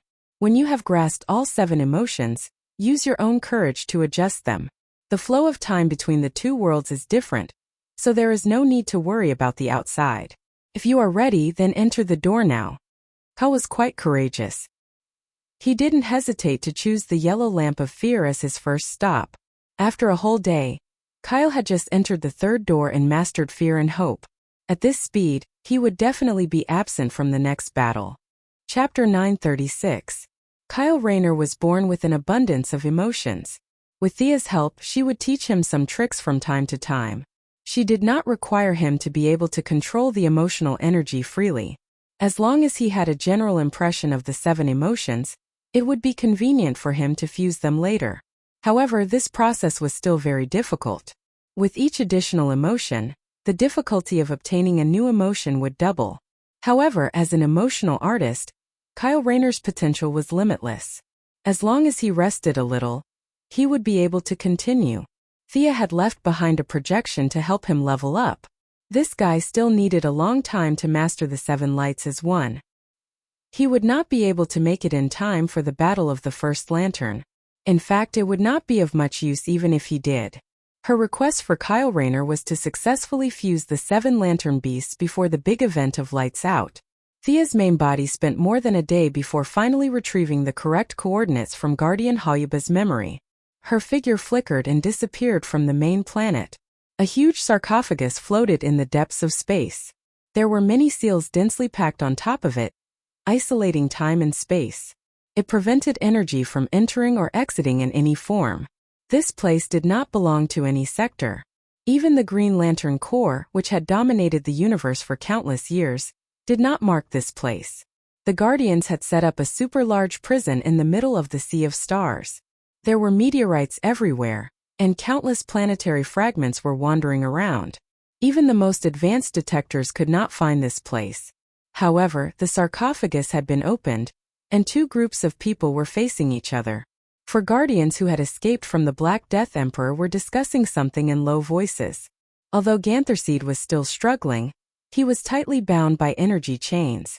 Two energy pipes passed through the two of them and connected to a colorful lantern not far away. A tall figure with a 7-colored glow could be faintly seen in the lantern. He was roaring at the Guardians. On the other side of the lantern stood 8 short men.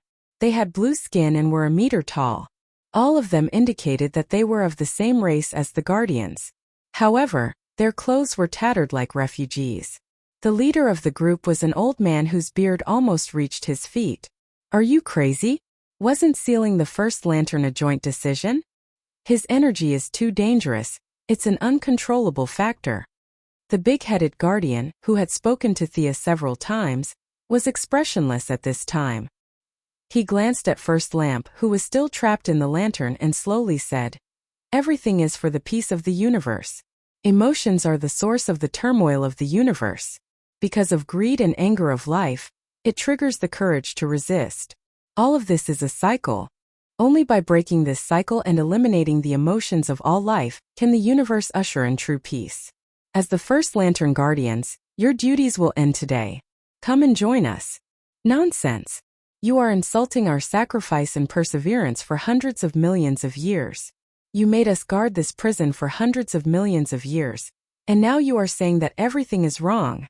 You don't deserve to be a guardian. You have lost your nature and power." The blue man with the long beard retorted loudly, "My brother, you're wrong.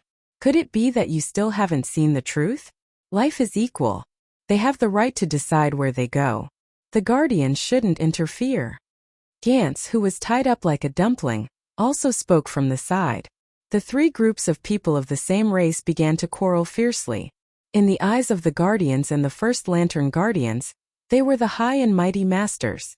Ordinary people could only accept it passively. They shouldn't and couldn't raise any objections. Gantz was much more open-minded.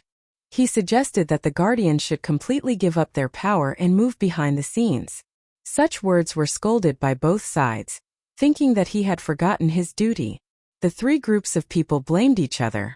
The young mistress hid in the dark and listened for a while. She felt that the Guardians had lived for so many years in vain. They had never recognized their position and forced their minds to fill in a bunch of responsibilities. The few of them argued over and over again. In fact, whether the universe was destroyed or not had nothing to do with them. "You guys hit so well. After doing so many bad things, aren't you afraid of going to hell?" Thea calmly walked out of the void. She first opened her eyes to look at First Lantern. The result was not bad. This guy was not strong. He was even weaker than Lady Styx. However, she also knew that he had lost his ring. Plus, he had been imprisoned for billions of years. Now he was used as a battery to power the Third Army scattered all over the universe. It was already very good that he still had such strength after all that. "We're doing this for the peace of the universe. This shouldn't go against the new god's mission," said the big-headed Guardian whose name Thea didn't know. Purely from the perspective of death, that was indeed the case. The world of death didn't need emotions. Ridiculous. Thea looked up at the sky and laughed. Just when the Guardians thought that she was going to say something brilliant, she suddenly did a space jump. Her right hand threw out a wind blade to cut off the energy chain connecting Gantz and First Lantern. At the same time, she set up a barrier in front of her. The 4 little blue men hurriedly attacked, but unfortunately, the barrier did not break at all. Seeing that they couldn't break the barrier in a hurry, the 2 Guardians could only rely on their own energy to connect to First Lantern. Your Majesty Goddess, what you're doing is unwise. You don't understand the danger of prisoners. If you want Gantz, then they're yours. Please leave. After being ambushed, a normal person would have been furious. However, the little blue men had no emotions. They were still the same as before. They were like a mechanical program. I'm neither omnipotent nor omniscient. However, I know this guy. He's a transmigrator. He traveled from tens of thousands of years in the future to your era 10 billion years ago. Am I right? Thea grabbed Gantz and calmed down a lot. She pointed at the colorful figure in the lantern and asked. The prisoner grinned and laughed silently. The 4 guardians' faces were blank. The prison guards didn't know what she was doing and chose to watch from the sidelines. Only Gantz nodded. Your Majesty Goddess, you're right. He brought us the technology to make lantern rings. We still don't fully understand that technology. Thea nodded slightly. She said to Gantz, I'm very sorry. Based on your tone, for the peace of the universe, I have to apologize. Gansei was stunned. He didn't understand what she was talking about. Just as he asked, what? He saw Sia's jade-like fingers stabbing straight into his chest. Why are you trying to kill me? Before he could understand what was going on, he realized that the opponent wasn't attacking his body. She was attacking something of a higher level. Suddenly, he thought of something and began to resist with all his might. The 4 guardians said, and the 8 prison guards also attacked together. Chapter 937. If she was still the goddess of soul, she might not have been able to withstand so many attacks. The Guardian's individual combat power was not inferior to Superman's. Now that the 13 little blue men were attacking together, their power was extraordinary. With so many people working together, even the wasteland wolves would be defeated. However, from her perspective, these attacks were not bad. She maintained the shield with one hand and searched Gantz's soul with the other. No. That's mine. Mine. First Lantern in the distant lantern was very aloof. He looked at them as if they were a group of ants, but Thea's sudden attack disrupted his plan. He began to struggle. Thea smiled because she found something in Gantz's soul. Although he resisted tenaciously, her level was really high. Ignoring Gantz's resistance and First Lantern's roar, she pulled out a dazzling 7-colored ring from the soul. This was the universe's first emotional ring. It was not a green or yellow light, nor did it belong to any single spectrum. It represented all the emotions in the universe. The ring did not belong to her, so it resisted with all its might. However, as a rootless duckweed, how could it resist the goddess of death? Thea cleared her mind and focused on pulling out the ring from Gantz's soul. The ring was mixed with countless threads. Under the forceful pull, the threads pulled at the soul. Gantz's face was full of pain. Bear with it, I'm very fast. What's wrong with you guys? Why did you hide this kind of ring so deep? She pulled as she complained. The soul would more or less be damaged, but this was not a problem for her. Gantz was not an ordinary person. At this level, the soul of a long-lived species was very strong. Most ordinary people would have fainted or been seriously injured, but Old Man Gantz was still able to yell and scream. As if realizing that she was determined to win, Gantz gave up resisting. Thea's movements were greatly accelerated. She had cut half of the hundreds of soul threads. Success was in sight. How dare you touch my things? You're just a primitive person. You don't deserve it. First Lantern was furious and finally revealed his trump card.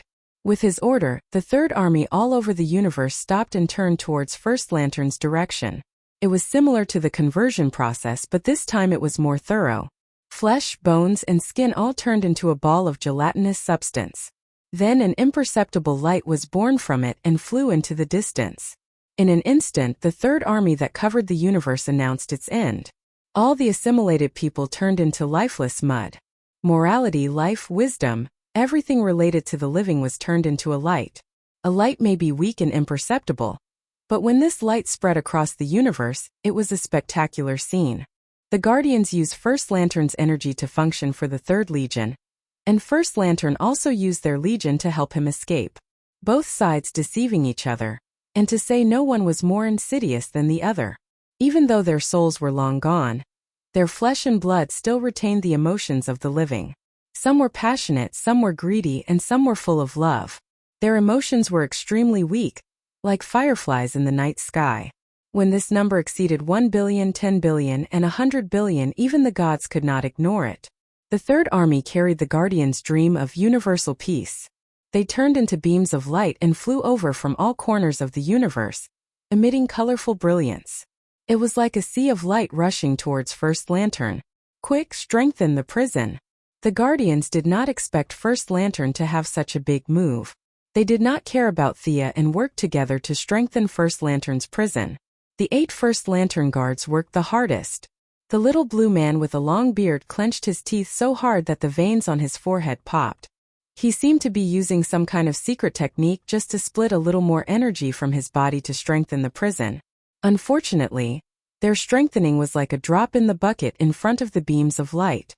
They were long-lived species and could fight against 10,000, but in front of 100 billion they were just mortals.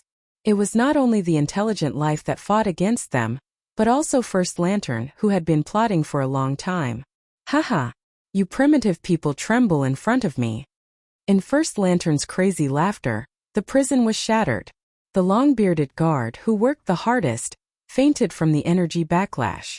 The last defense set up by the Guardians was like a thin layer of paper, and it was broken with a gentle push. And this only consumed a small amount of energy from the sea of light. The remaining energy began to gather in First Lantern's body, and his strength began to grow. Thea looked at him from the corner of her eyes. First Lantern had expanded from the size of a normal person to a few hundred meters tall.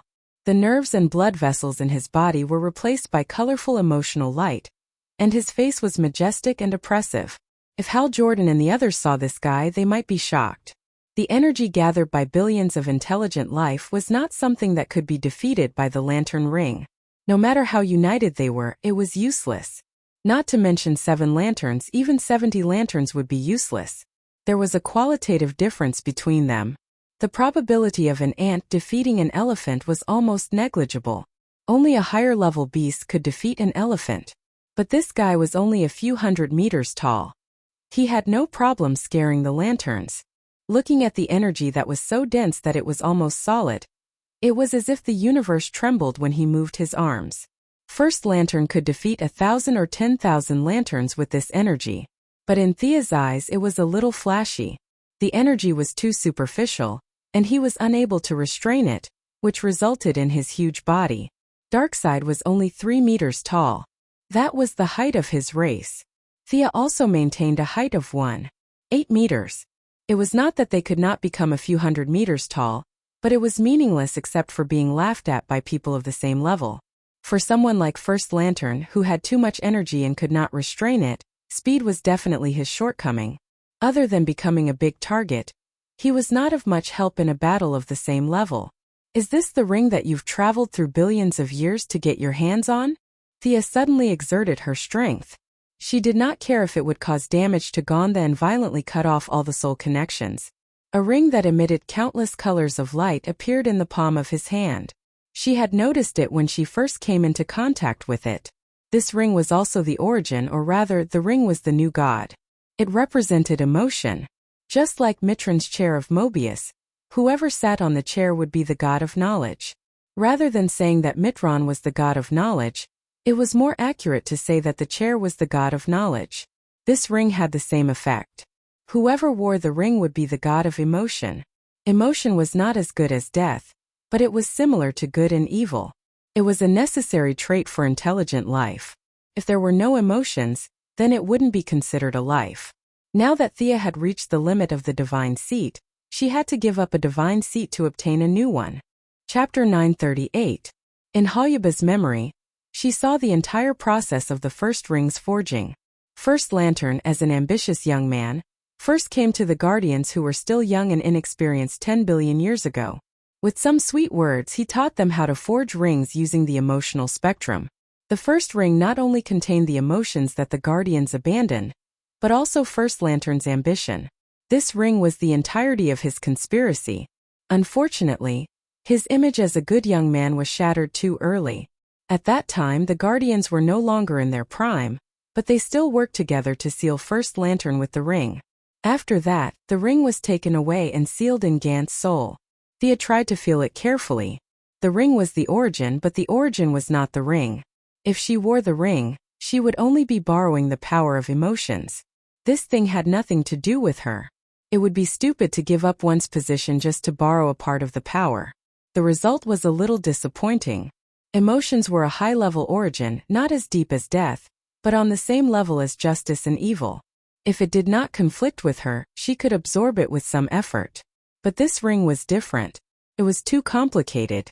Not only did it contain the source that represented the deity position of emotions, but it also contained the emotions of the little blue men and the first lantern. They used their own emotions as bait to capture this source. Billions of years had caused several substances to mix together. Just like the previous death, Sia had to spend a lot of effort to purify the impurities. To use this ring freely was more troublesome than death. She did not have much understanding of emotions. There were too many emotions in intelligent life, and it was not an exaggeration to say that there were 70 or even 700 emotions. In the end, she might waste her original path of death. She really did not want to try. Also, death had a poor tolerance. The previous trait of wealth had a first-come, first-served problem. They were the foundation for Thea to bear death, so they were barely compatible. This god of emotions was completely foreign. Death did not care about it at all. If Thea forcefully fused with it, who knew what would happen? Useless. She sighed. If this thing was in First Lantern's hands, it would definitely increase his power.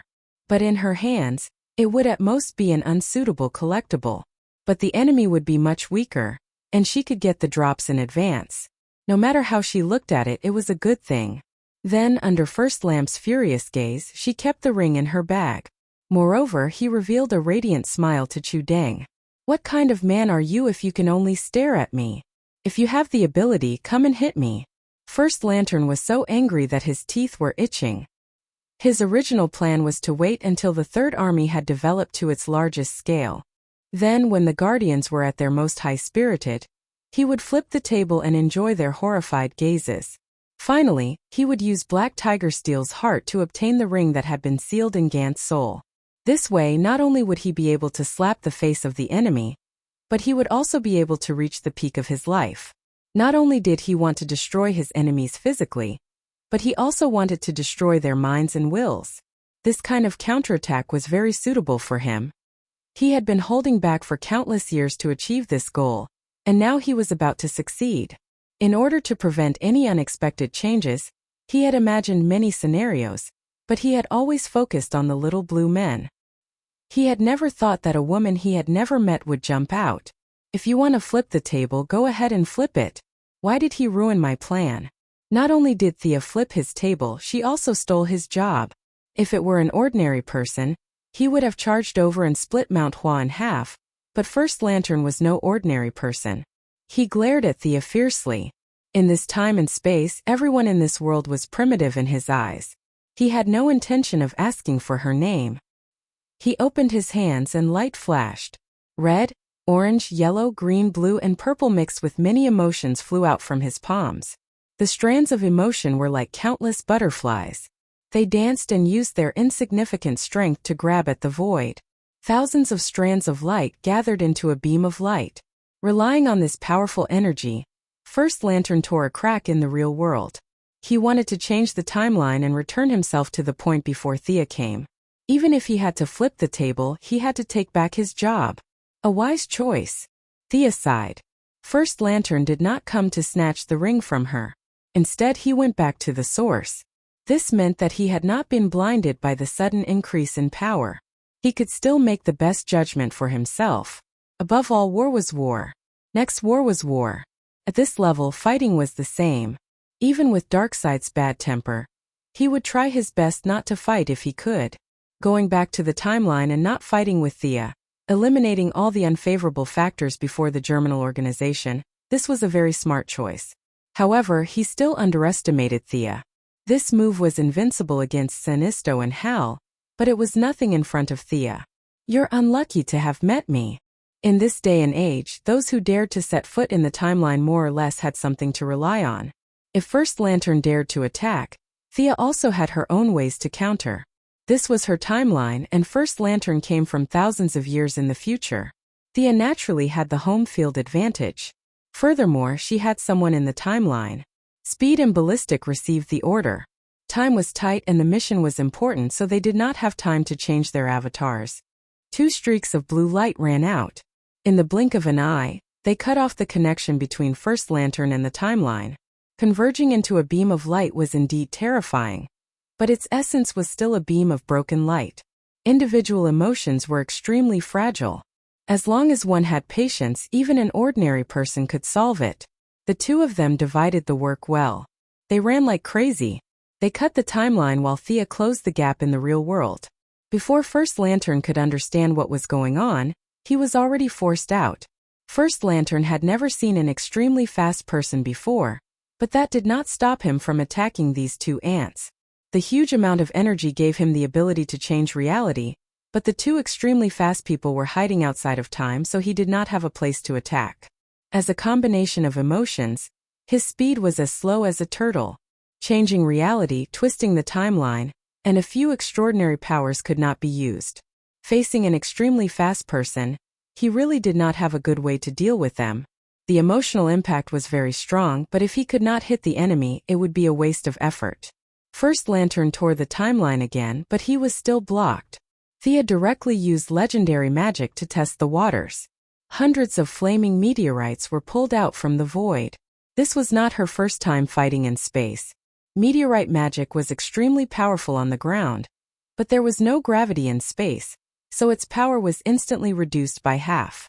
However, First Lantern was a few hundred meters tall, flashing with a rainbow light. He was so ostentatious in front of the goddess of death. Thea felt that if she did not smash his head, she would be letting down his big body. As for the lack of gravity in space, that was also a small problem.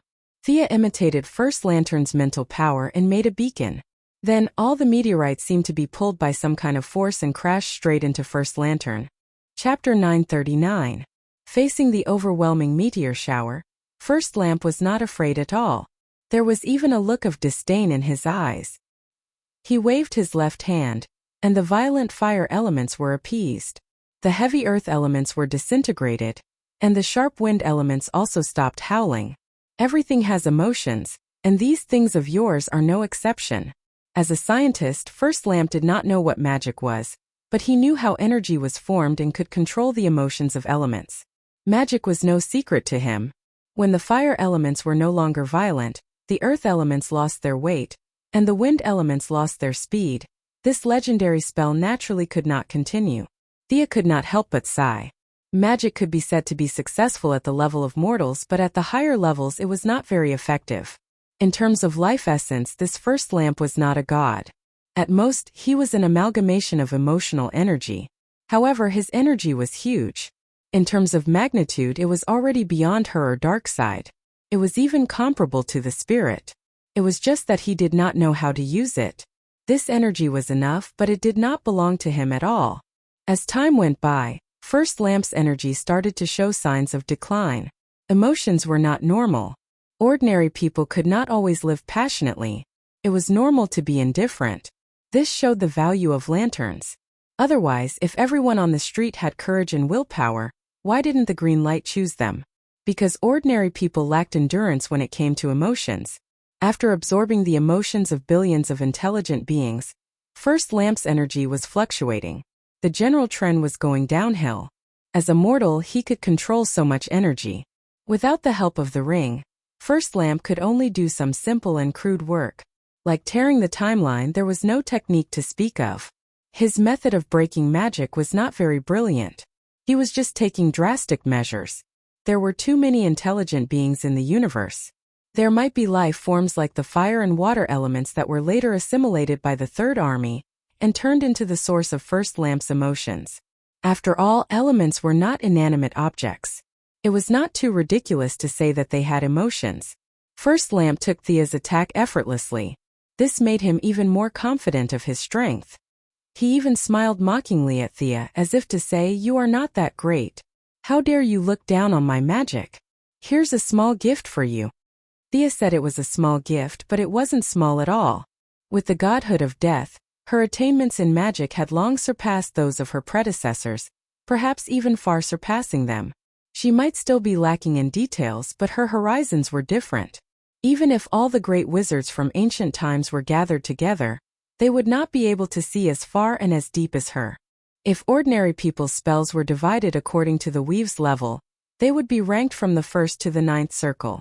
Spells above the 9th circle could be considered legendary spells, and the weave had almost no effect on such spells. It all depended on the caster's own conditions. All legendary mages could cast level 10 spells, and a small number of them could reach level 11. As for the few people who could leave their names in the history of magic with the highest combat power, they could cast spells up to the 12th circle. Legendary mages often looked down on the gods because some spells could not be cast by them. For example, Ares, Diana. They were too focused on their own power, and even casting time stop took a lot of effort.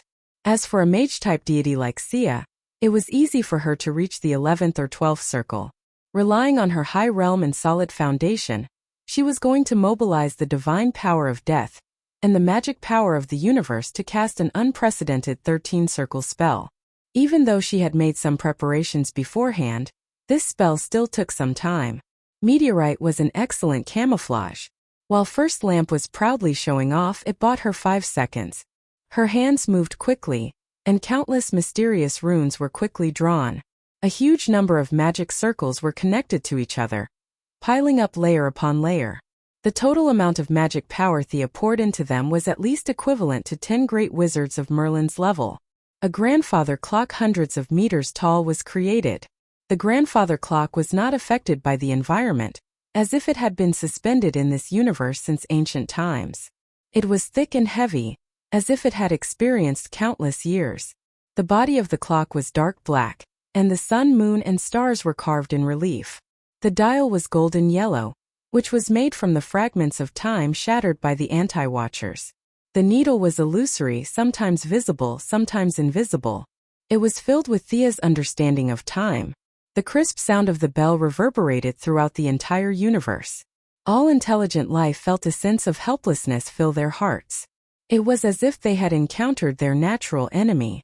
They were helpless, and in the face of the end of everything, some cried, some laughed. With just a crisp sound, the universe quieted down. This was the sound of the bell of fate. The main body of the grandfather clock was still in the hands of Big Brother Fate. Thea went to the Endless Clan from time to time, and naturally saw this thing. Big Brother Fate did not care. Look at it if you want to, I have no objections even if you want to smash it. Thea was not so daring as to smash the entire bell of fate, but that did not stop her from simulating a part of its functions.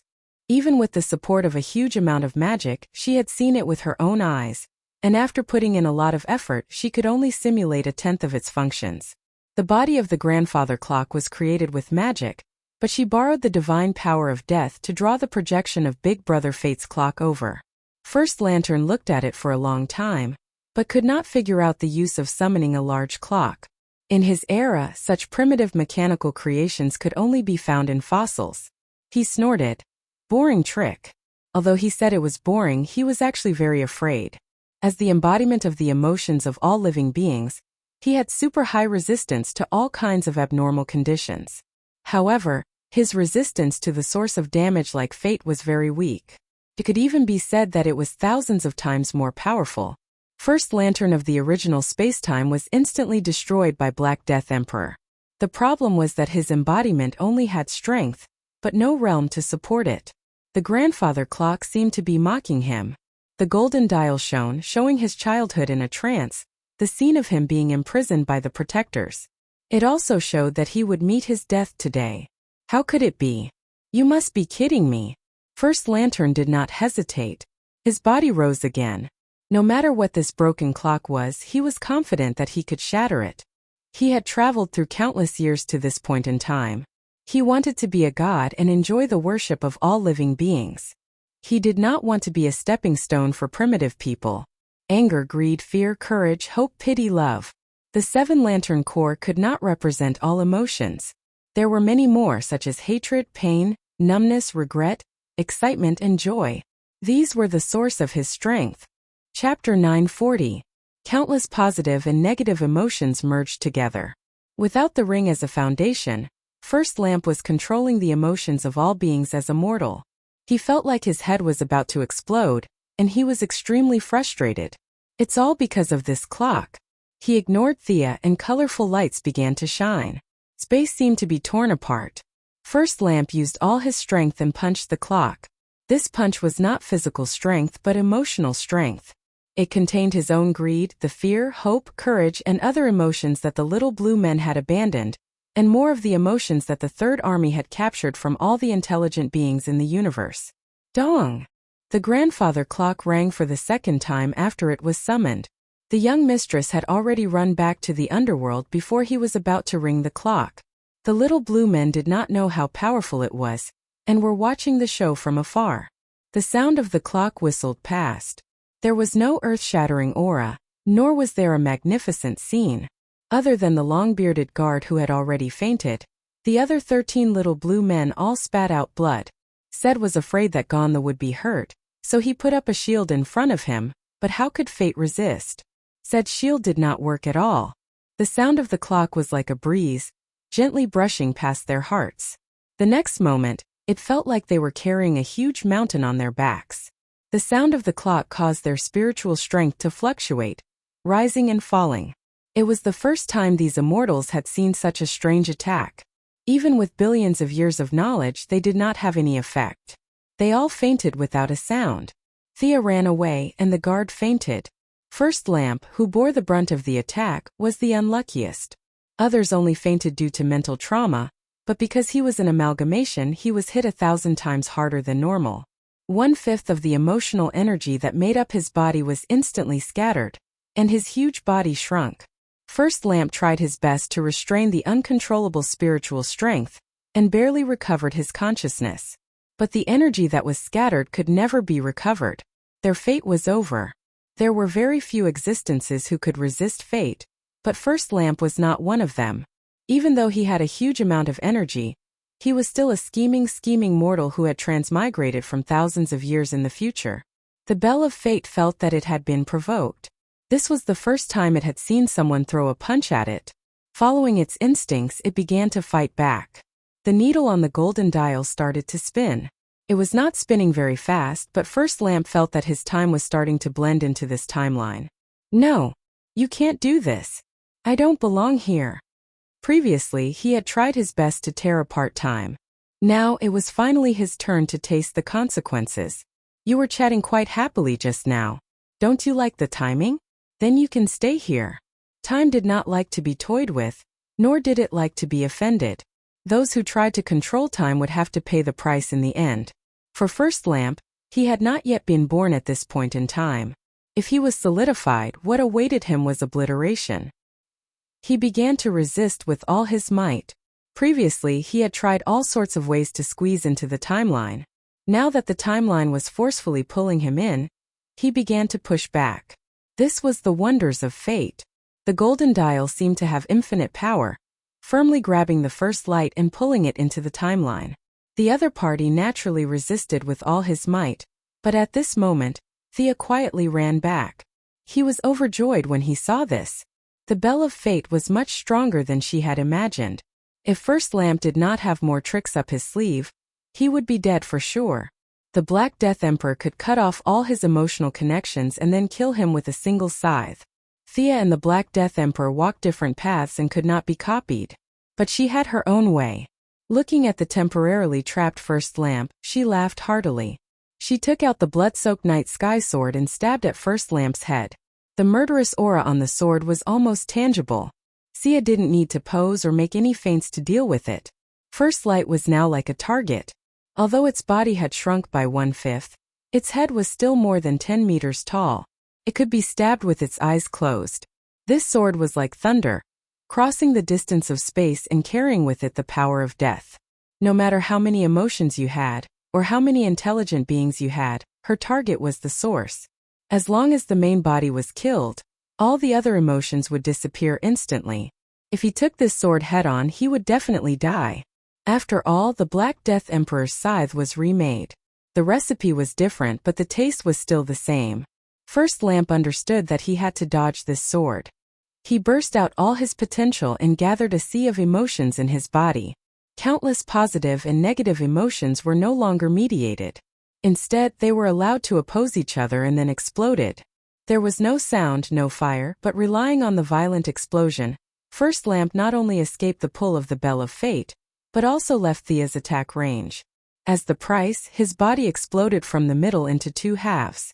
Countless emotional energy turned into nothingness and returned to the world, but more of it was sucked in by the Bell of Fate along with the other half of his body. No!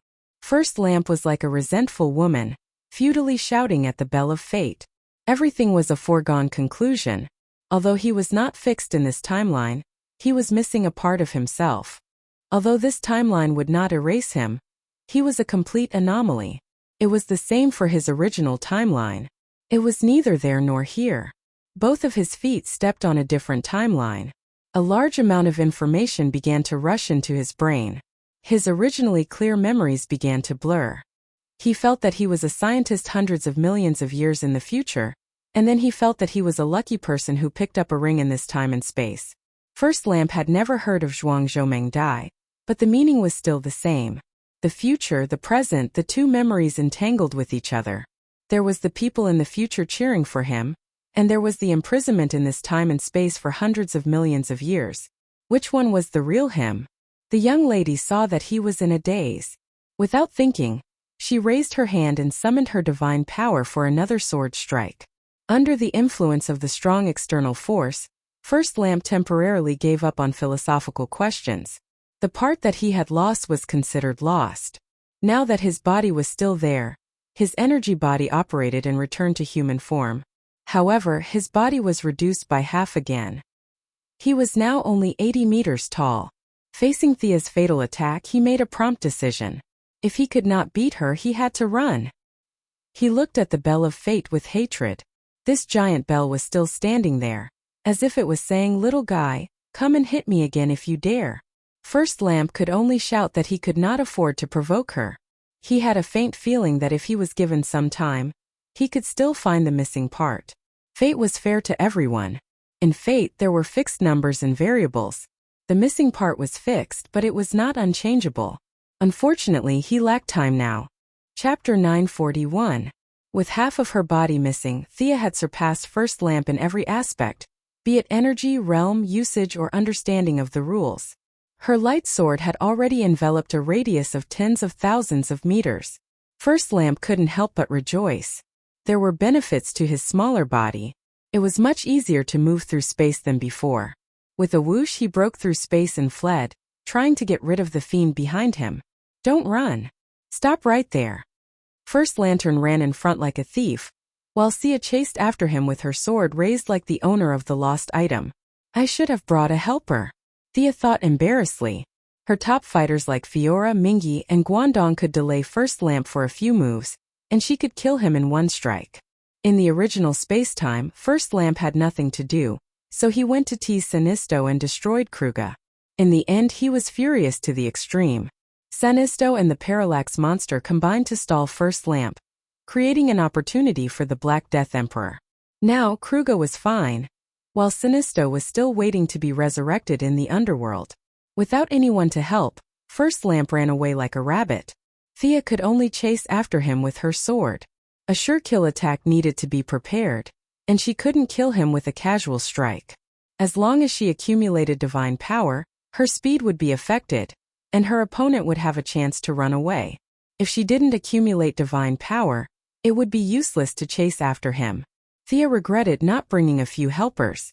She didn't know that First Lamp didn't feel good either. He had endured for so many years, and just as he escaped, his dream of returning to the original spacetime with great power collapsed. He couldn't go back to show off. What was he trying to do for so many years? The more he thought about it, the angrier he got. However, he didn't dare to go back and fight with Thea for 300 rounds. He could only vent his anger on the planets by the roadside. He grabbed a planet about the size of the moon, ignored the cries of the intelligent life on it, ran to the side of the planet and threw it at Thea. Damn! Thea was shocked. When Batman and the clown were chasing each other on the road, the clown would at most throw a bomb or rocket behind him. This person in front of her, on the other hand, threw a planet.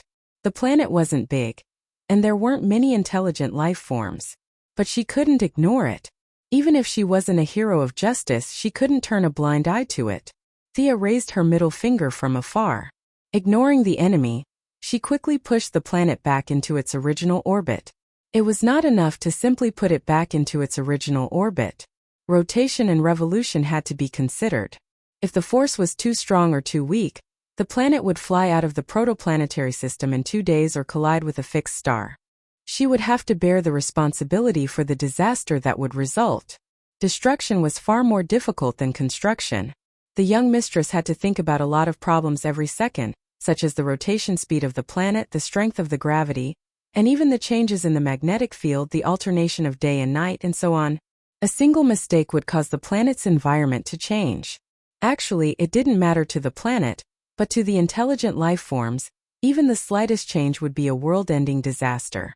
She was afraid that she had made a mistake in her calculations, so she called for extreme speed to go to 10 years later to take a look.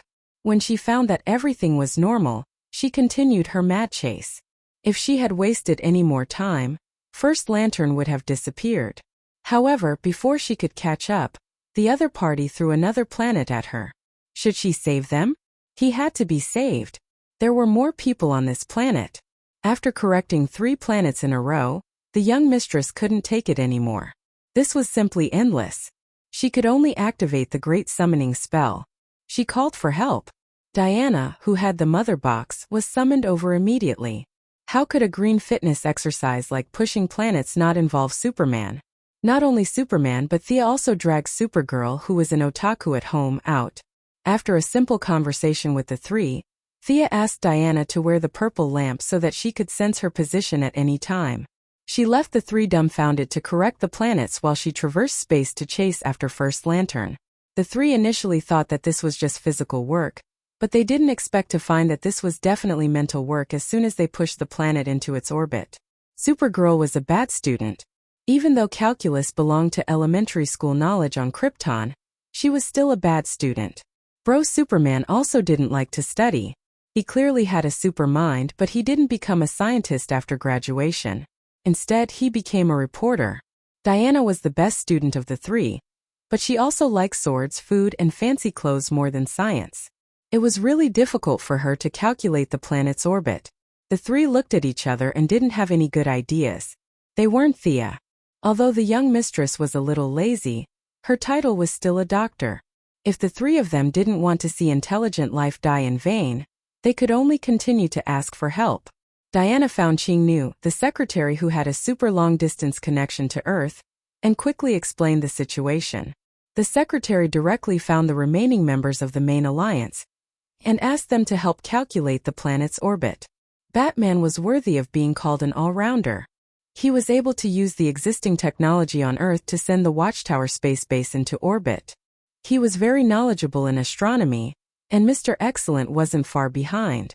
With the help of the Flash and the AI, the results were sent to the 3 of them. They had just solved this problem when Thea started to call for help again. They could only follow up. First Lamp saw that Thea was worried and was overjoyed.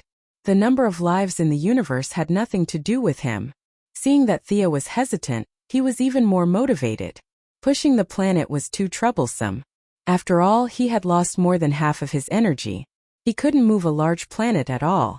However, this person was indeed sinister. He had started to tamper with the planet's interior. Thea could only do the preliminary work and left the rest to the 3 of them. The 3 of them sent the analysis results to the think tanks on Earth and asked them to help think of a solution. The planet has been deflected 180 degrees. The north and south magnetic poles have reversed. What do we do? Waiting online urgent. The star has shifted. The entire galaxy has changed. What do we do? Waiting online urgent. Half of the planet has been pulled into the black hole. What do we do? Waiting online urgent. A bunch of messy problems were sent back to Earth. Batman was sweating profusely. No matter how smart he was, he couldn't handle it. His brain was also made of flesh, not a supercomputer. He had never thought about many things that were too obscure. He could only call for help. Those with doctorates in the main alliance were called over. Firestorm, the fat old man, the Atom Man, the Frost Killer, Barbara, a doctorate in archives management, and Cisco Ramon, a civilian scientist who didn't have a doctorate. A bunch of people were called over to help. With the team's efforts, they finally resolved all kinds of disasters. If this was a game, then everyone's astronomy knowledge would definitely be increased by a level. Chapter 942. Thea didn't know that a bunch of people on Earth were so busy that they were vomiting blood. In order to catch up with First Lamp, the 7-Lantern Corps, including the Red Lantern and the Orange Lantern Corps, were all called over to stop the enemy. Laffles was also unwillingly pulled out by threats and promises. In her opinion, the Orange Lantern was the only one who could exchange a few blows with First Lamp, even though this guy's IQ was too low. She didn't need the Lantern Corps soldiers to deal much damage to First Lamp, as long as they could report their whereabouts and be able to stop him at the critical moment. Stop! At the critical moment, the Green Lantern Guy Gardner made a contribution. His position was not far from First Lamp. His courage was second only to Hal Jordan.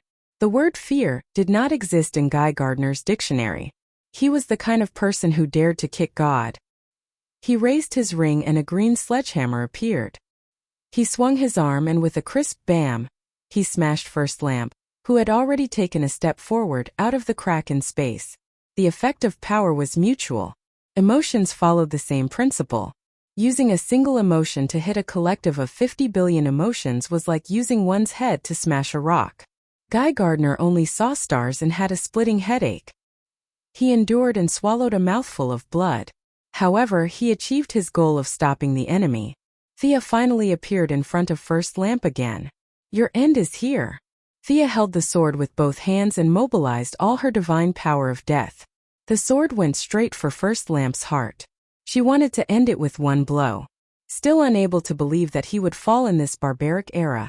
First Lamp didn't even know Thea's name. Facing a sure-kill attack, he mobilized all his emotional power and tried to communicate with the surrounding environment. He couldn't change the cause. He wanted to change the result. The empty space instantly changed. The stars disappeared, and Guy Gardner, who was not far away, became a passerby. Everything seemed to have returned to Earth. The battlefield became the White House and a small Belgian village. He tried to find the crack in Sia's heart and create his own escape route. After chasing for half a day, he finally had some understanding of the divine power of death. He didn't know what it was called, but it was very pure. As long as he destroyed this purity, there was a way out. He could even fight back. Thea snorted.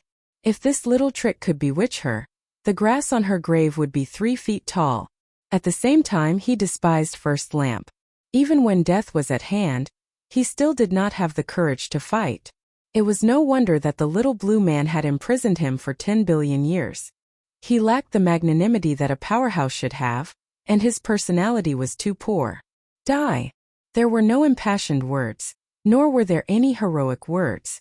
The black longsword in his hand crossed the distance and stabbed into First Lamp's chest. Spare me, I don't know you. First Lamp was still trying to resolve her hostility with words. Unfortunately, the divine power of death passed through the layers of energy and found his true body. Thea's gaze also followed the godly power.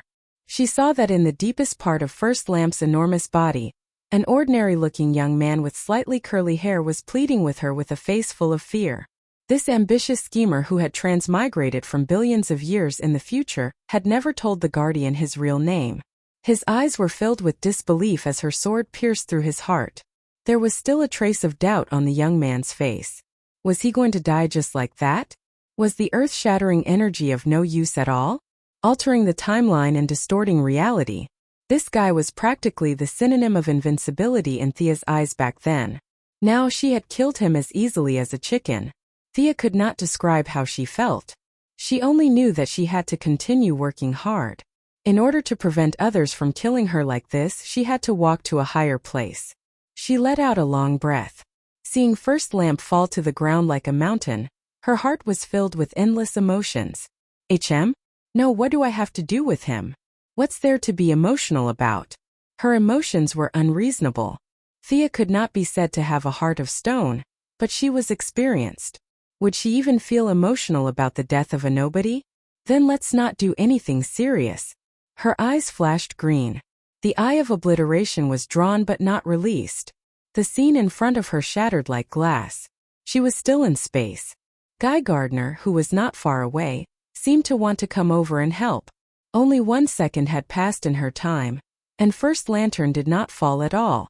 Instead, he looked at her in horror. My sword should have hit you. The god of death does not lie. How are you still alive? Missy was puzzled. She looked at First Lamp from head to toe. She did not expect him to answer her question. After thinking for a while, she said, You use some kind of delaying method, right? You pushed the fatal attack to 200 years later? Hey, that's a good technique. Come and take my sword again if you can. Using energy to delay the fatal attack, and using emotions to influence Thea unknowingly. First Lamp did have some tricks up his sleeve. Unfortunately, he was not strong enough. No matter how beautiful these tricks were, they were useless. You're pissing me off. First Lamp was forced into a dead end. He could only reveal his last card. A 5-colored giant that looked exactly like him walked out of his body. The two looked at each other with a paralyzed expression. However, the one that came later was more serious and wooden. There was no spirit in his eyes like a puppet. This time Milady was completely surprised. This guy had a lot of tricks up his sleeve. He had delayed the fatal attack and used emotions to confuse Thea. Then, according to the Flash, he had created a time remnant without anyone noticing, creating a self that was parallel to his own timeline. First Lamp was very clever at using emotions. This was not surprising. After all, this was his original plan. However, Thea did not expect him to be so involved in time. Unlike the time remnant created by the extreme speed, First Lamp used his own energy to create one.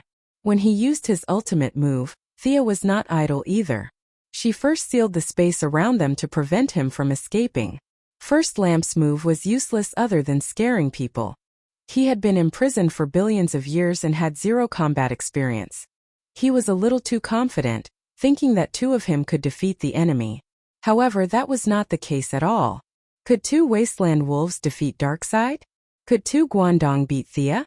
The higher the level of a battle, the less effective it would be to have more people.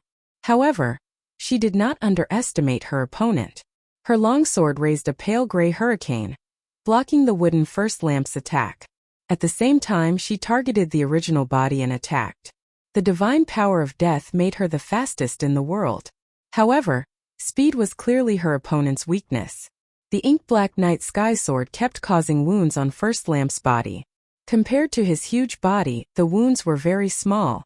First Lamp was like a body of pure energy. He did not have blood. What flowed out was a type of energy. After several attacks, he could not hit Thea. Not only did the 2 First Lamps not help, but they were also a mess. Chapter 943. Guy Gardner was ready to help. In order to protect his pride, Thea could only let him be in charge of holding back. However, after 3 moves, he had to retreat helplessly. He couldn't fight and had been dodging the skills. This was not a game. There was no rule that teammates could not be hurt. Whether it was Thea or First Lantern, the attack range was very wide. If he didn't want to go to the underworld to find his old friend Hal Jordan, he had to dodge back and forth at full speed. Instead of risking a few hits, it was better to watch from the side. As Guy Gardner retreated to the side to help, Thea's attacks became fiercer. Although she couldn't play a fatal blow, the divine power of death still had its own uniqueness. Thea went at full speed, slashing at First Lantern, who was as big as a mountain. His opponent's speed was far slower than his, and his body was big, so it was not convenient for him to turn around.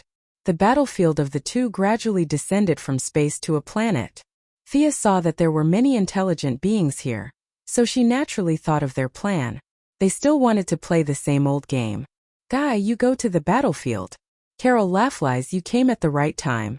Go help. She just asked Green Lantern to save people. Whether or not he could save them, this gesture had to be made.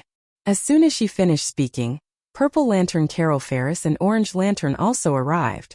Thea was overjoyed. Why don't you all go together? The battlefield was tens of thousands of kilometers long.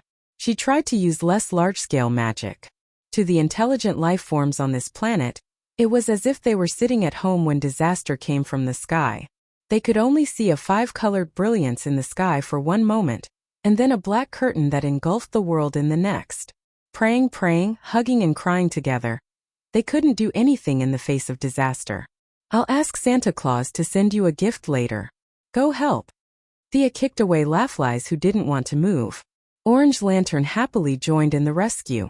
This guy waved his hand and summoned an army. His efficiency was unusually high. You can't kill me with this attack. We have no grievances, so why do you keep chasing me? First Lantern was very passive. He couldn't fight and he couldn't run. Thea's sword could destroy tens of thousands of his feelings, but what was the use? He still had 50 billion emotions, so the tens or hundreds of thousands that were cut off were nothing. Of course it's useful. Your vision is too narrow and you're neglecting yourself. Thea let out a long sigh. It was actually quite tiring to keep moving at high speed. Being called narrow-minded by a primitive woman, First Lantern was not happy. He moved quickly and took a step forward, ready to launch a surprise attack while Thea was talking. However, he found his own problem a big problem. His originally colorful body now seemed to be shrouded in a thin layer of gauze. It was gray but very fine. Today is your doomsday. Everything is over. First Lamp's body was a little stiff. The effect of this state was actually not long. It was an application of the dead mixed soul. The two positions were very compatible, but Thea did not understand it well enough. She lacked tens of thousands of years to settle down. The combination of the two was very shallow, but it was enough to deal with First Lamp. There was no time to delay. Thea once again saw the young man with great ambition but little talent in his body. He was pierced by the black sword for the second time. After fighting for half a day, First Lantern could only buy himself a few more minutes of life. It was meaningless. Leaving his main body twitching on the ground, she pointed her sword at Remnant Time. This time it was even simpler. In less than a minute he was killed. Remnant Time turned into dust. He did not belong here. He was squeezed out of the timeline the moment he lost his life. Thea flew to First Lantern's side and looked down at this opponent. His huge body started to wither from his fingers to his arms to his neck. The emotional energy lost its support and dissipated in space like a candle in the wind. The expression on First Lantern's face could be described as strange. I will return again. Even if my life form has changed, perhaps I am no longer myself, there will be a time when I return. That is the night before dawn. This is the scene that fate has shown me. First Lantern's face was already shrouded in the black air of death.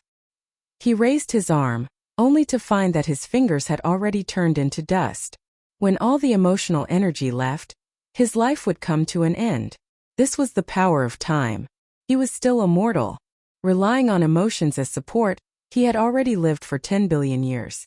His human body had long reached its end. Emotions have abandoned me. Next time, I will return as an enemy of emotions. First Lantern cracked open his mouth and made an extremely arrogant declaration. Then, he turned into a pile of gravel in his laughter. What's with the arrogance?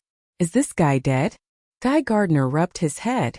Seeing that their battle had ended, he slowly flew over. Carol and Laughless were also looking forward to the answer. Thea looked at them with a strange expression. He should be considered dead. She had some guesses about the specifics, but could not tell them in detail. First Lantern actually made a vow like a great ambition before he died. Although he was immortal, he had enough energy. As the saying went, the unity of all people, gathering all emotions, could indeed make the impossible possible. This was a variable in fate. He wanted to return on the eve of dawn and destroy all emotions. Fate neither agreed nor disagreed with his bold words. It was extremely neutral. Was it a lights-out event? Thea thought to herself. It did not look like it. Lights out was actually a form of protection for the universe. It prevented the emotional spectrum from drying up and causing the Big Bang.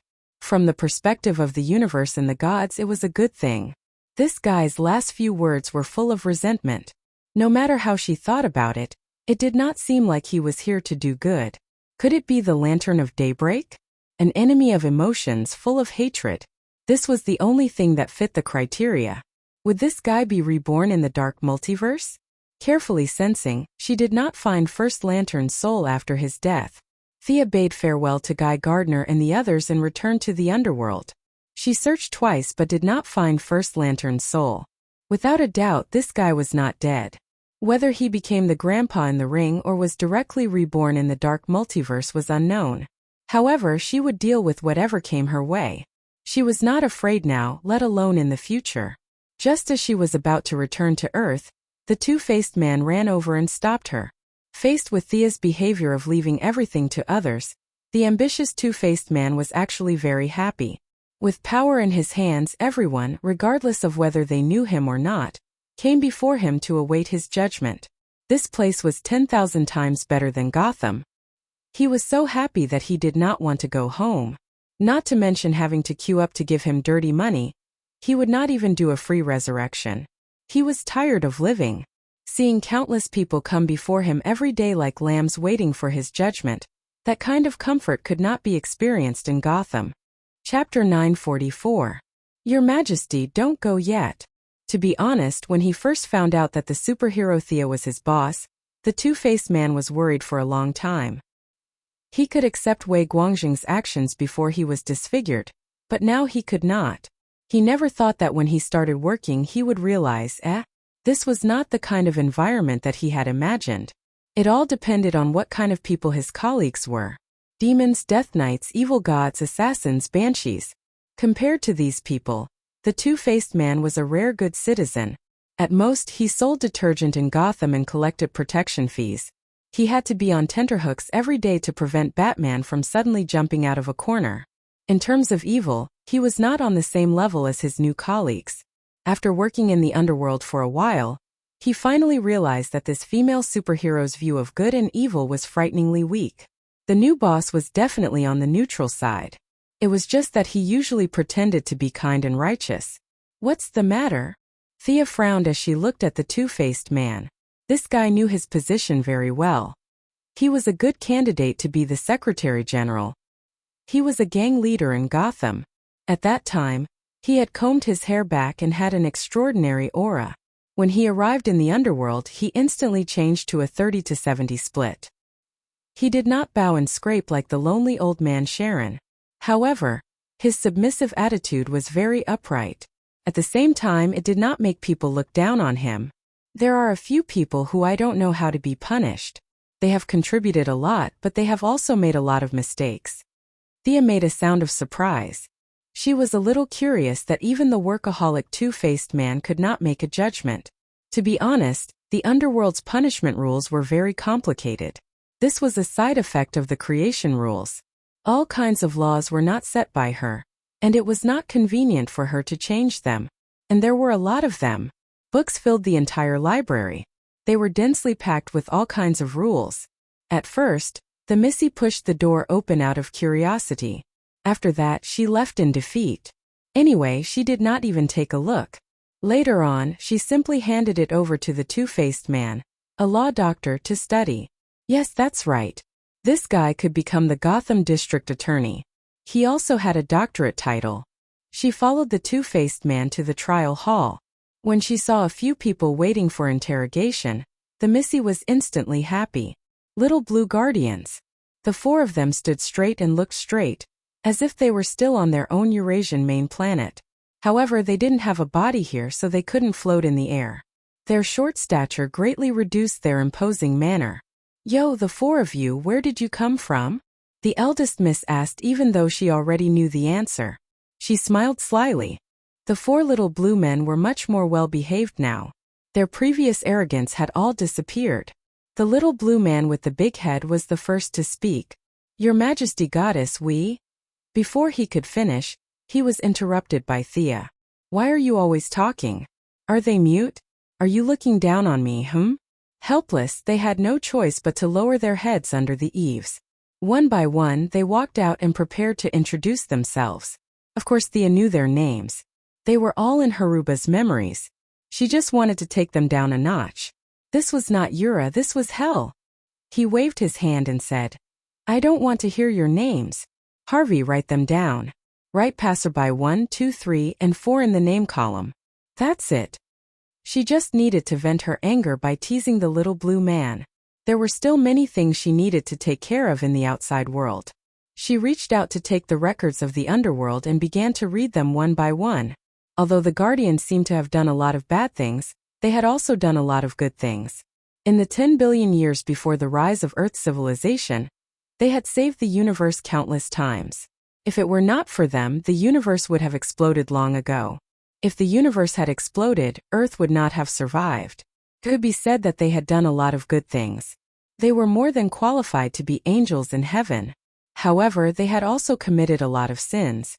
Kalana had modified the settings of the mechanical hunter to kill all intelligent life in Sector 666. This could be blamed on Kalana. However, was this the only time the mechanical hunter had made a mistake? The records of the underworld said no. There had been more than one mistake. Was there no bloody massacre during the rise of the Green Lantern Corps? Were there no innocent sacrifices in the process? When the entire universe heard about the establishment of the Green Lantern Corps, they all rushed to spread the news. This was obviously impossible. Even Kerrigan and Lady Styx, who still occupied a few sectors, had a lot of say. They had used the tug-of-war to grind down many galactic overlords. Their status as the universe's police force had been earned through killing. Furthermore, the selection criteria for this Green Lantern Corps was completely up to Lantern Ring. One could be a Green Lantern just because one had courage. Was one necessarily a good person just because one had courage? In the end, the Third Corps had destroyed many planets. How many races had completely disappeared in the vast universe? It was impossible to calculate. The merits were not small, but the sins were also huge. This was the reason why the two-faced man could not make a judgment. Alright, I'm a kind old man. I can't bear to see people suffer. Since we know each other, I won't punish you to hell. Didn't you brag about protecting the universe? I'll punish you to be reborn as ordinary people. You'll have to experience the difficulties of life. In the underworld, Thea had the highest authority. These words were equivalent to the final judgment. Neither the two-faced man nor Minos had the right to interfere. The two-faced man hurriedly wrote down the records according to the rules. Thea took the pen and quickly signed her name. This matter was considered effective. Off you go. The four little blue people were taken away by the staff to be reincarnated. She flipped to the last page and saw that these guys were killed by Atakitis. The few of them were knocked unconscious by the Bell of Destiny. Thea went to chase after the first lanterns. The unconscious guardians were tragically picked up by Atakitis, who passed by. When enemies met, their eyes turned red. The Red Lantern leader did not hesitate to tear them apart. That was a real tear. They were still unconscious and naturally could not resist. Inexplicably, they became ghosts. When they regained their consciousness, they were already in the underworld. It could be said that they were completely confused ghosts. Are there only these four guys? She asked the two-faced man, just the four of them. Thea nodded. It seemed that Gantherside's life was spared. It was most likely that some hero who passed by saved them. The 8 First Lantern Guardians also seemed to be alive. Everything was normal in the underworld. She hurried back to the universe. As expected, around the Bell of Destiny, a few groups of First Lanterns were arguing with each other. John Stewart and the new Green Lantern Simon Bartz led more than 10 Green Lanterns to protect the 8 First Lantern Guardians. The long-bearded little blue man was unconscious when the First Lantern broke out of the prison. He was not affected by the Bell of Destiny.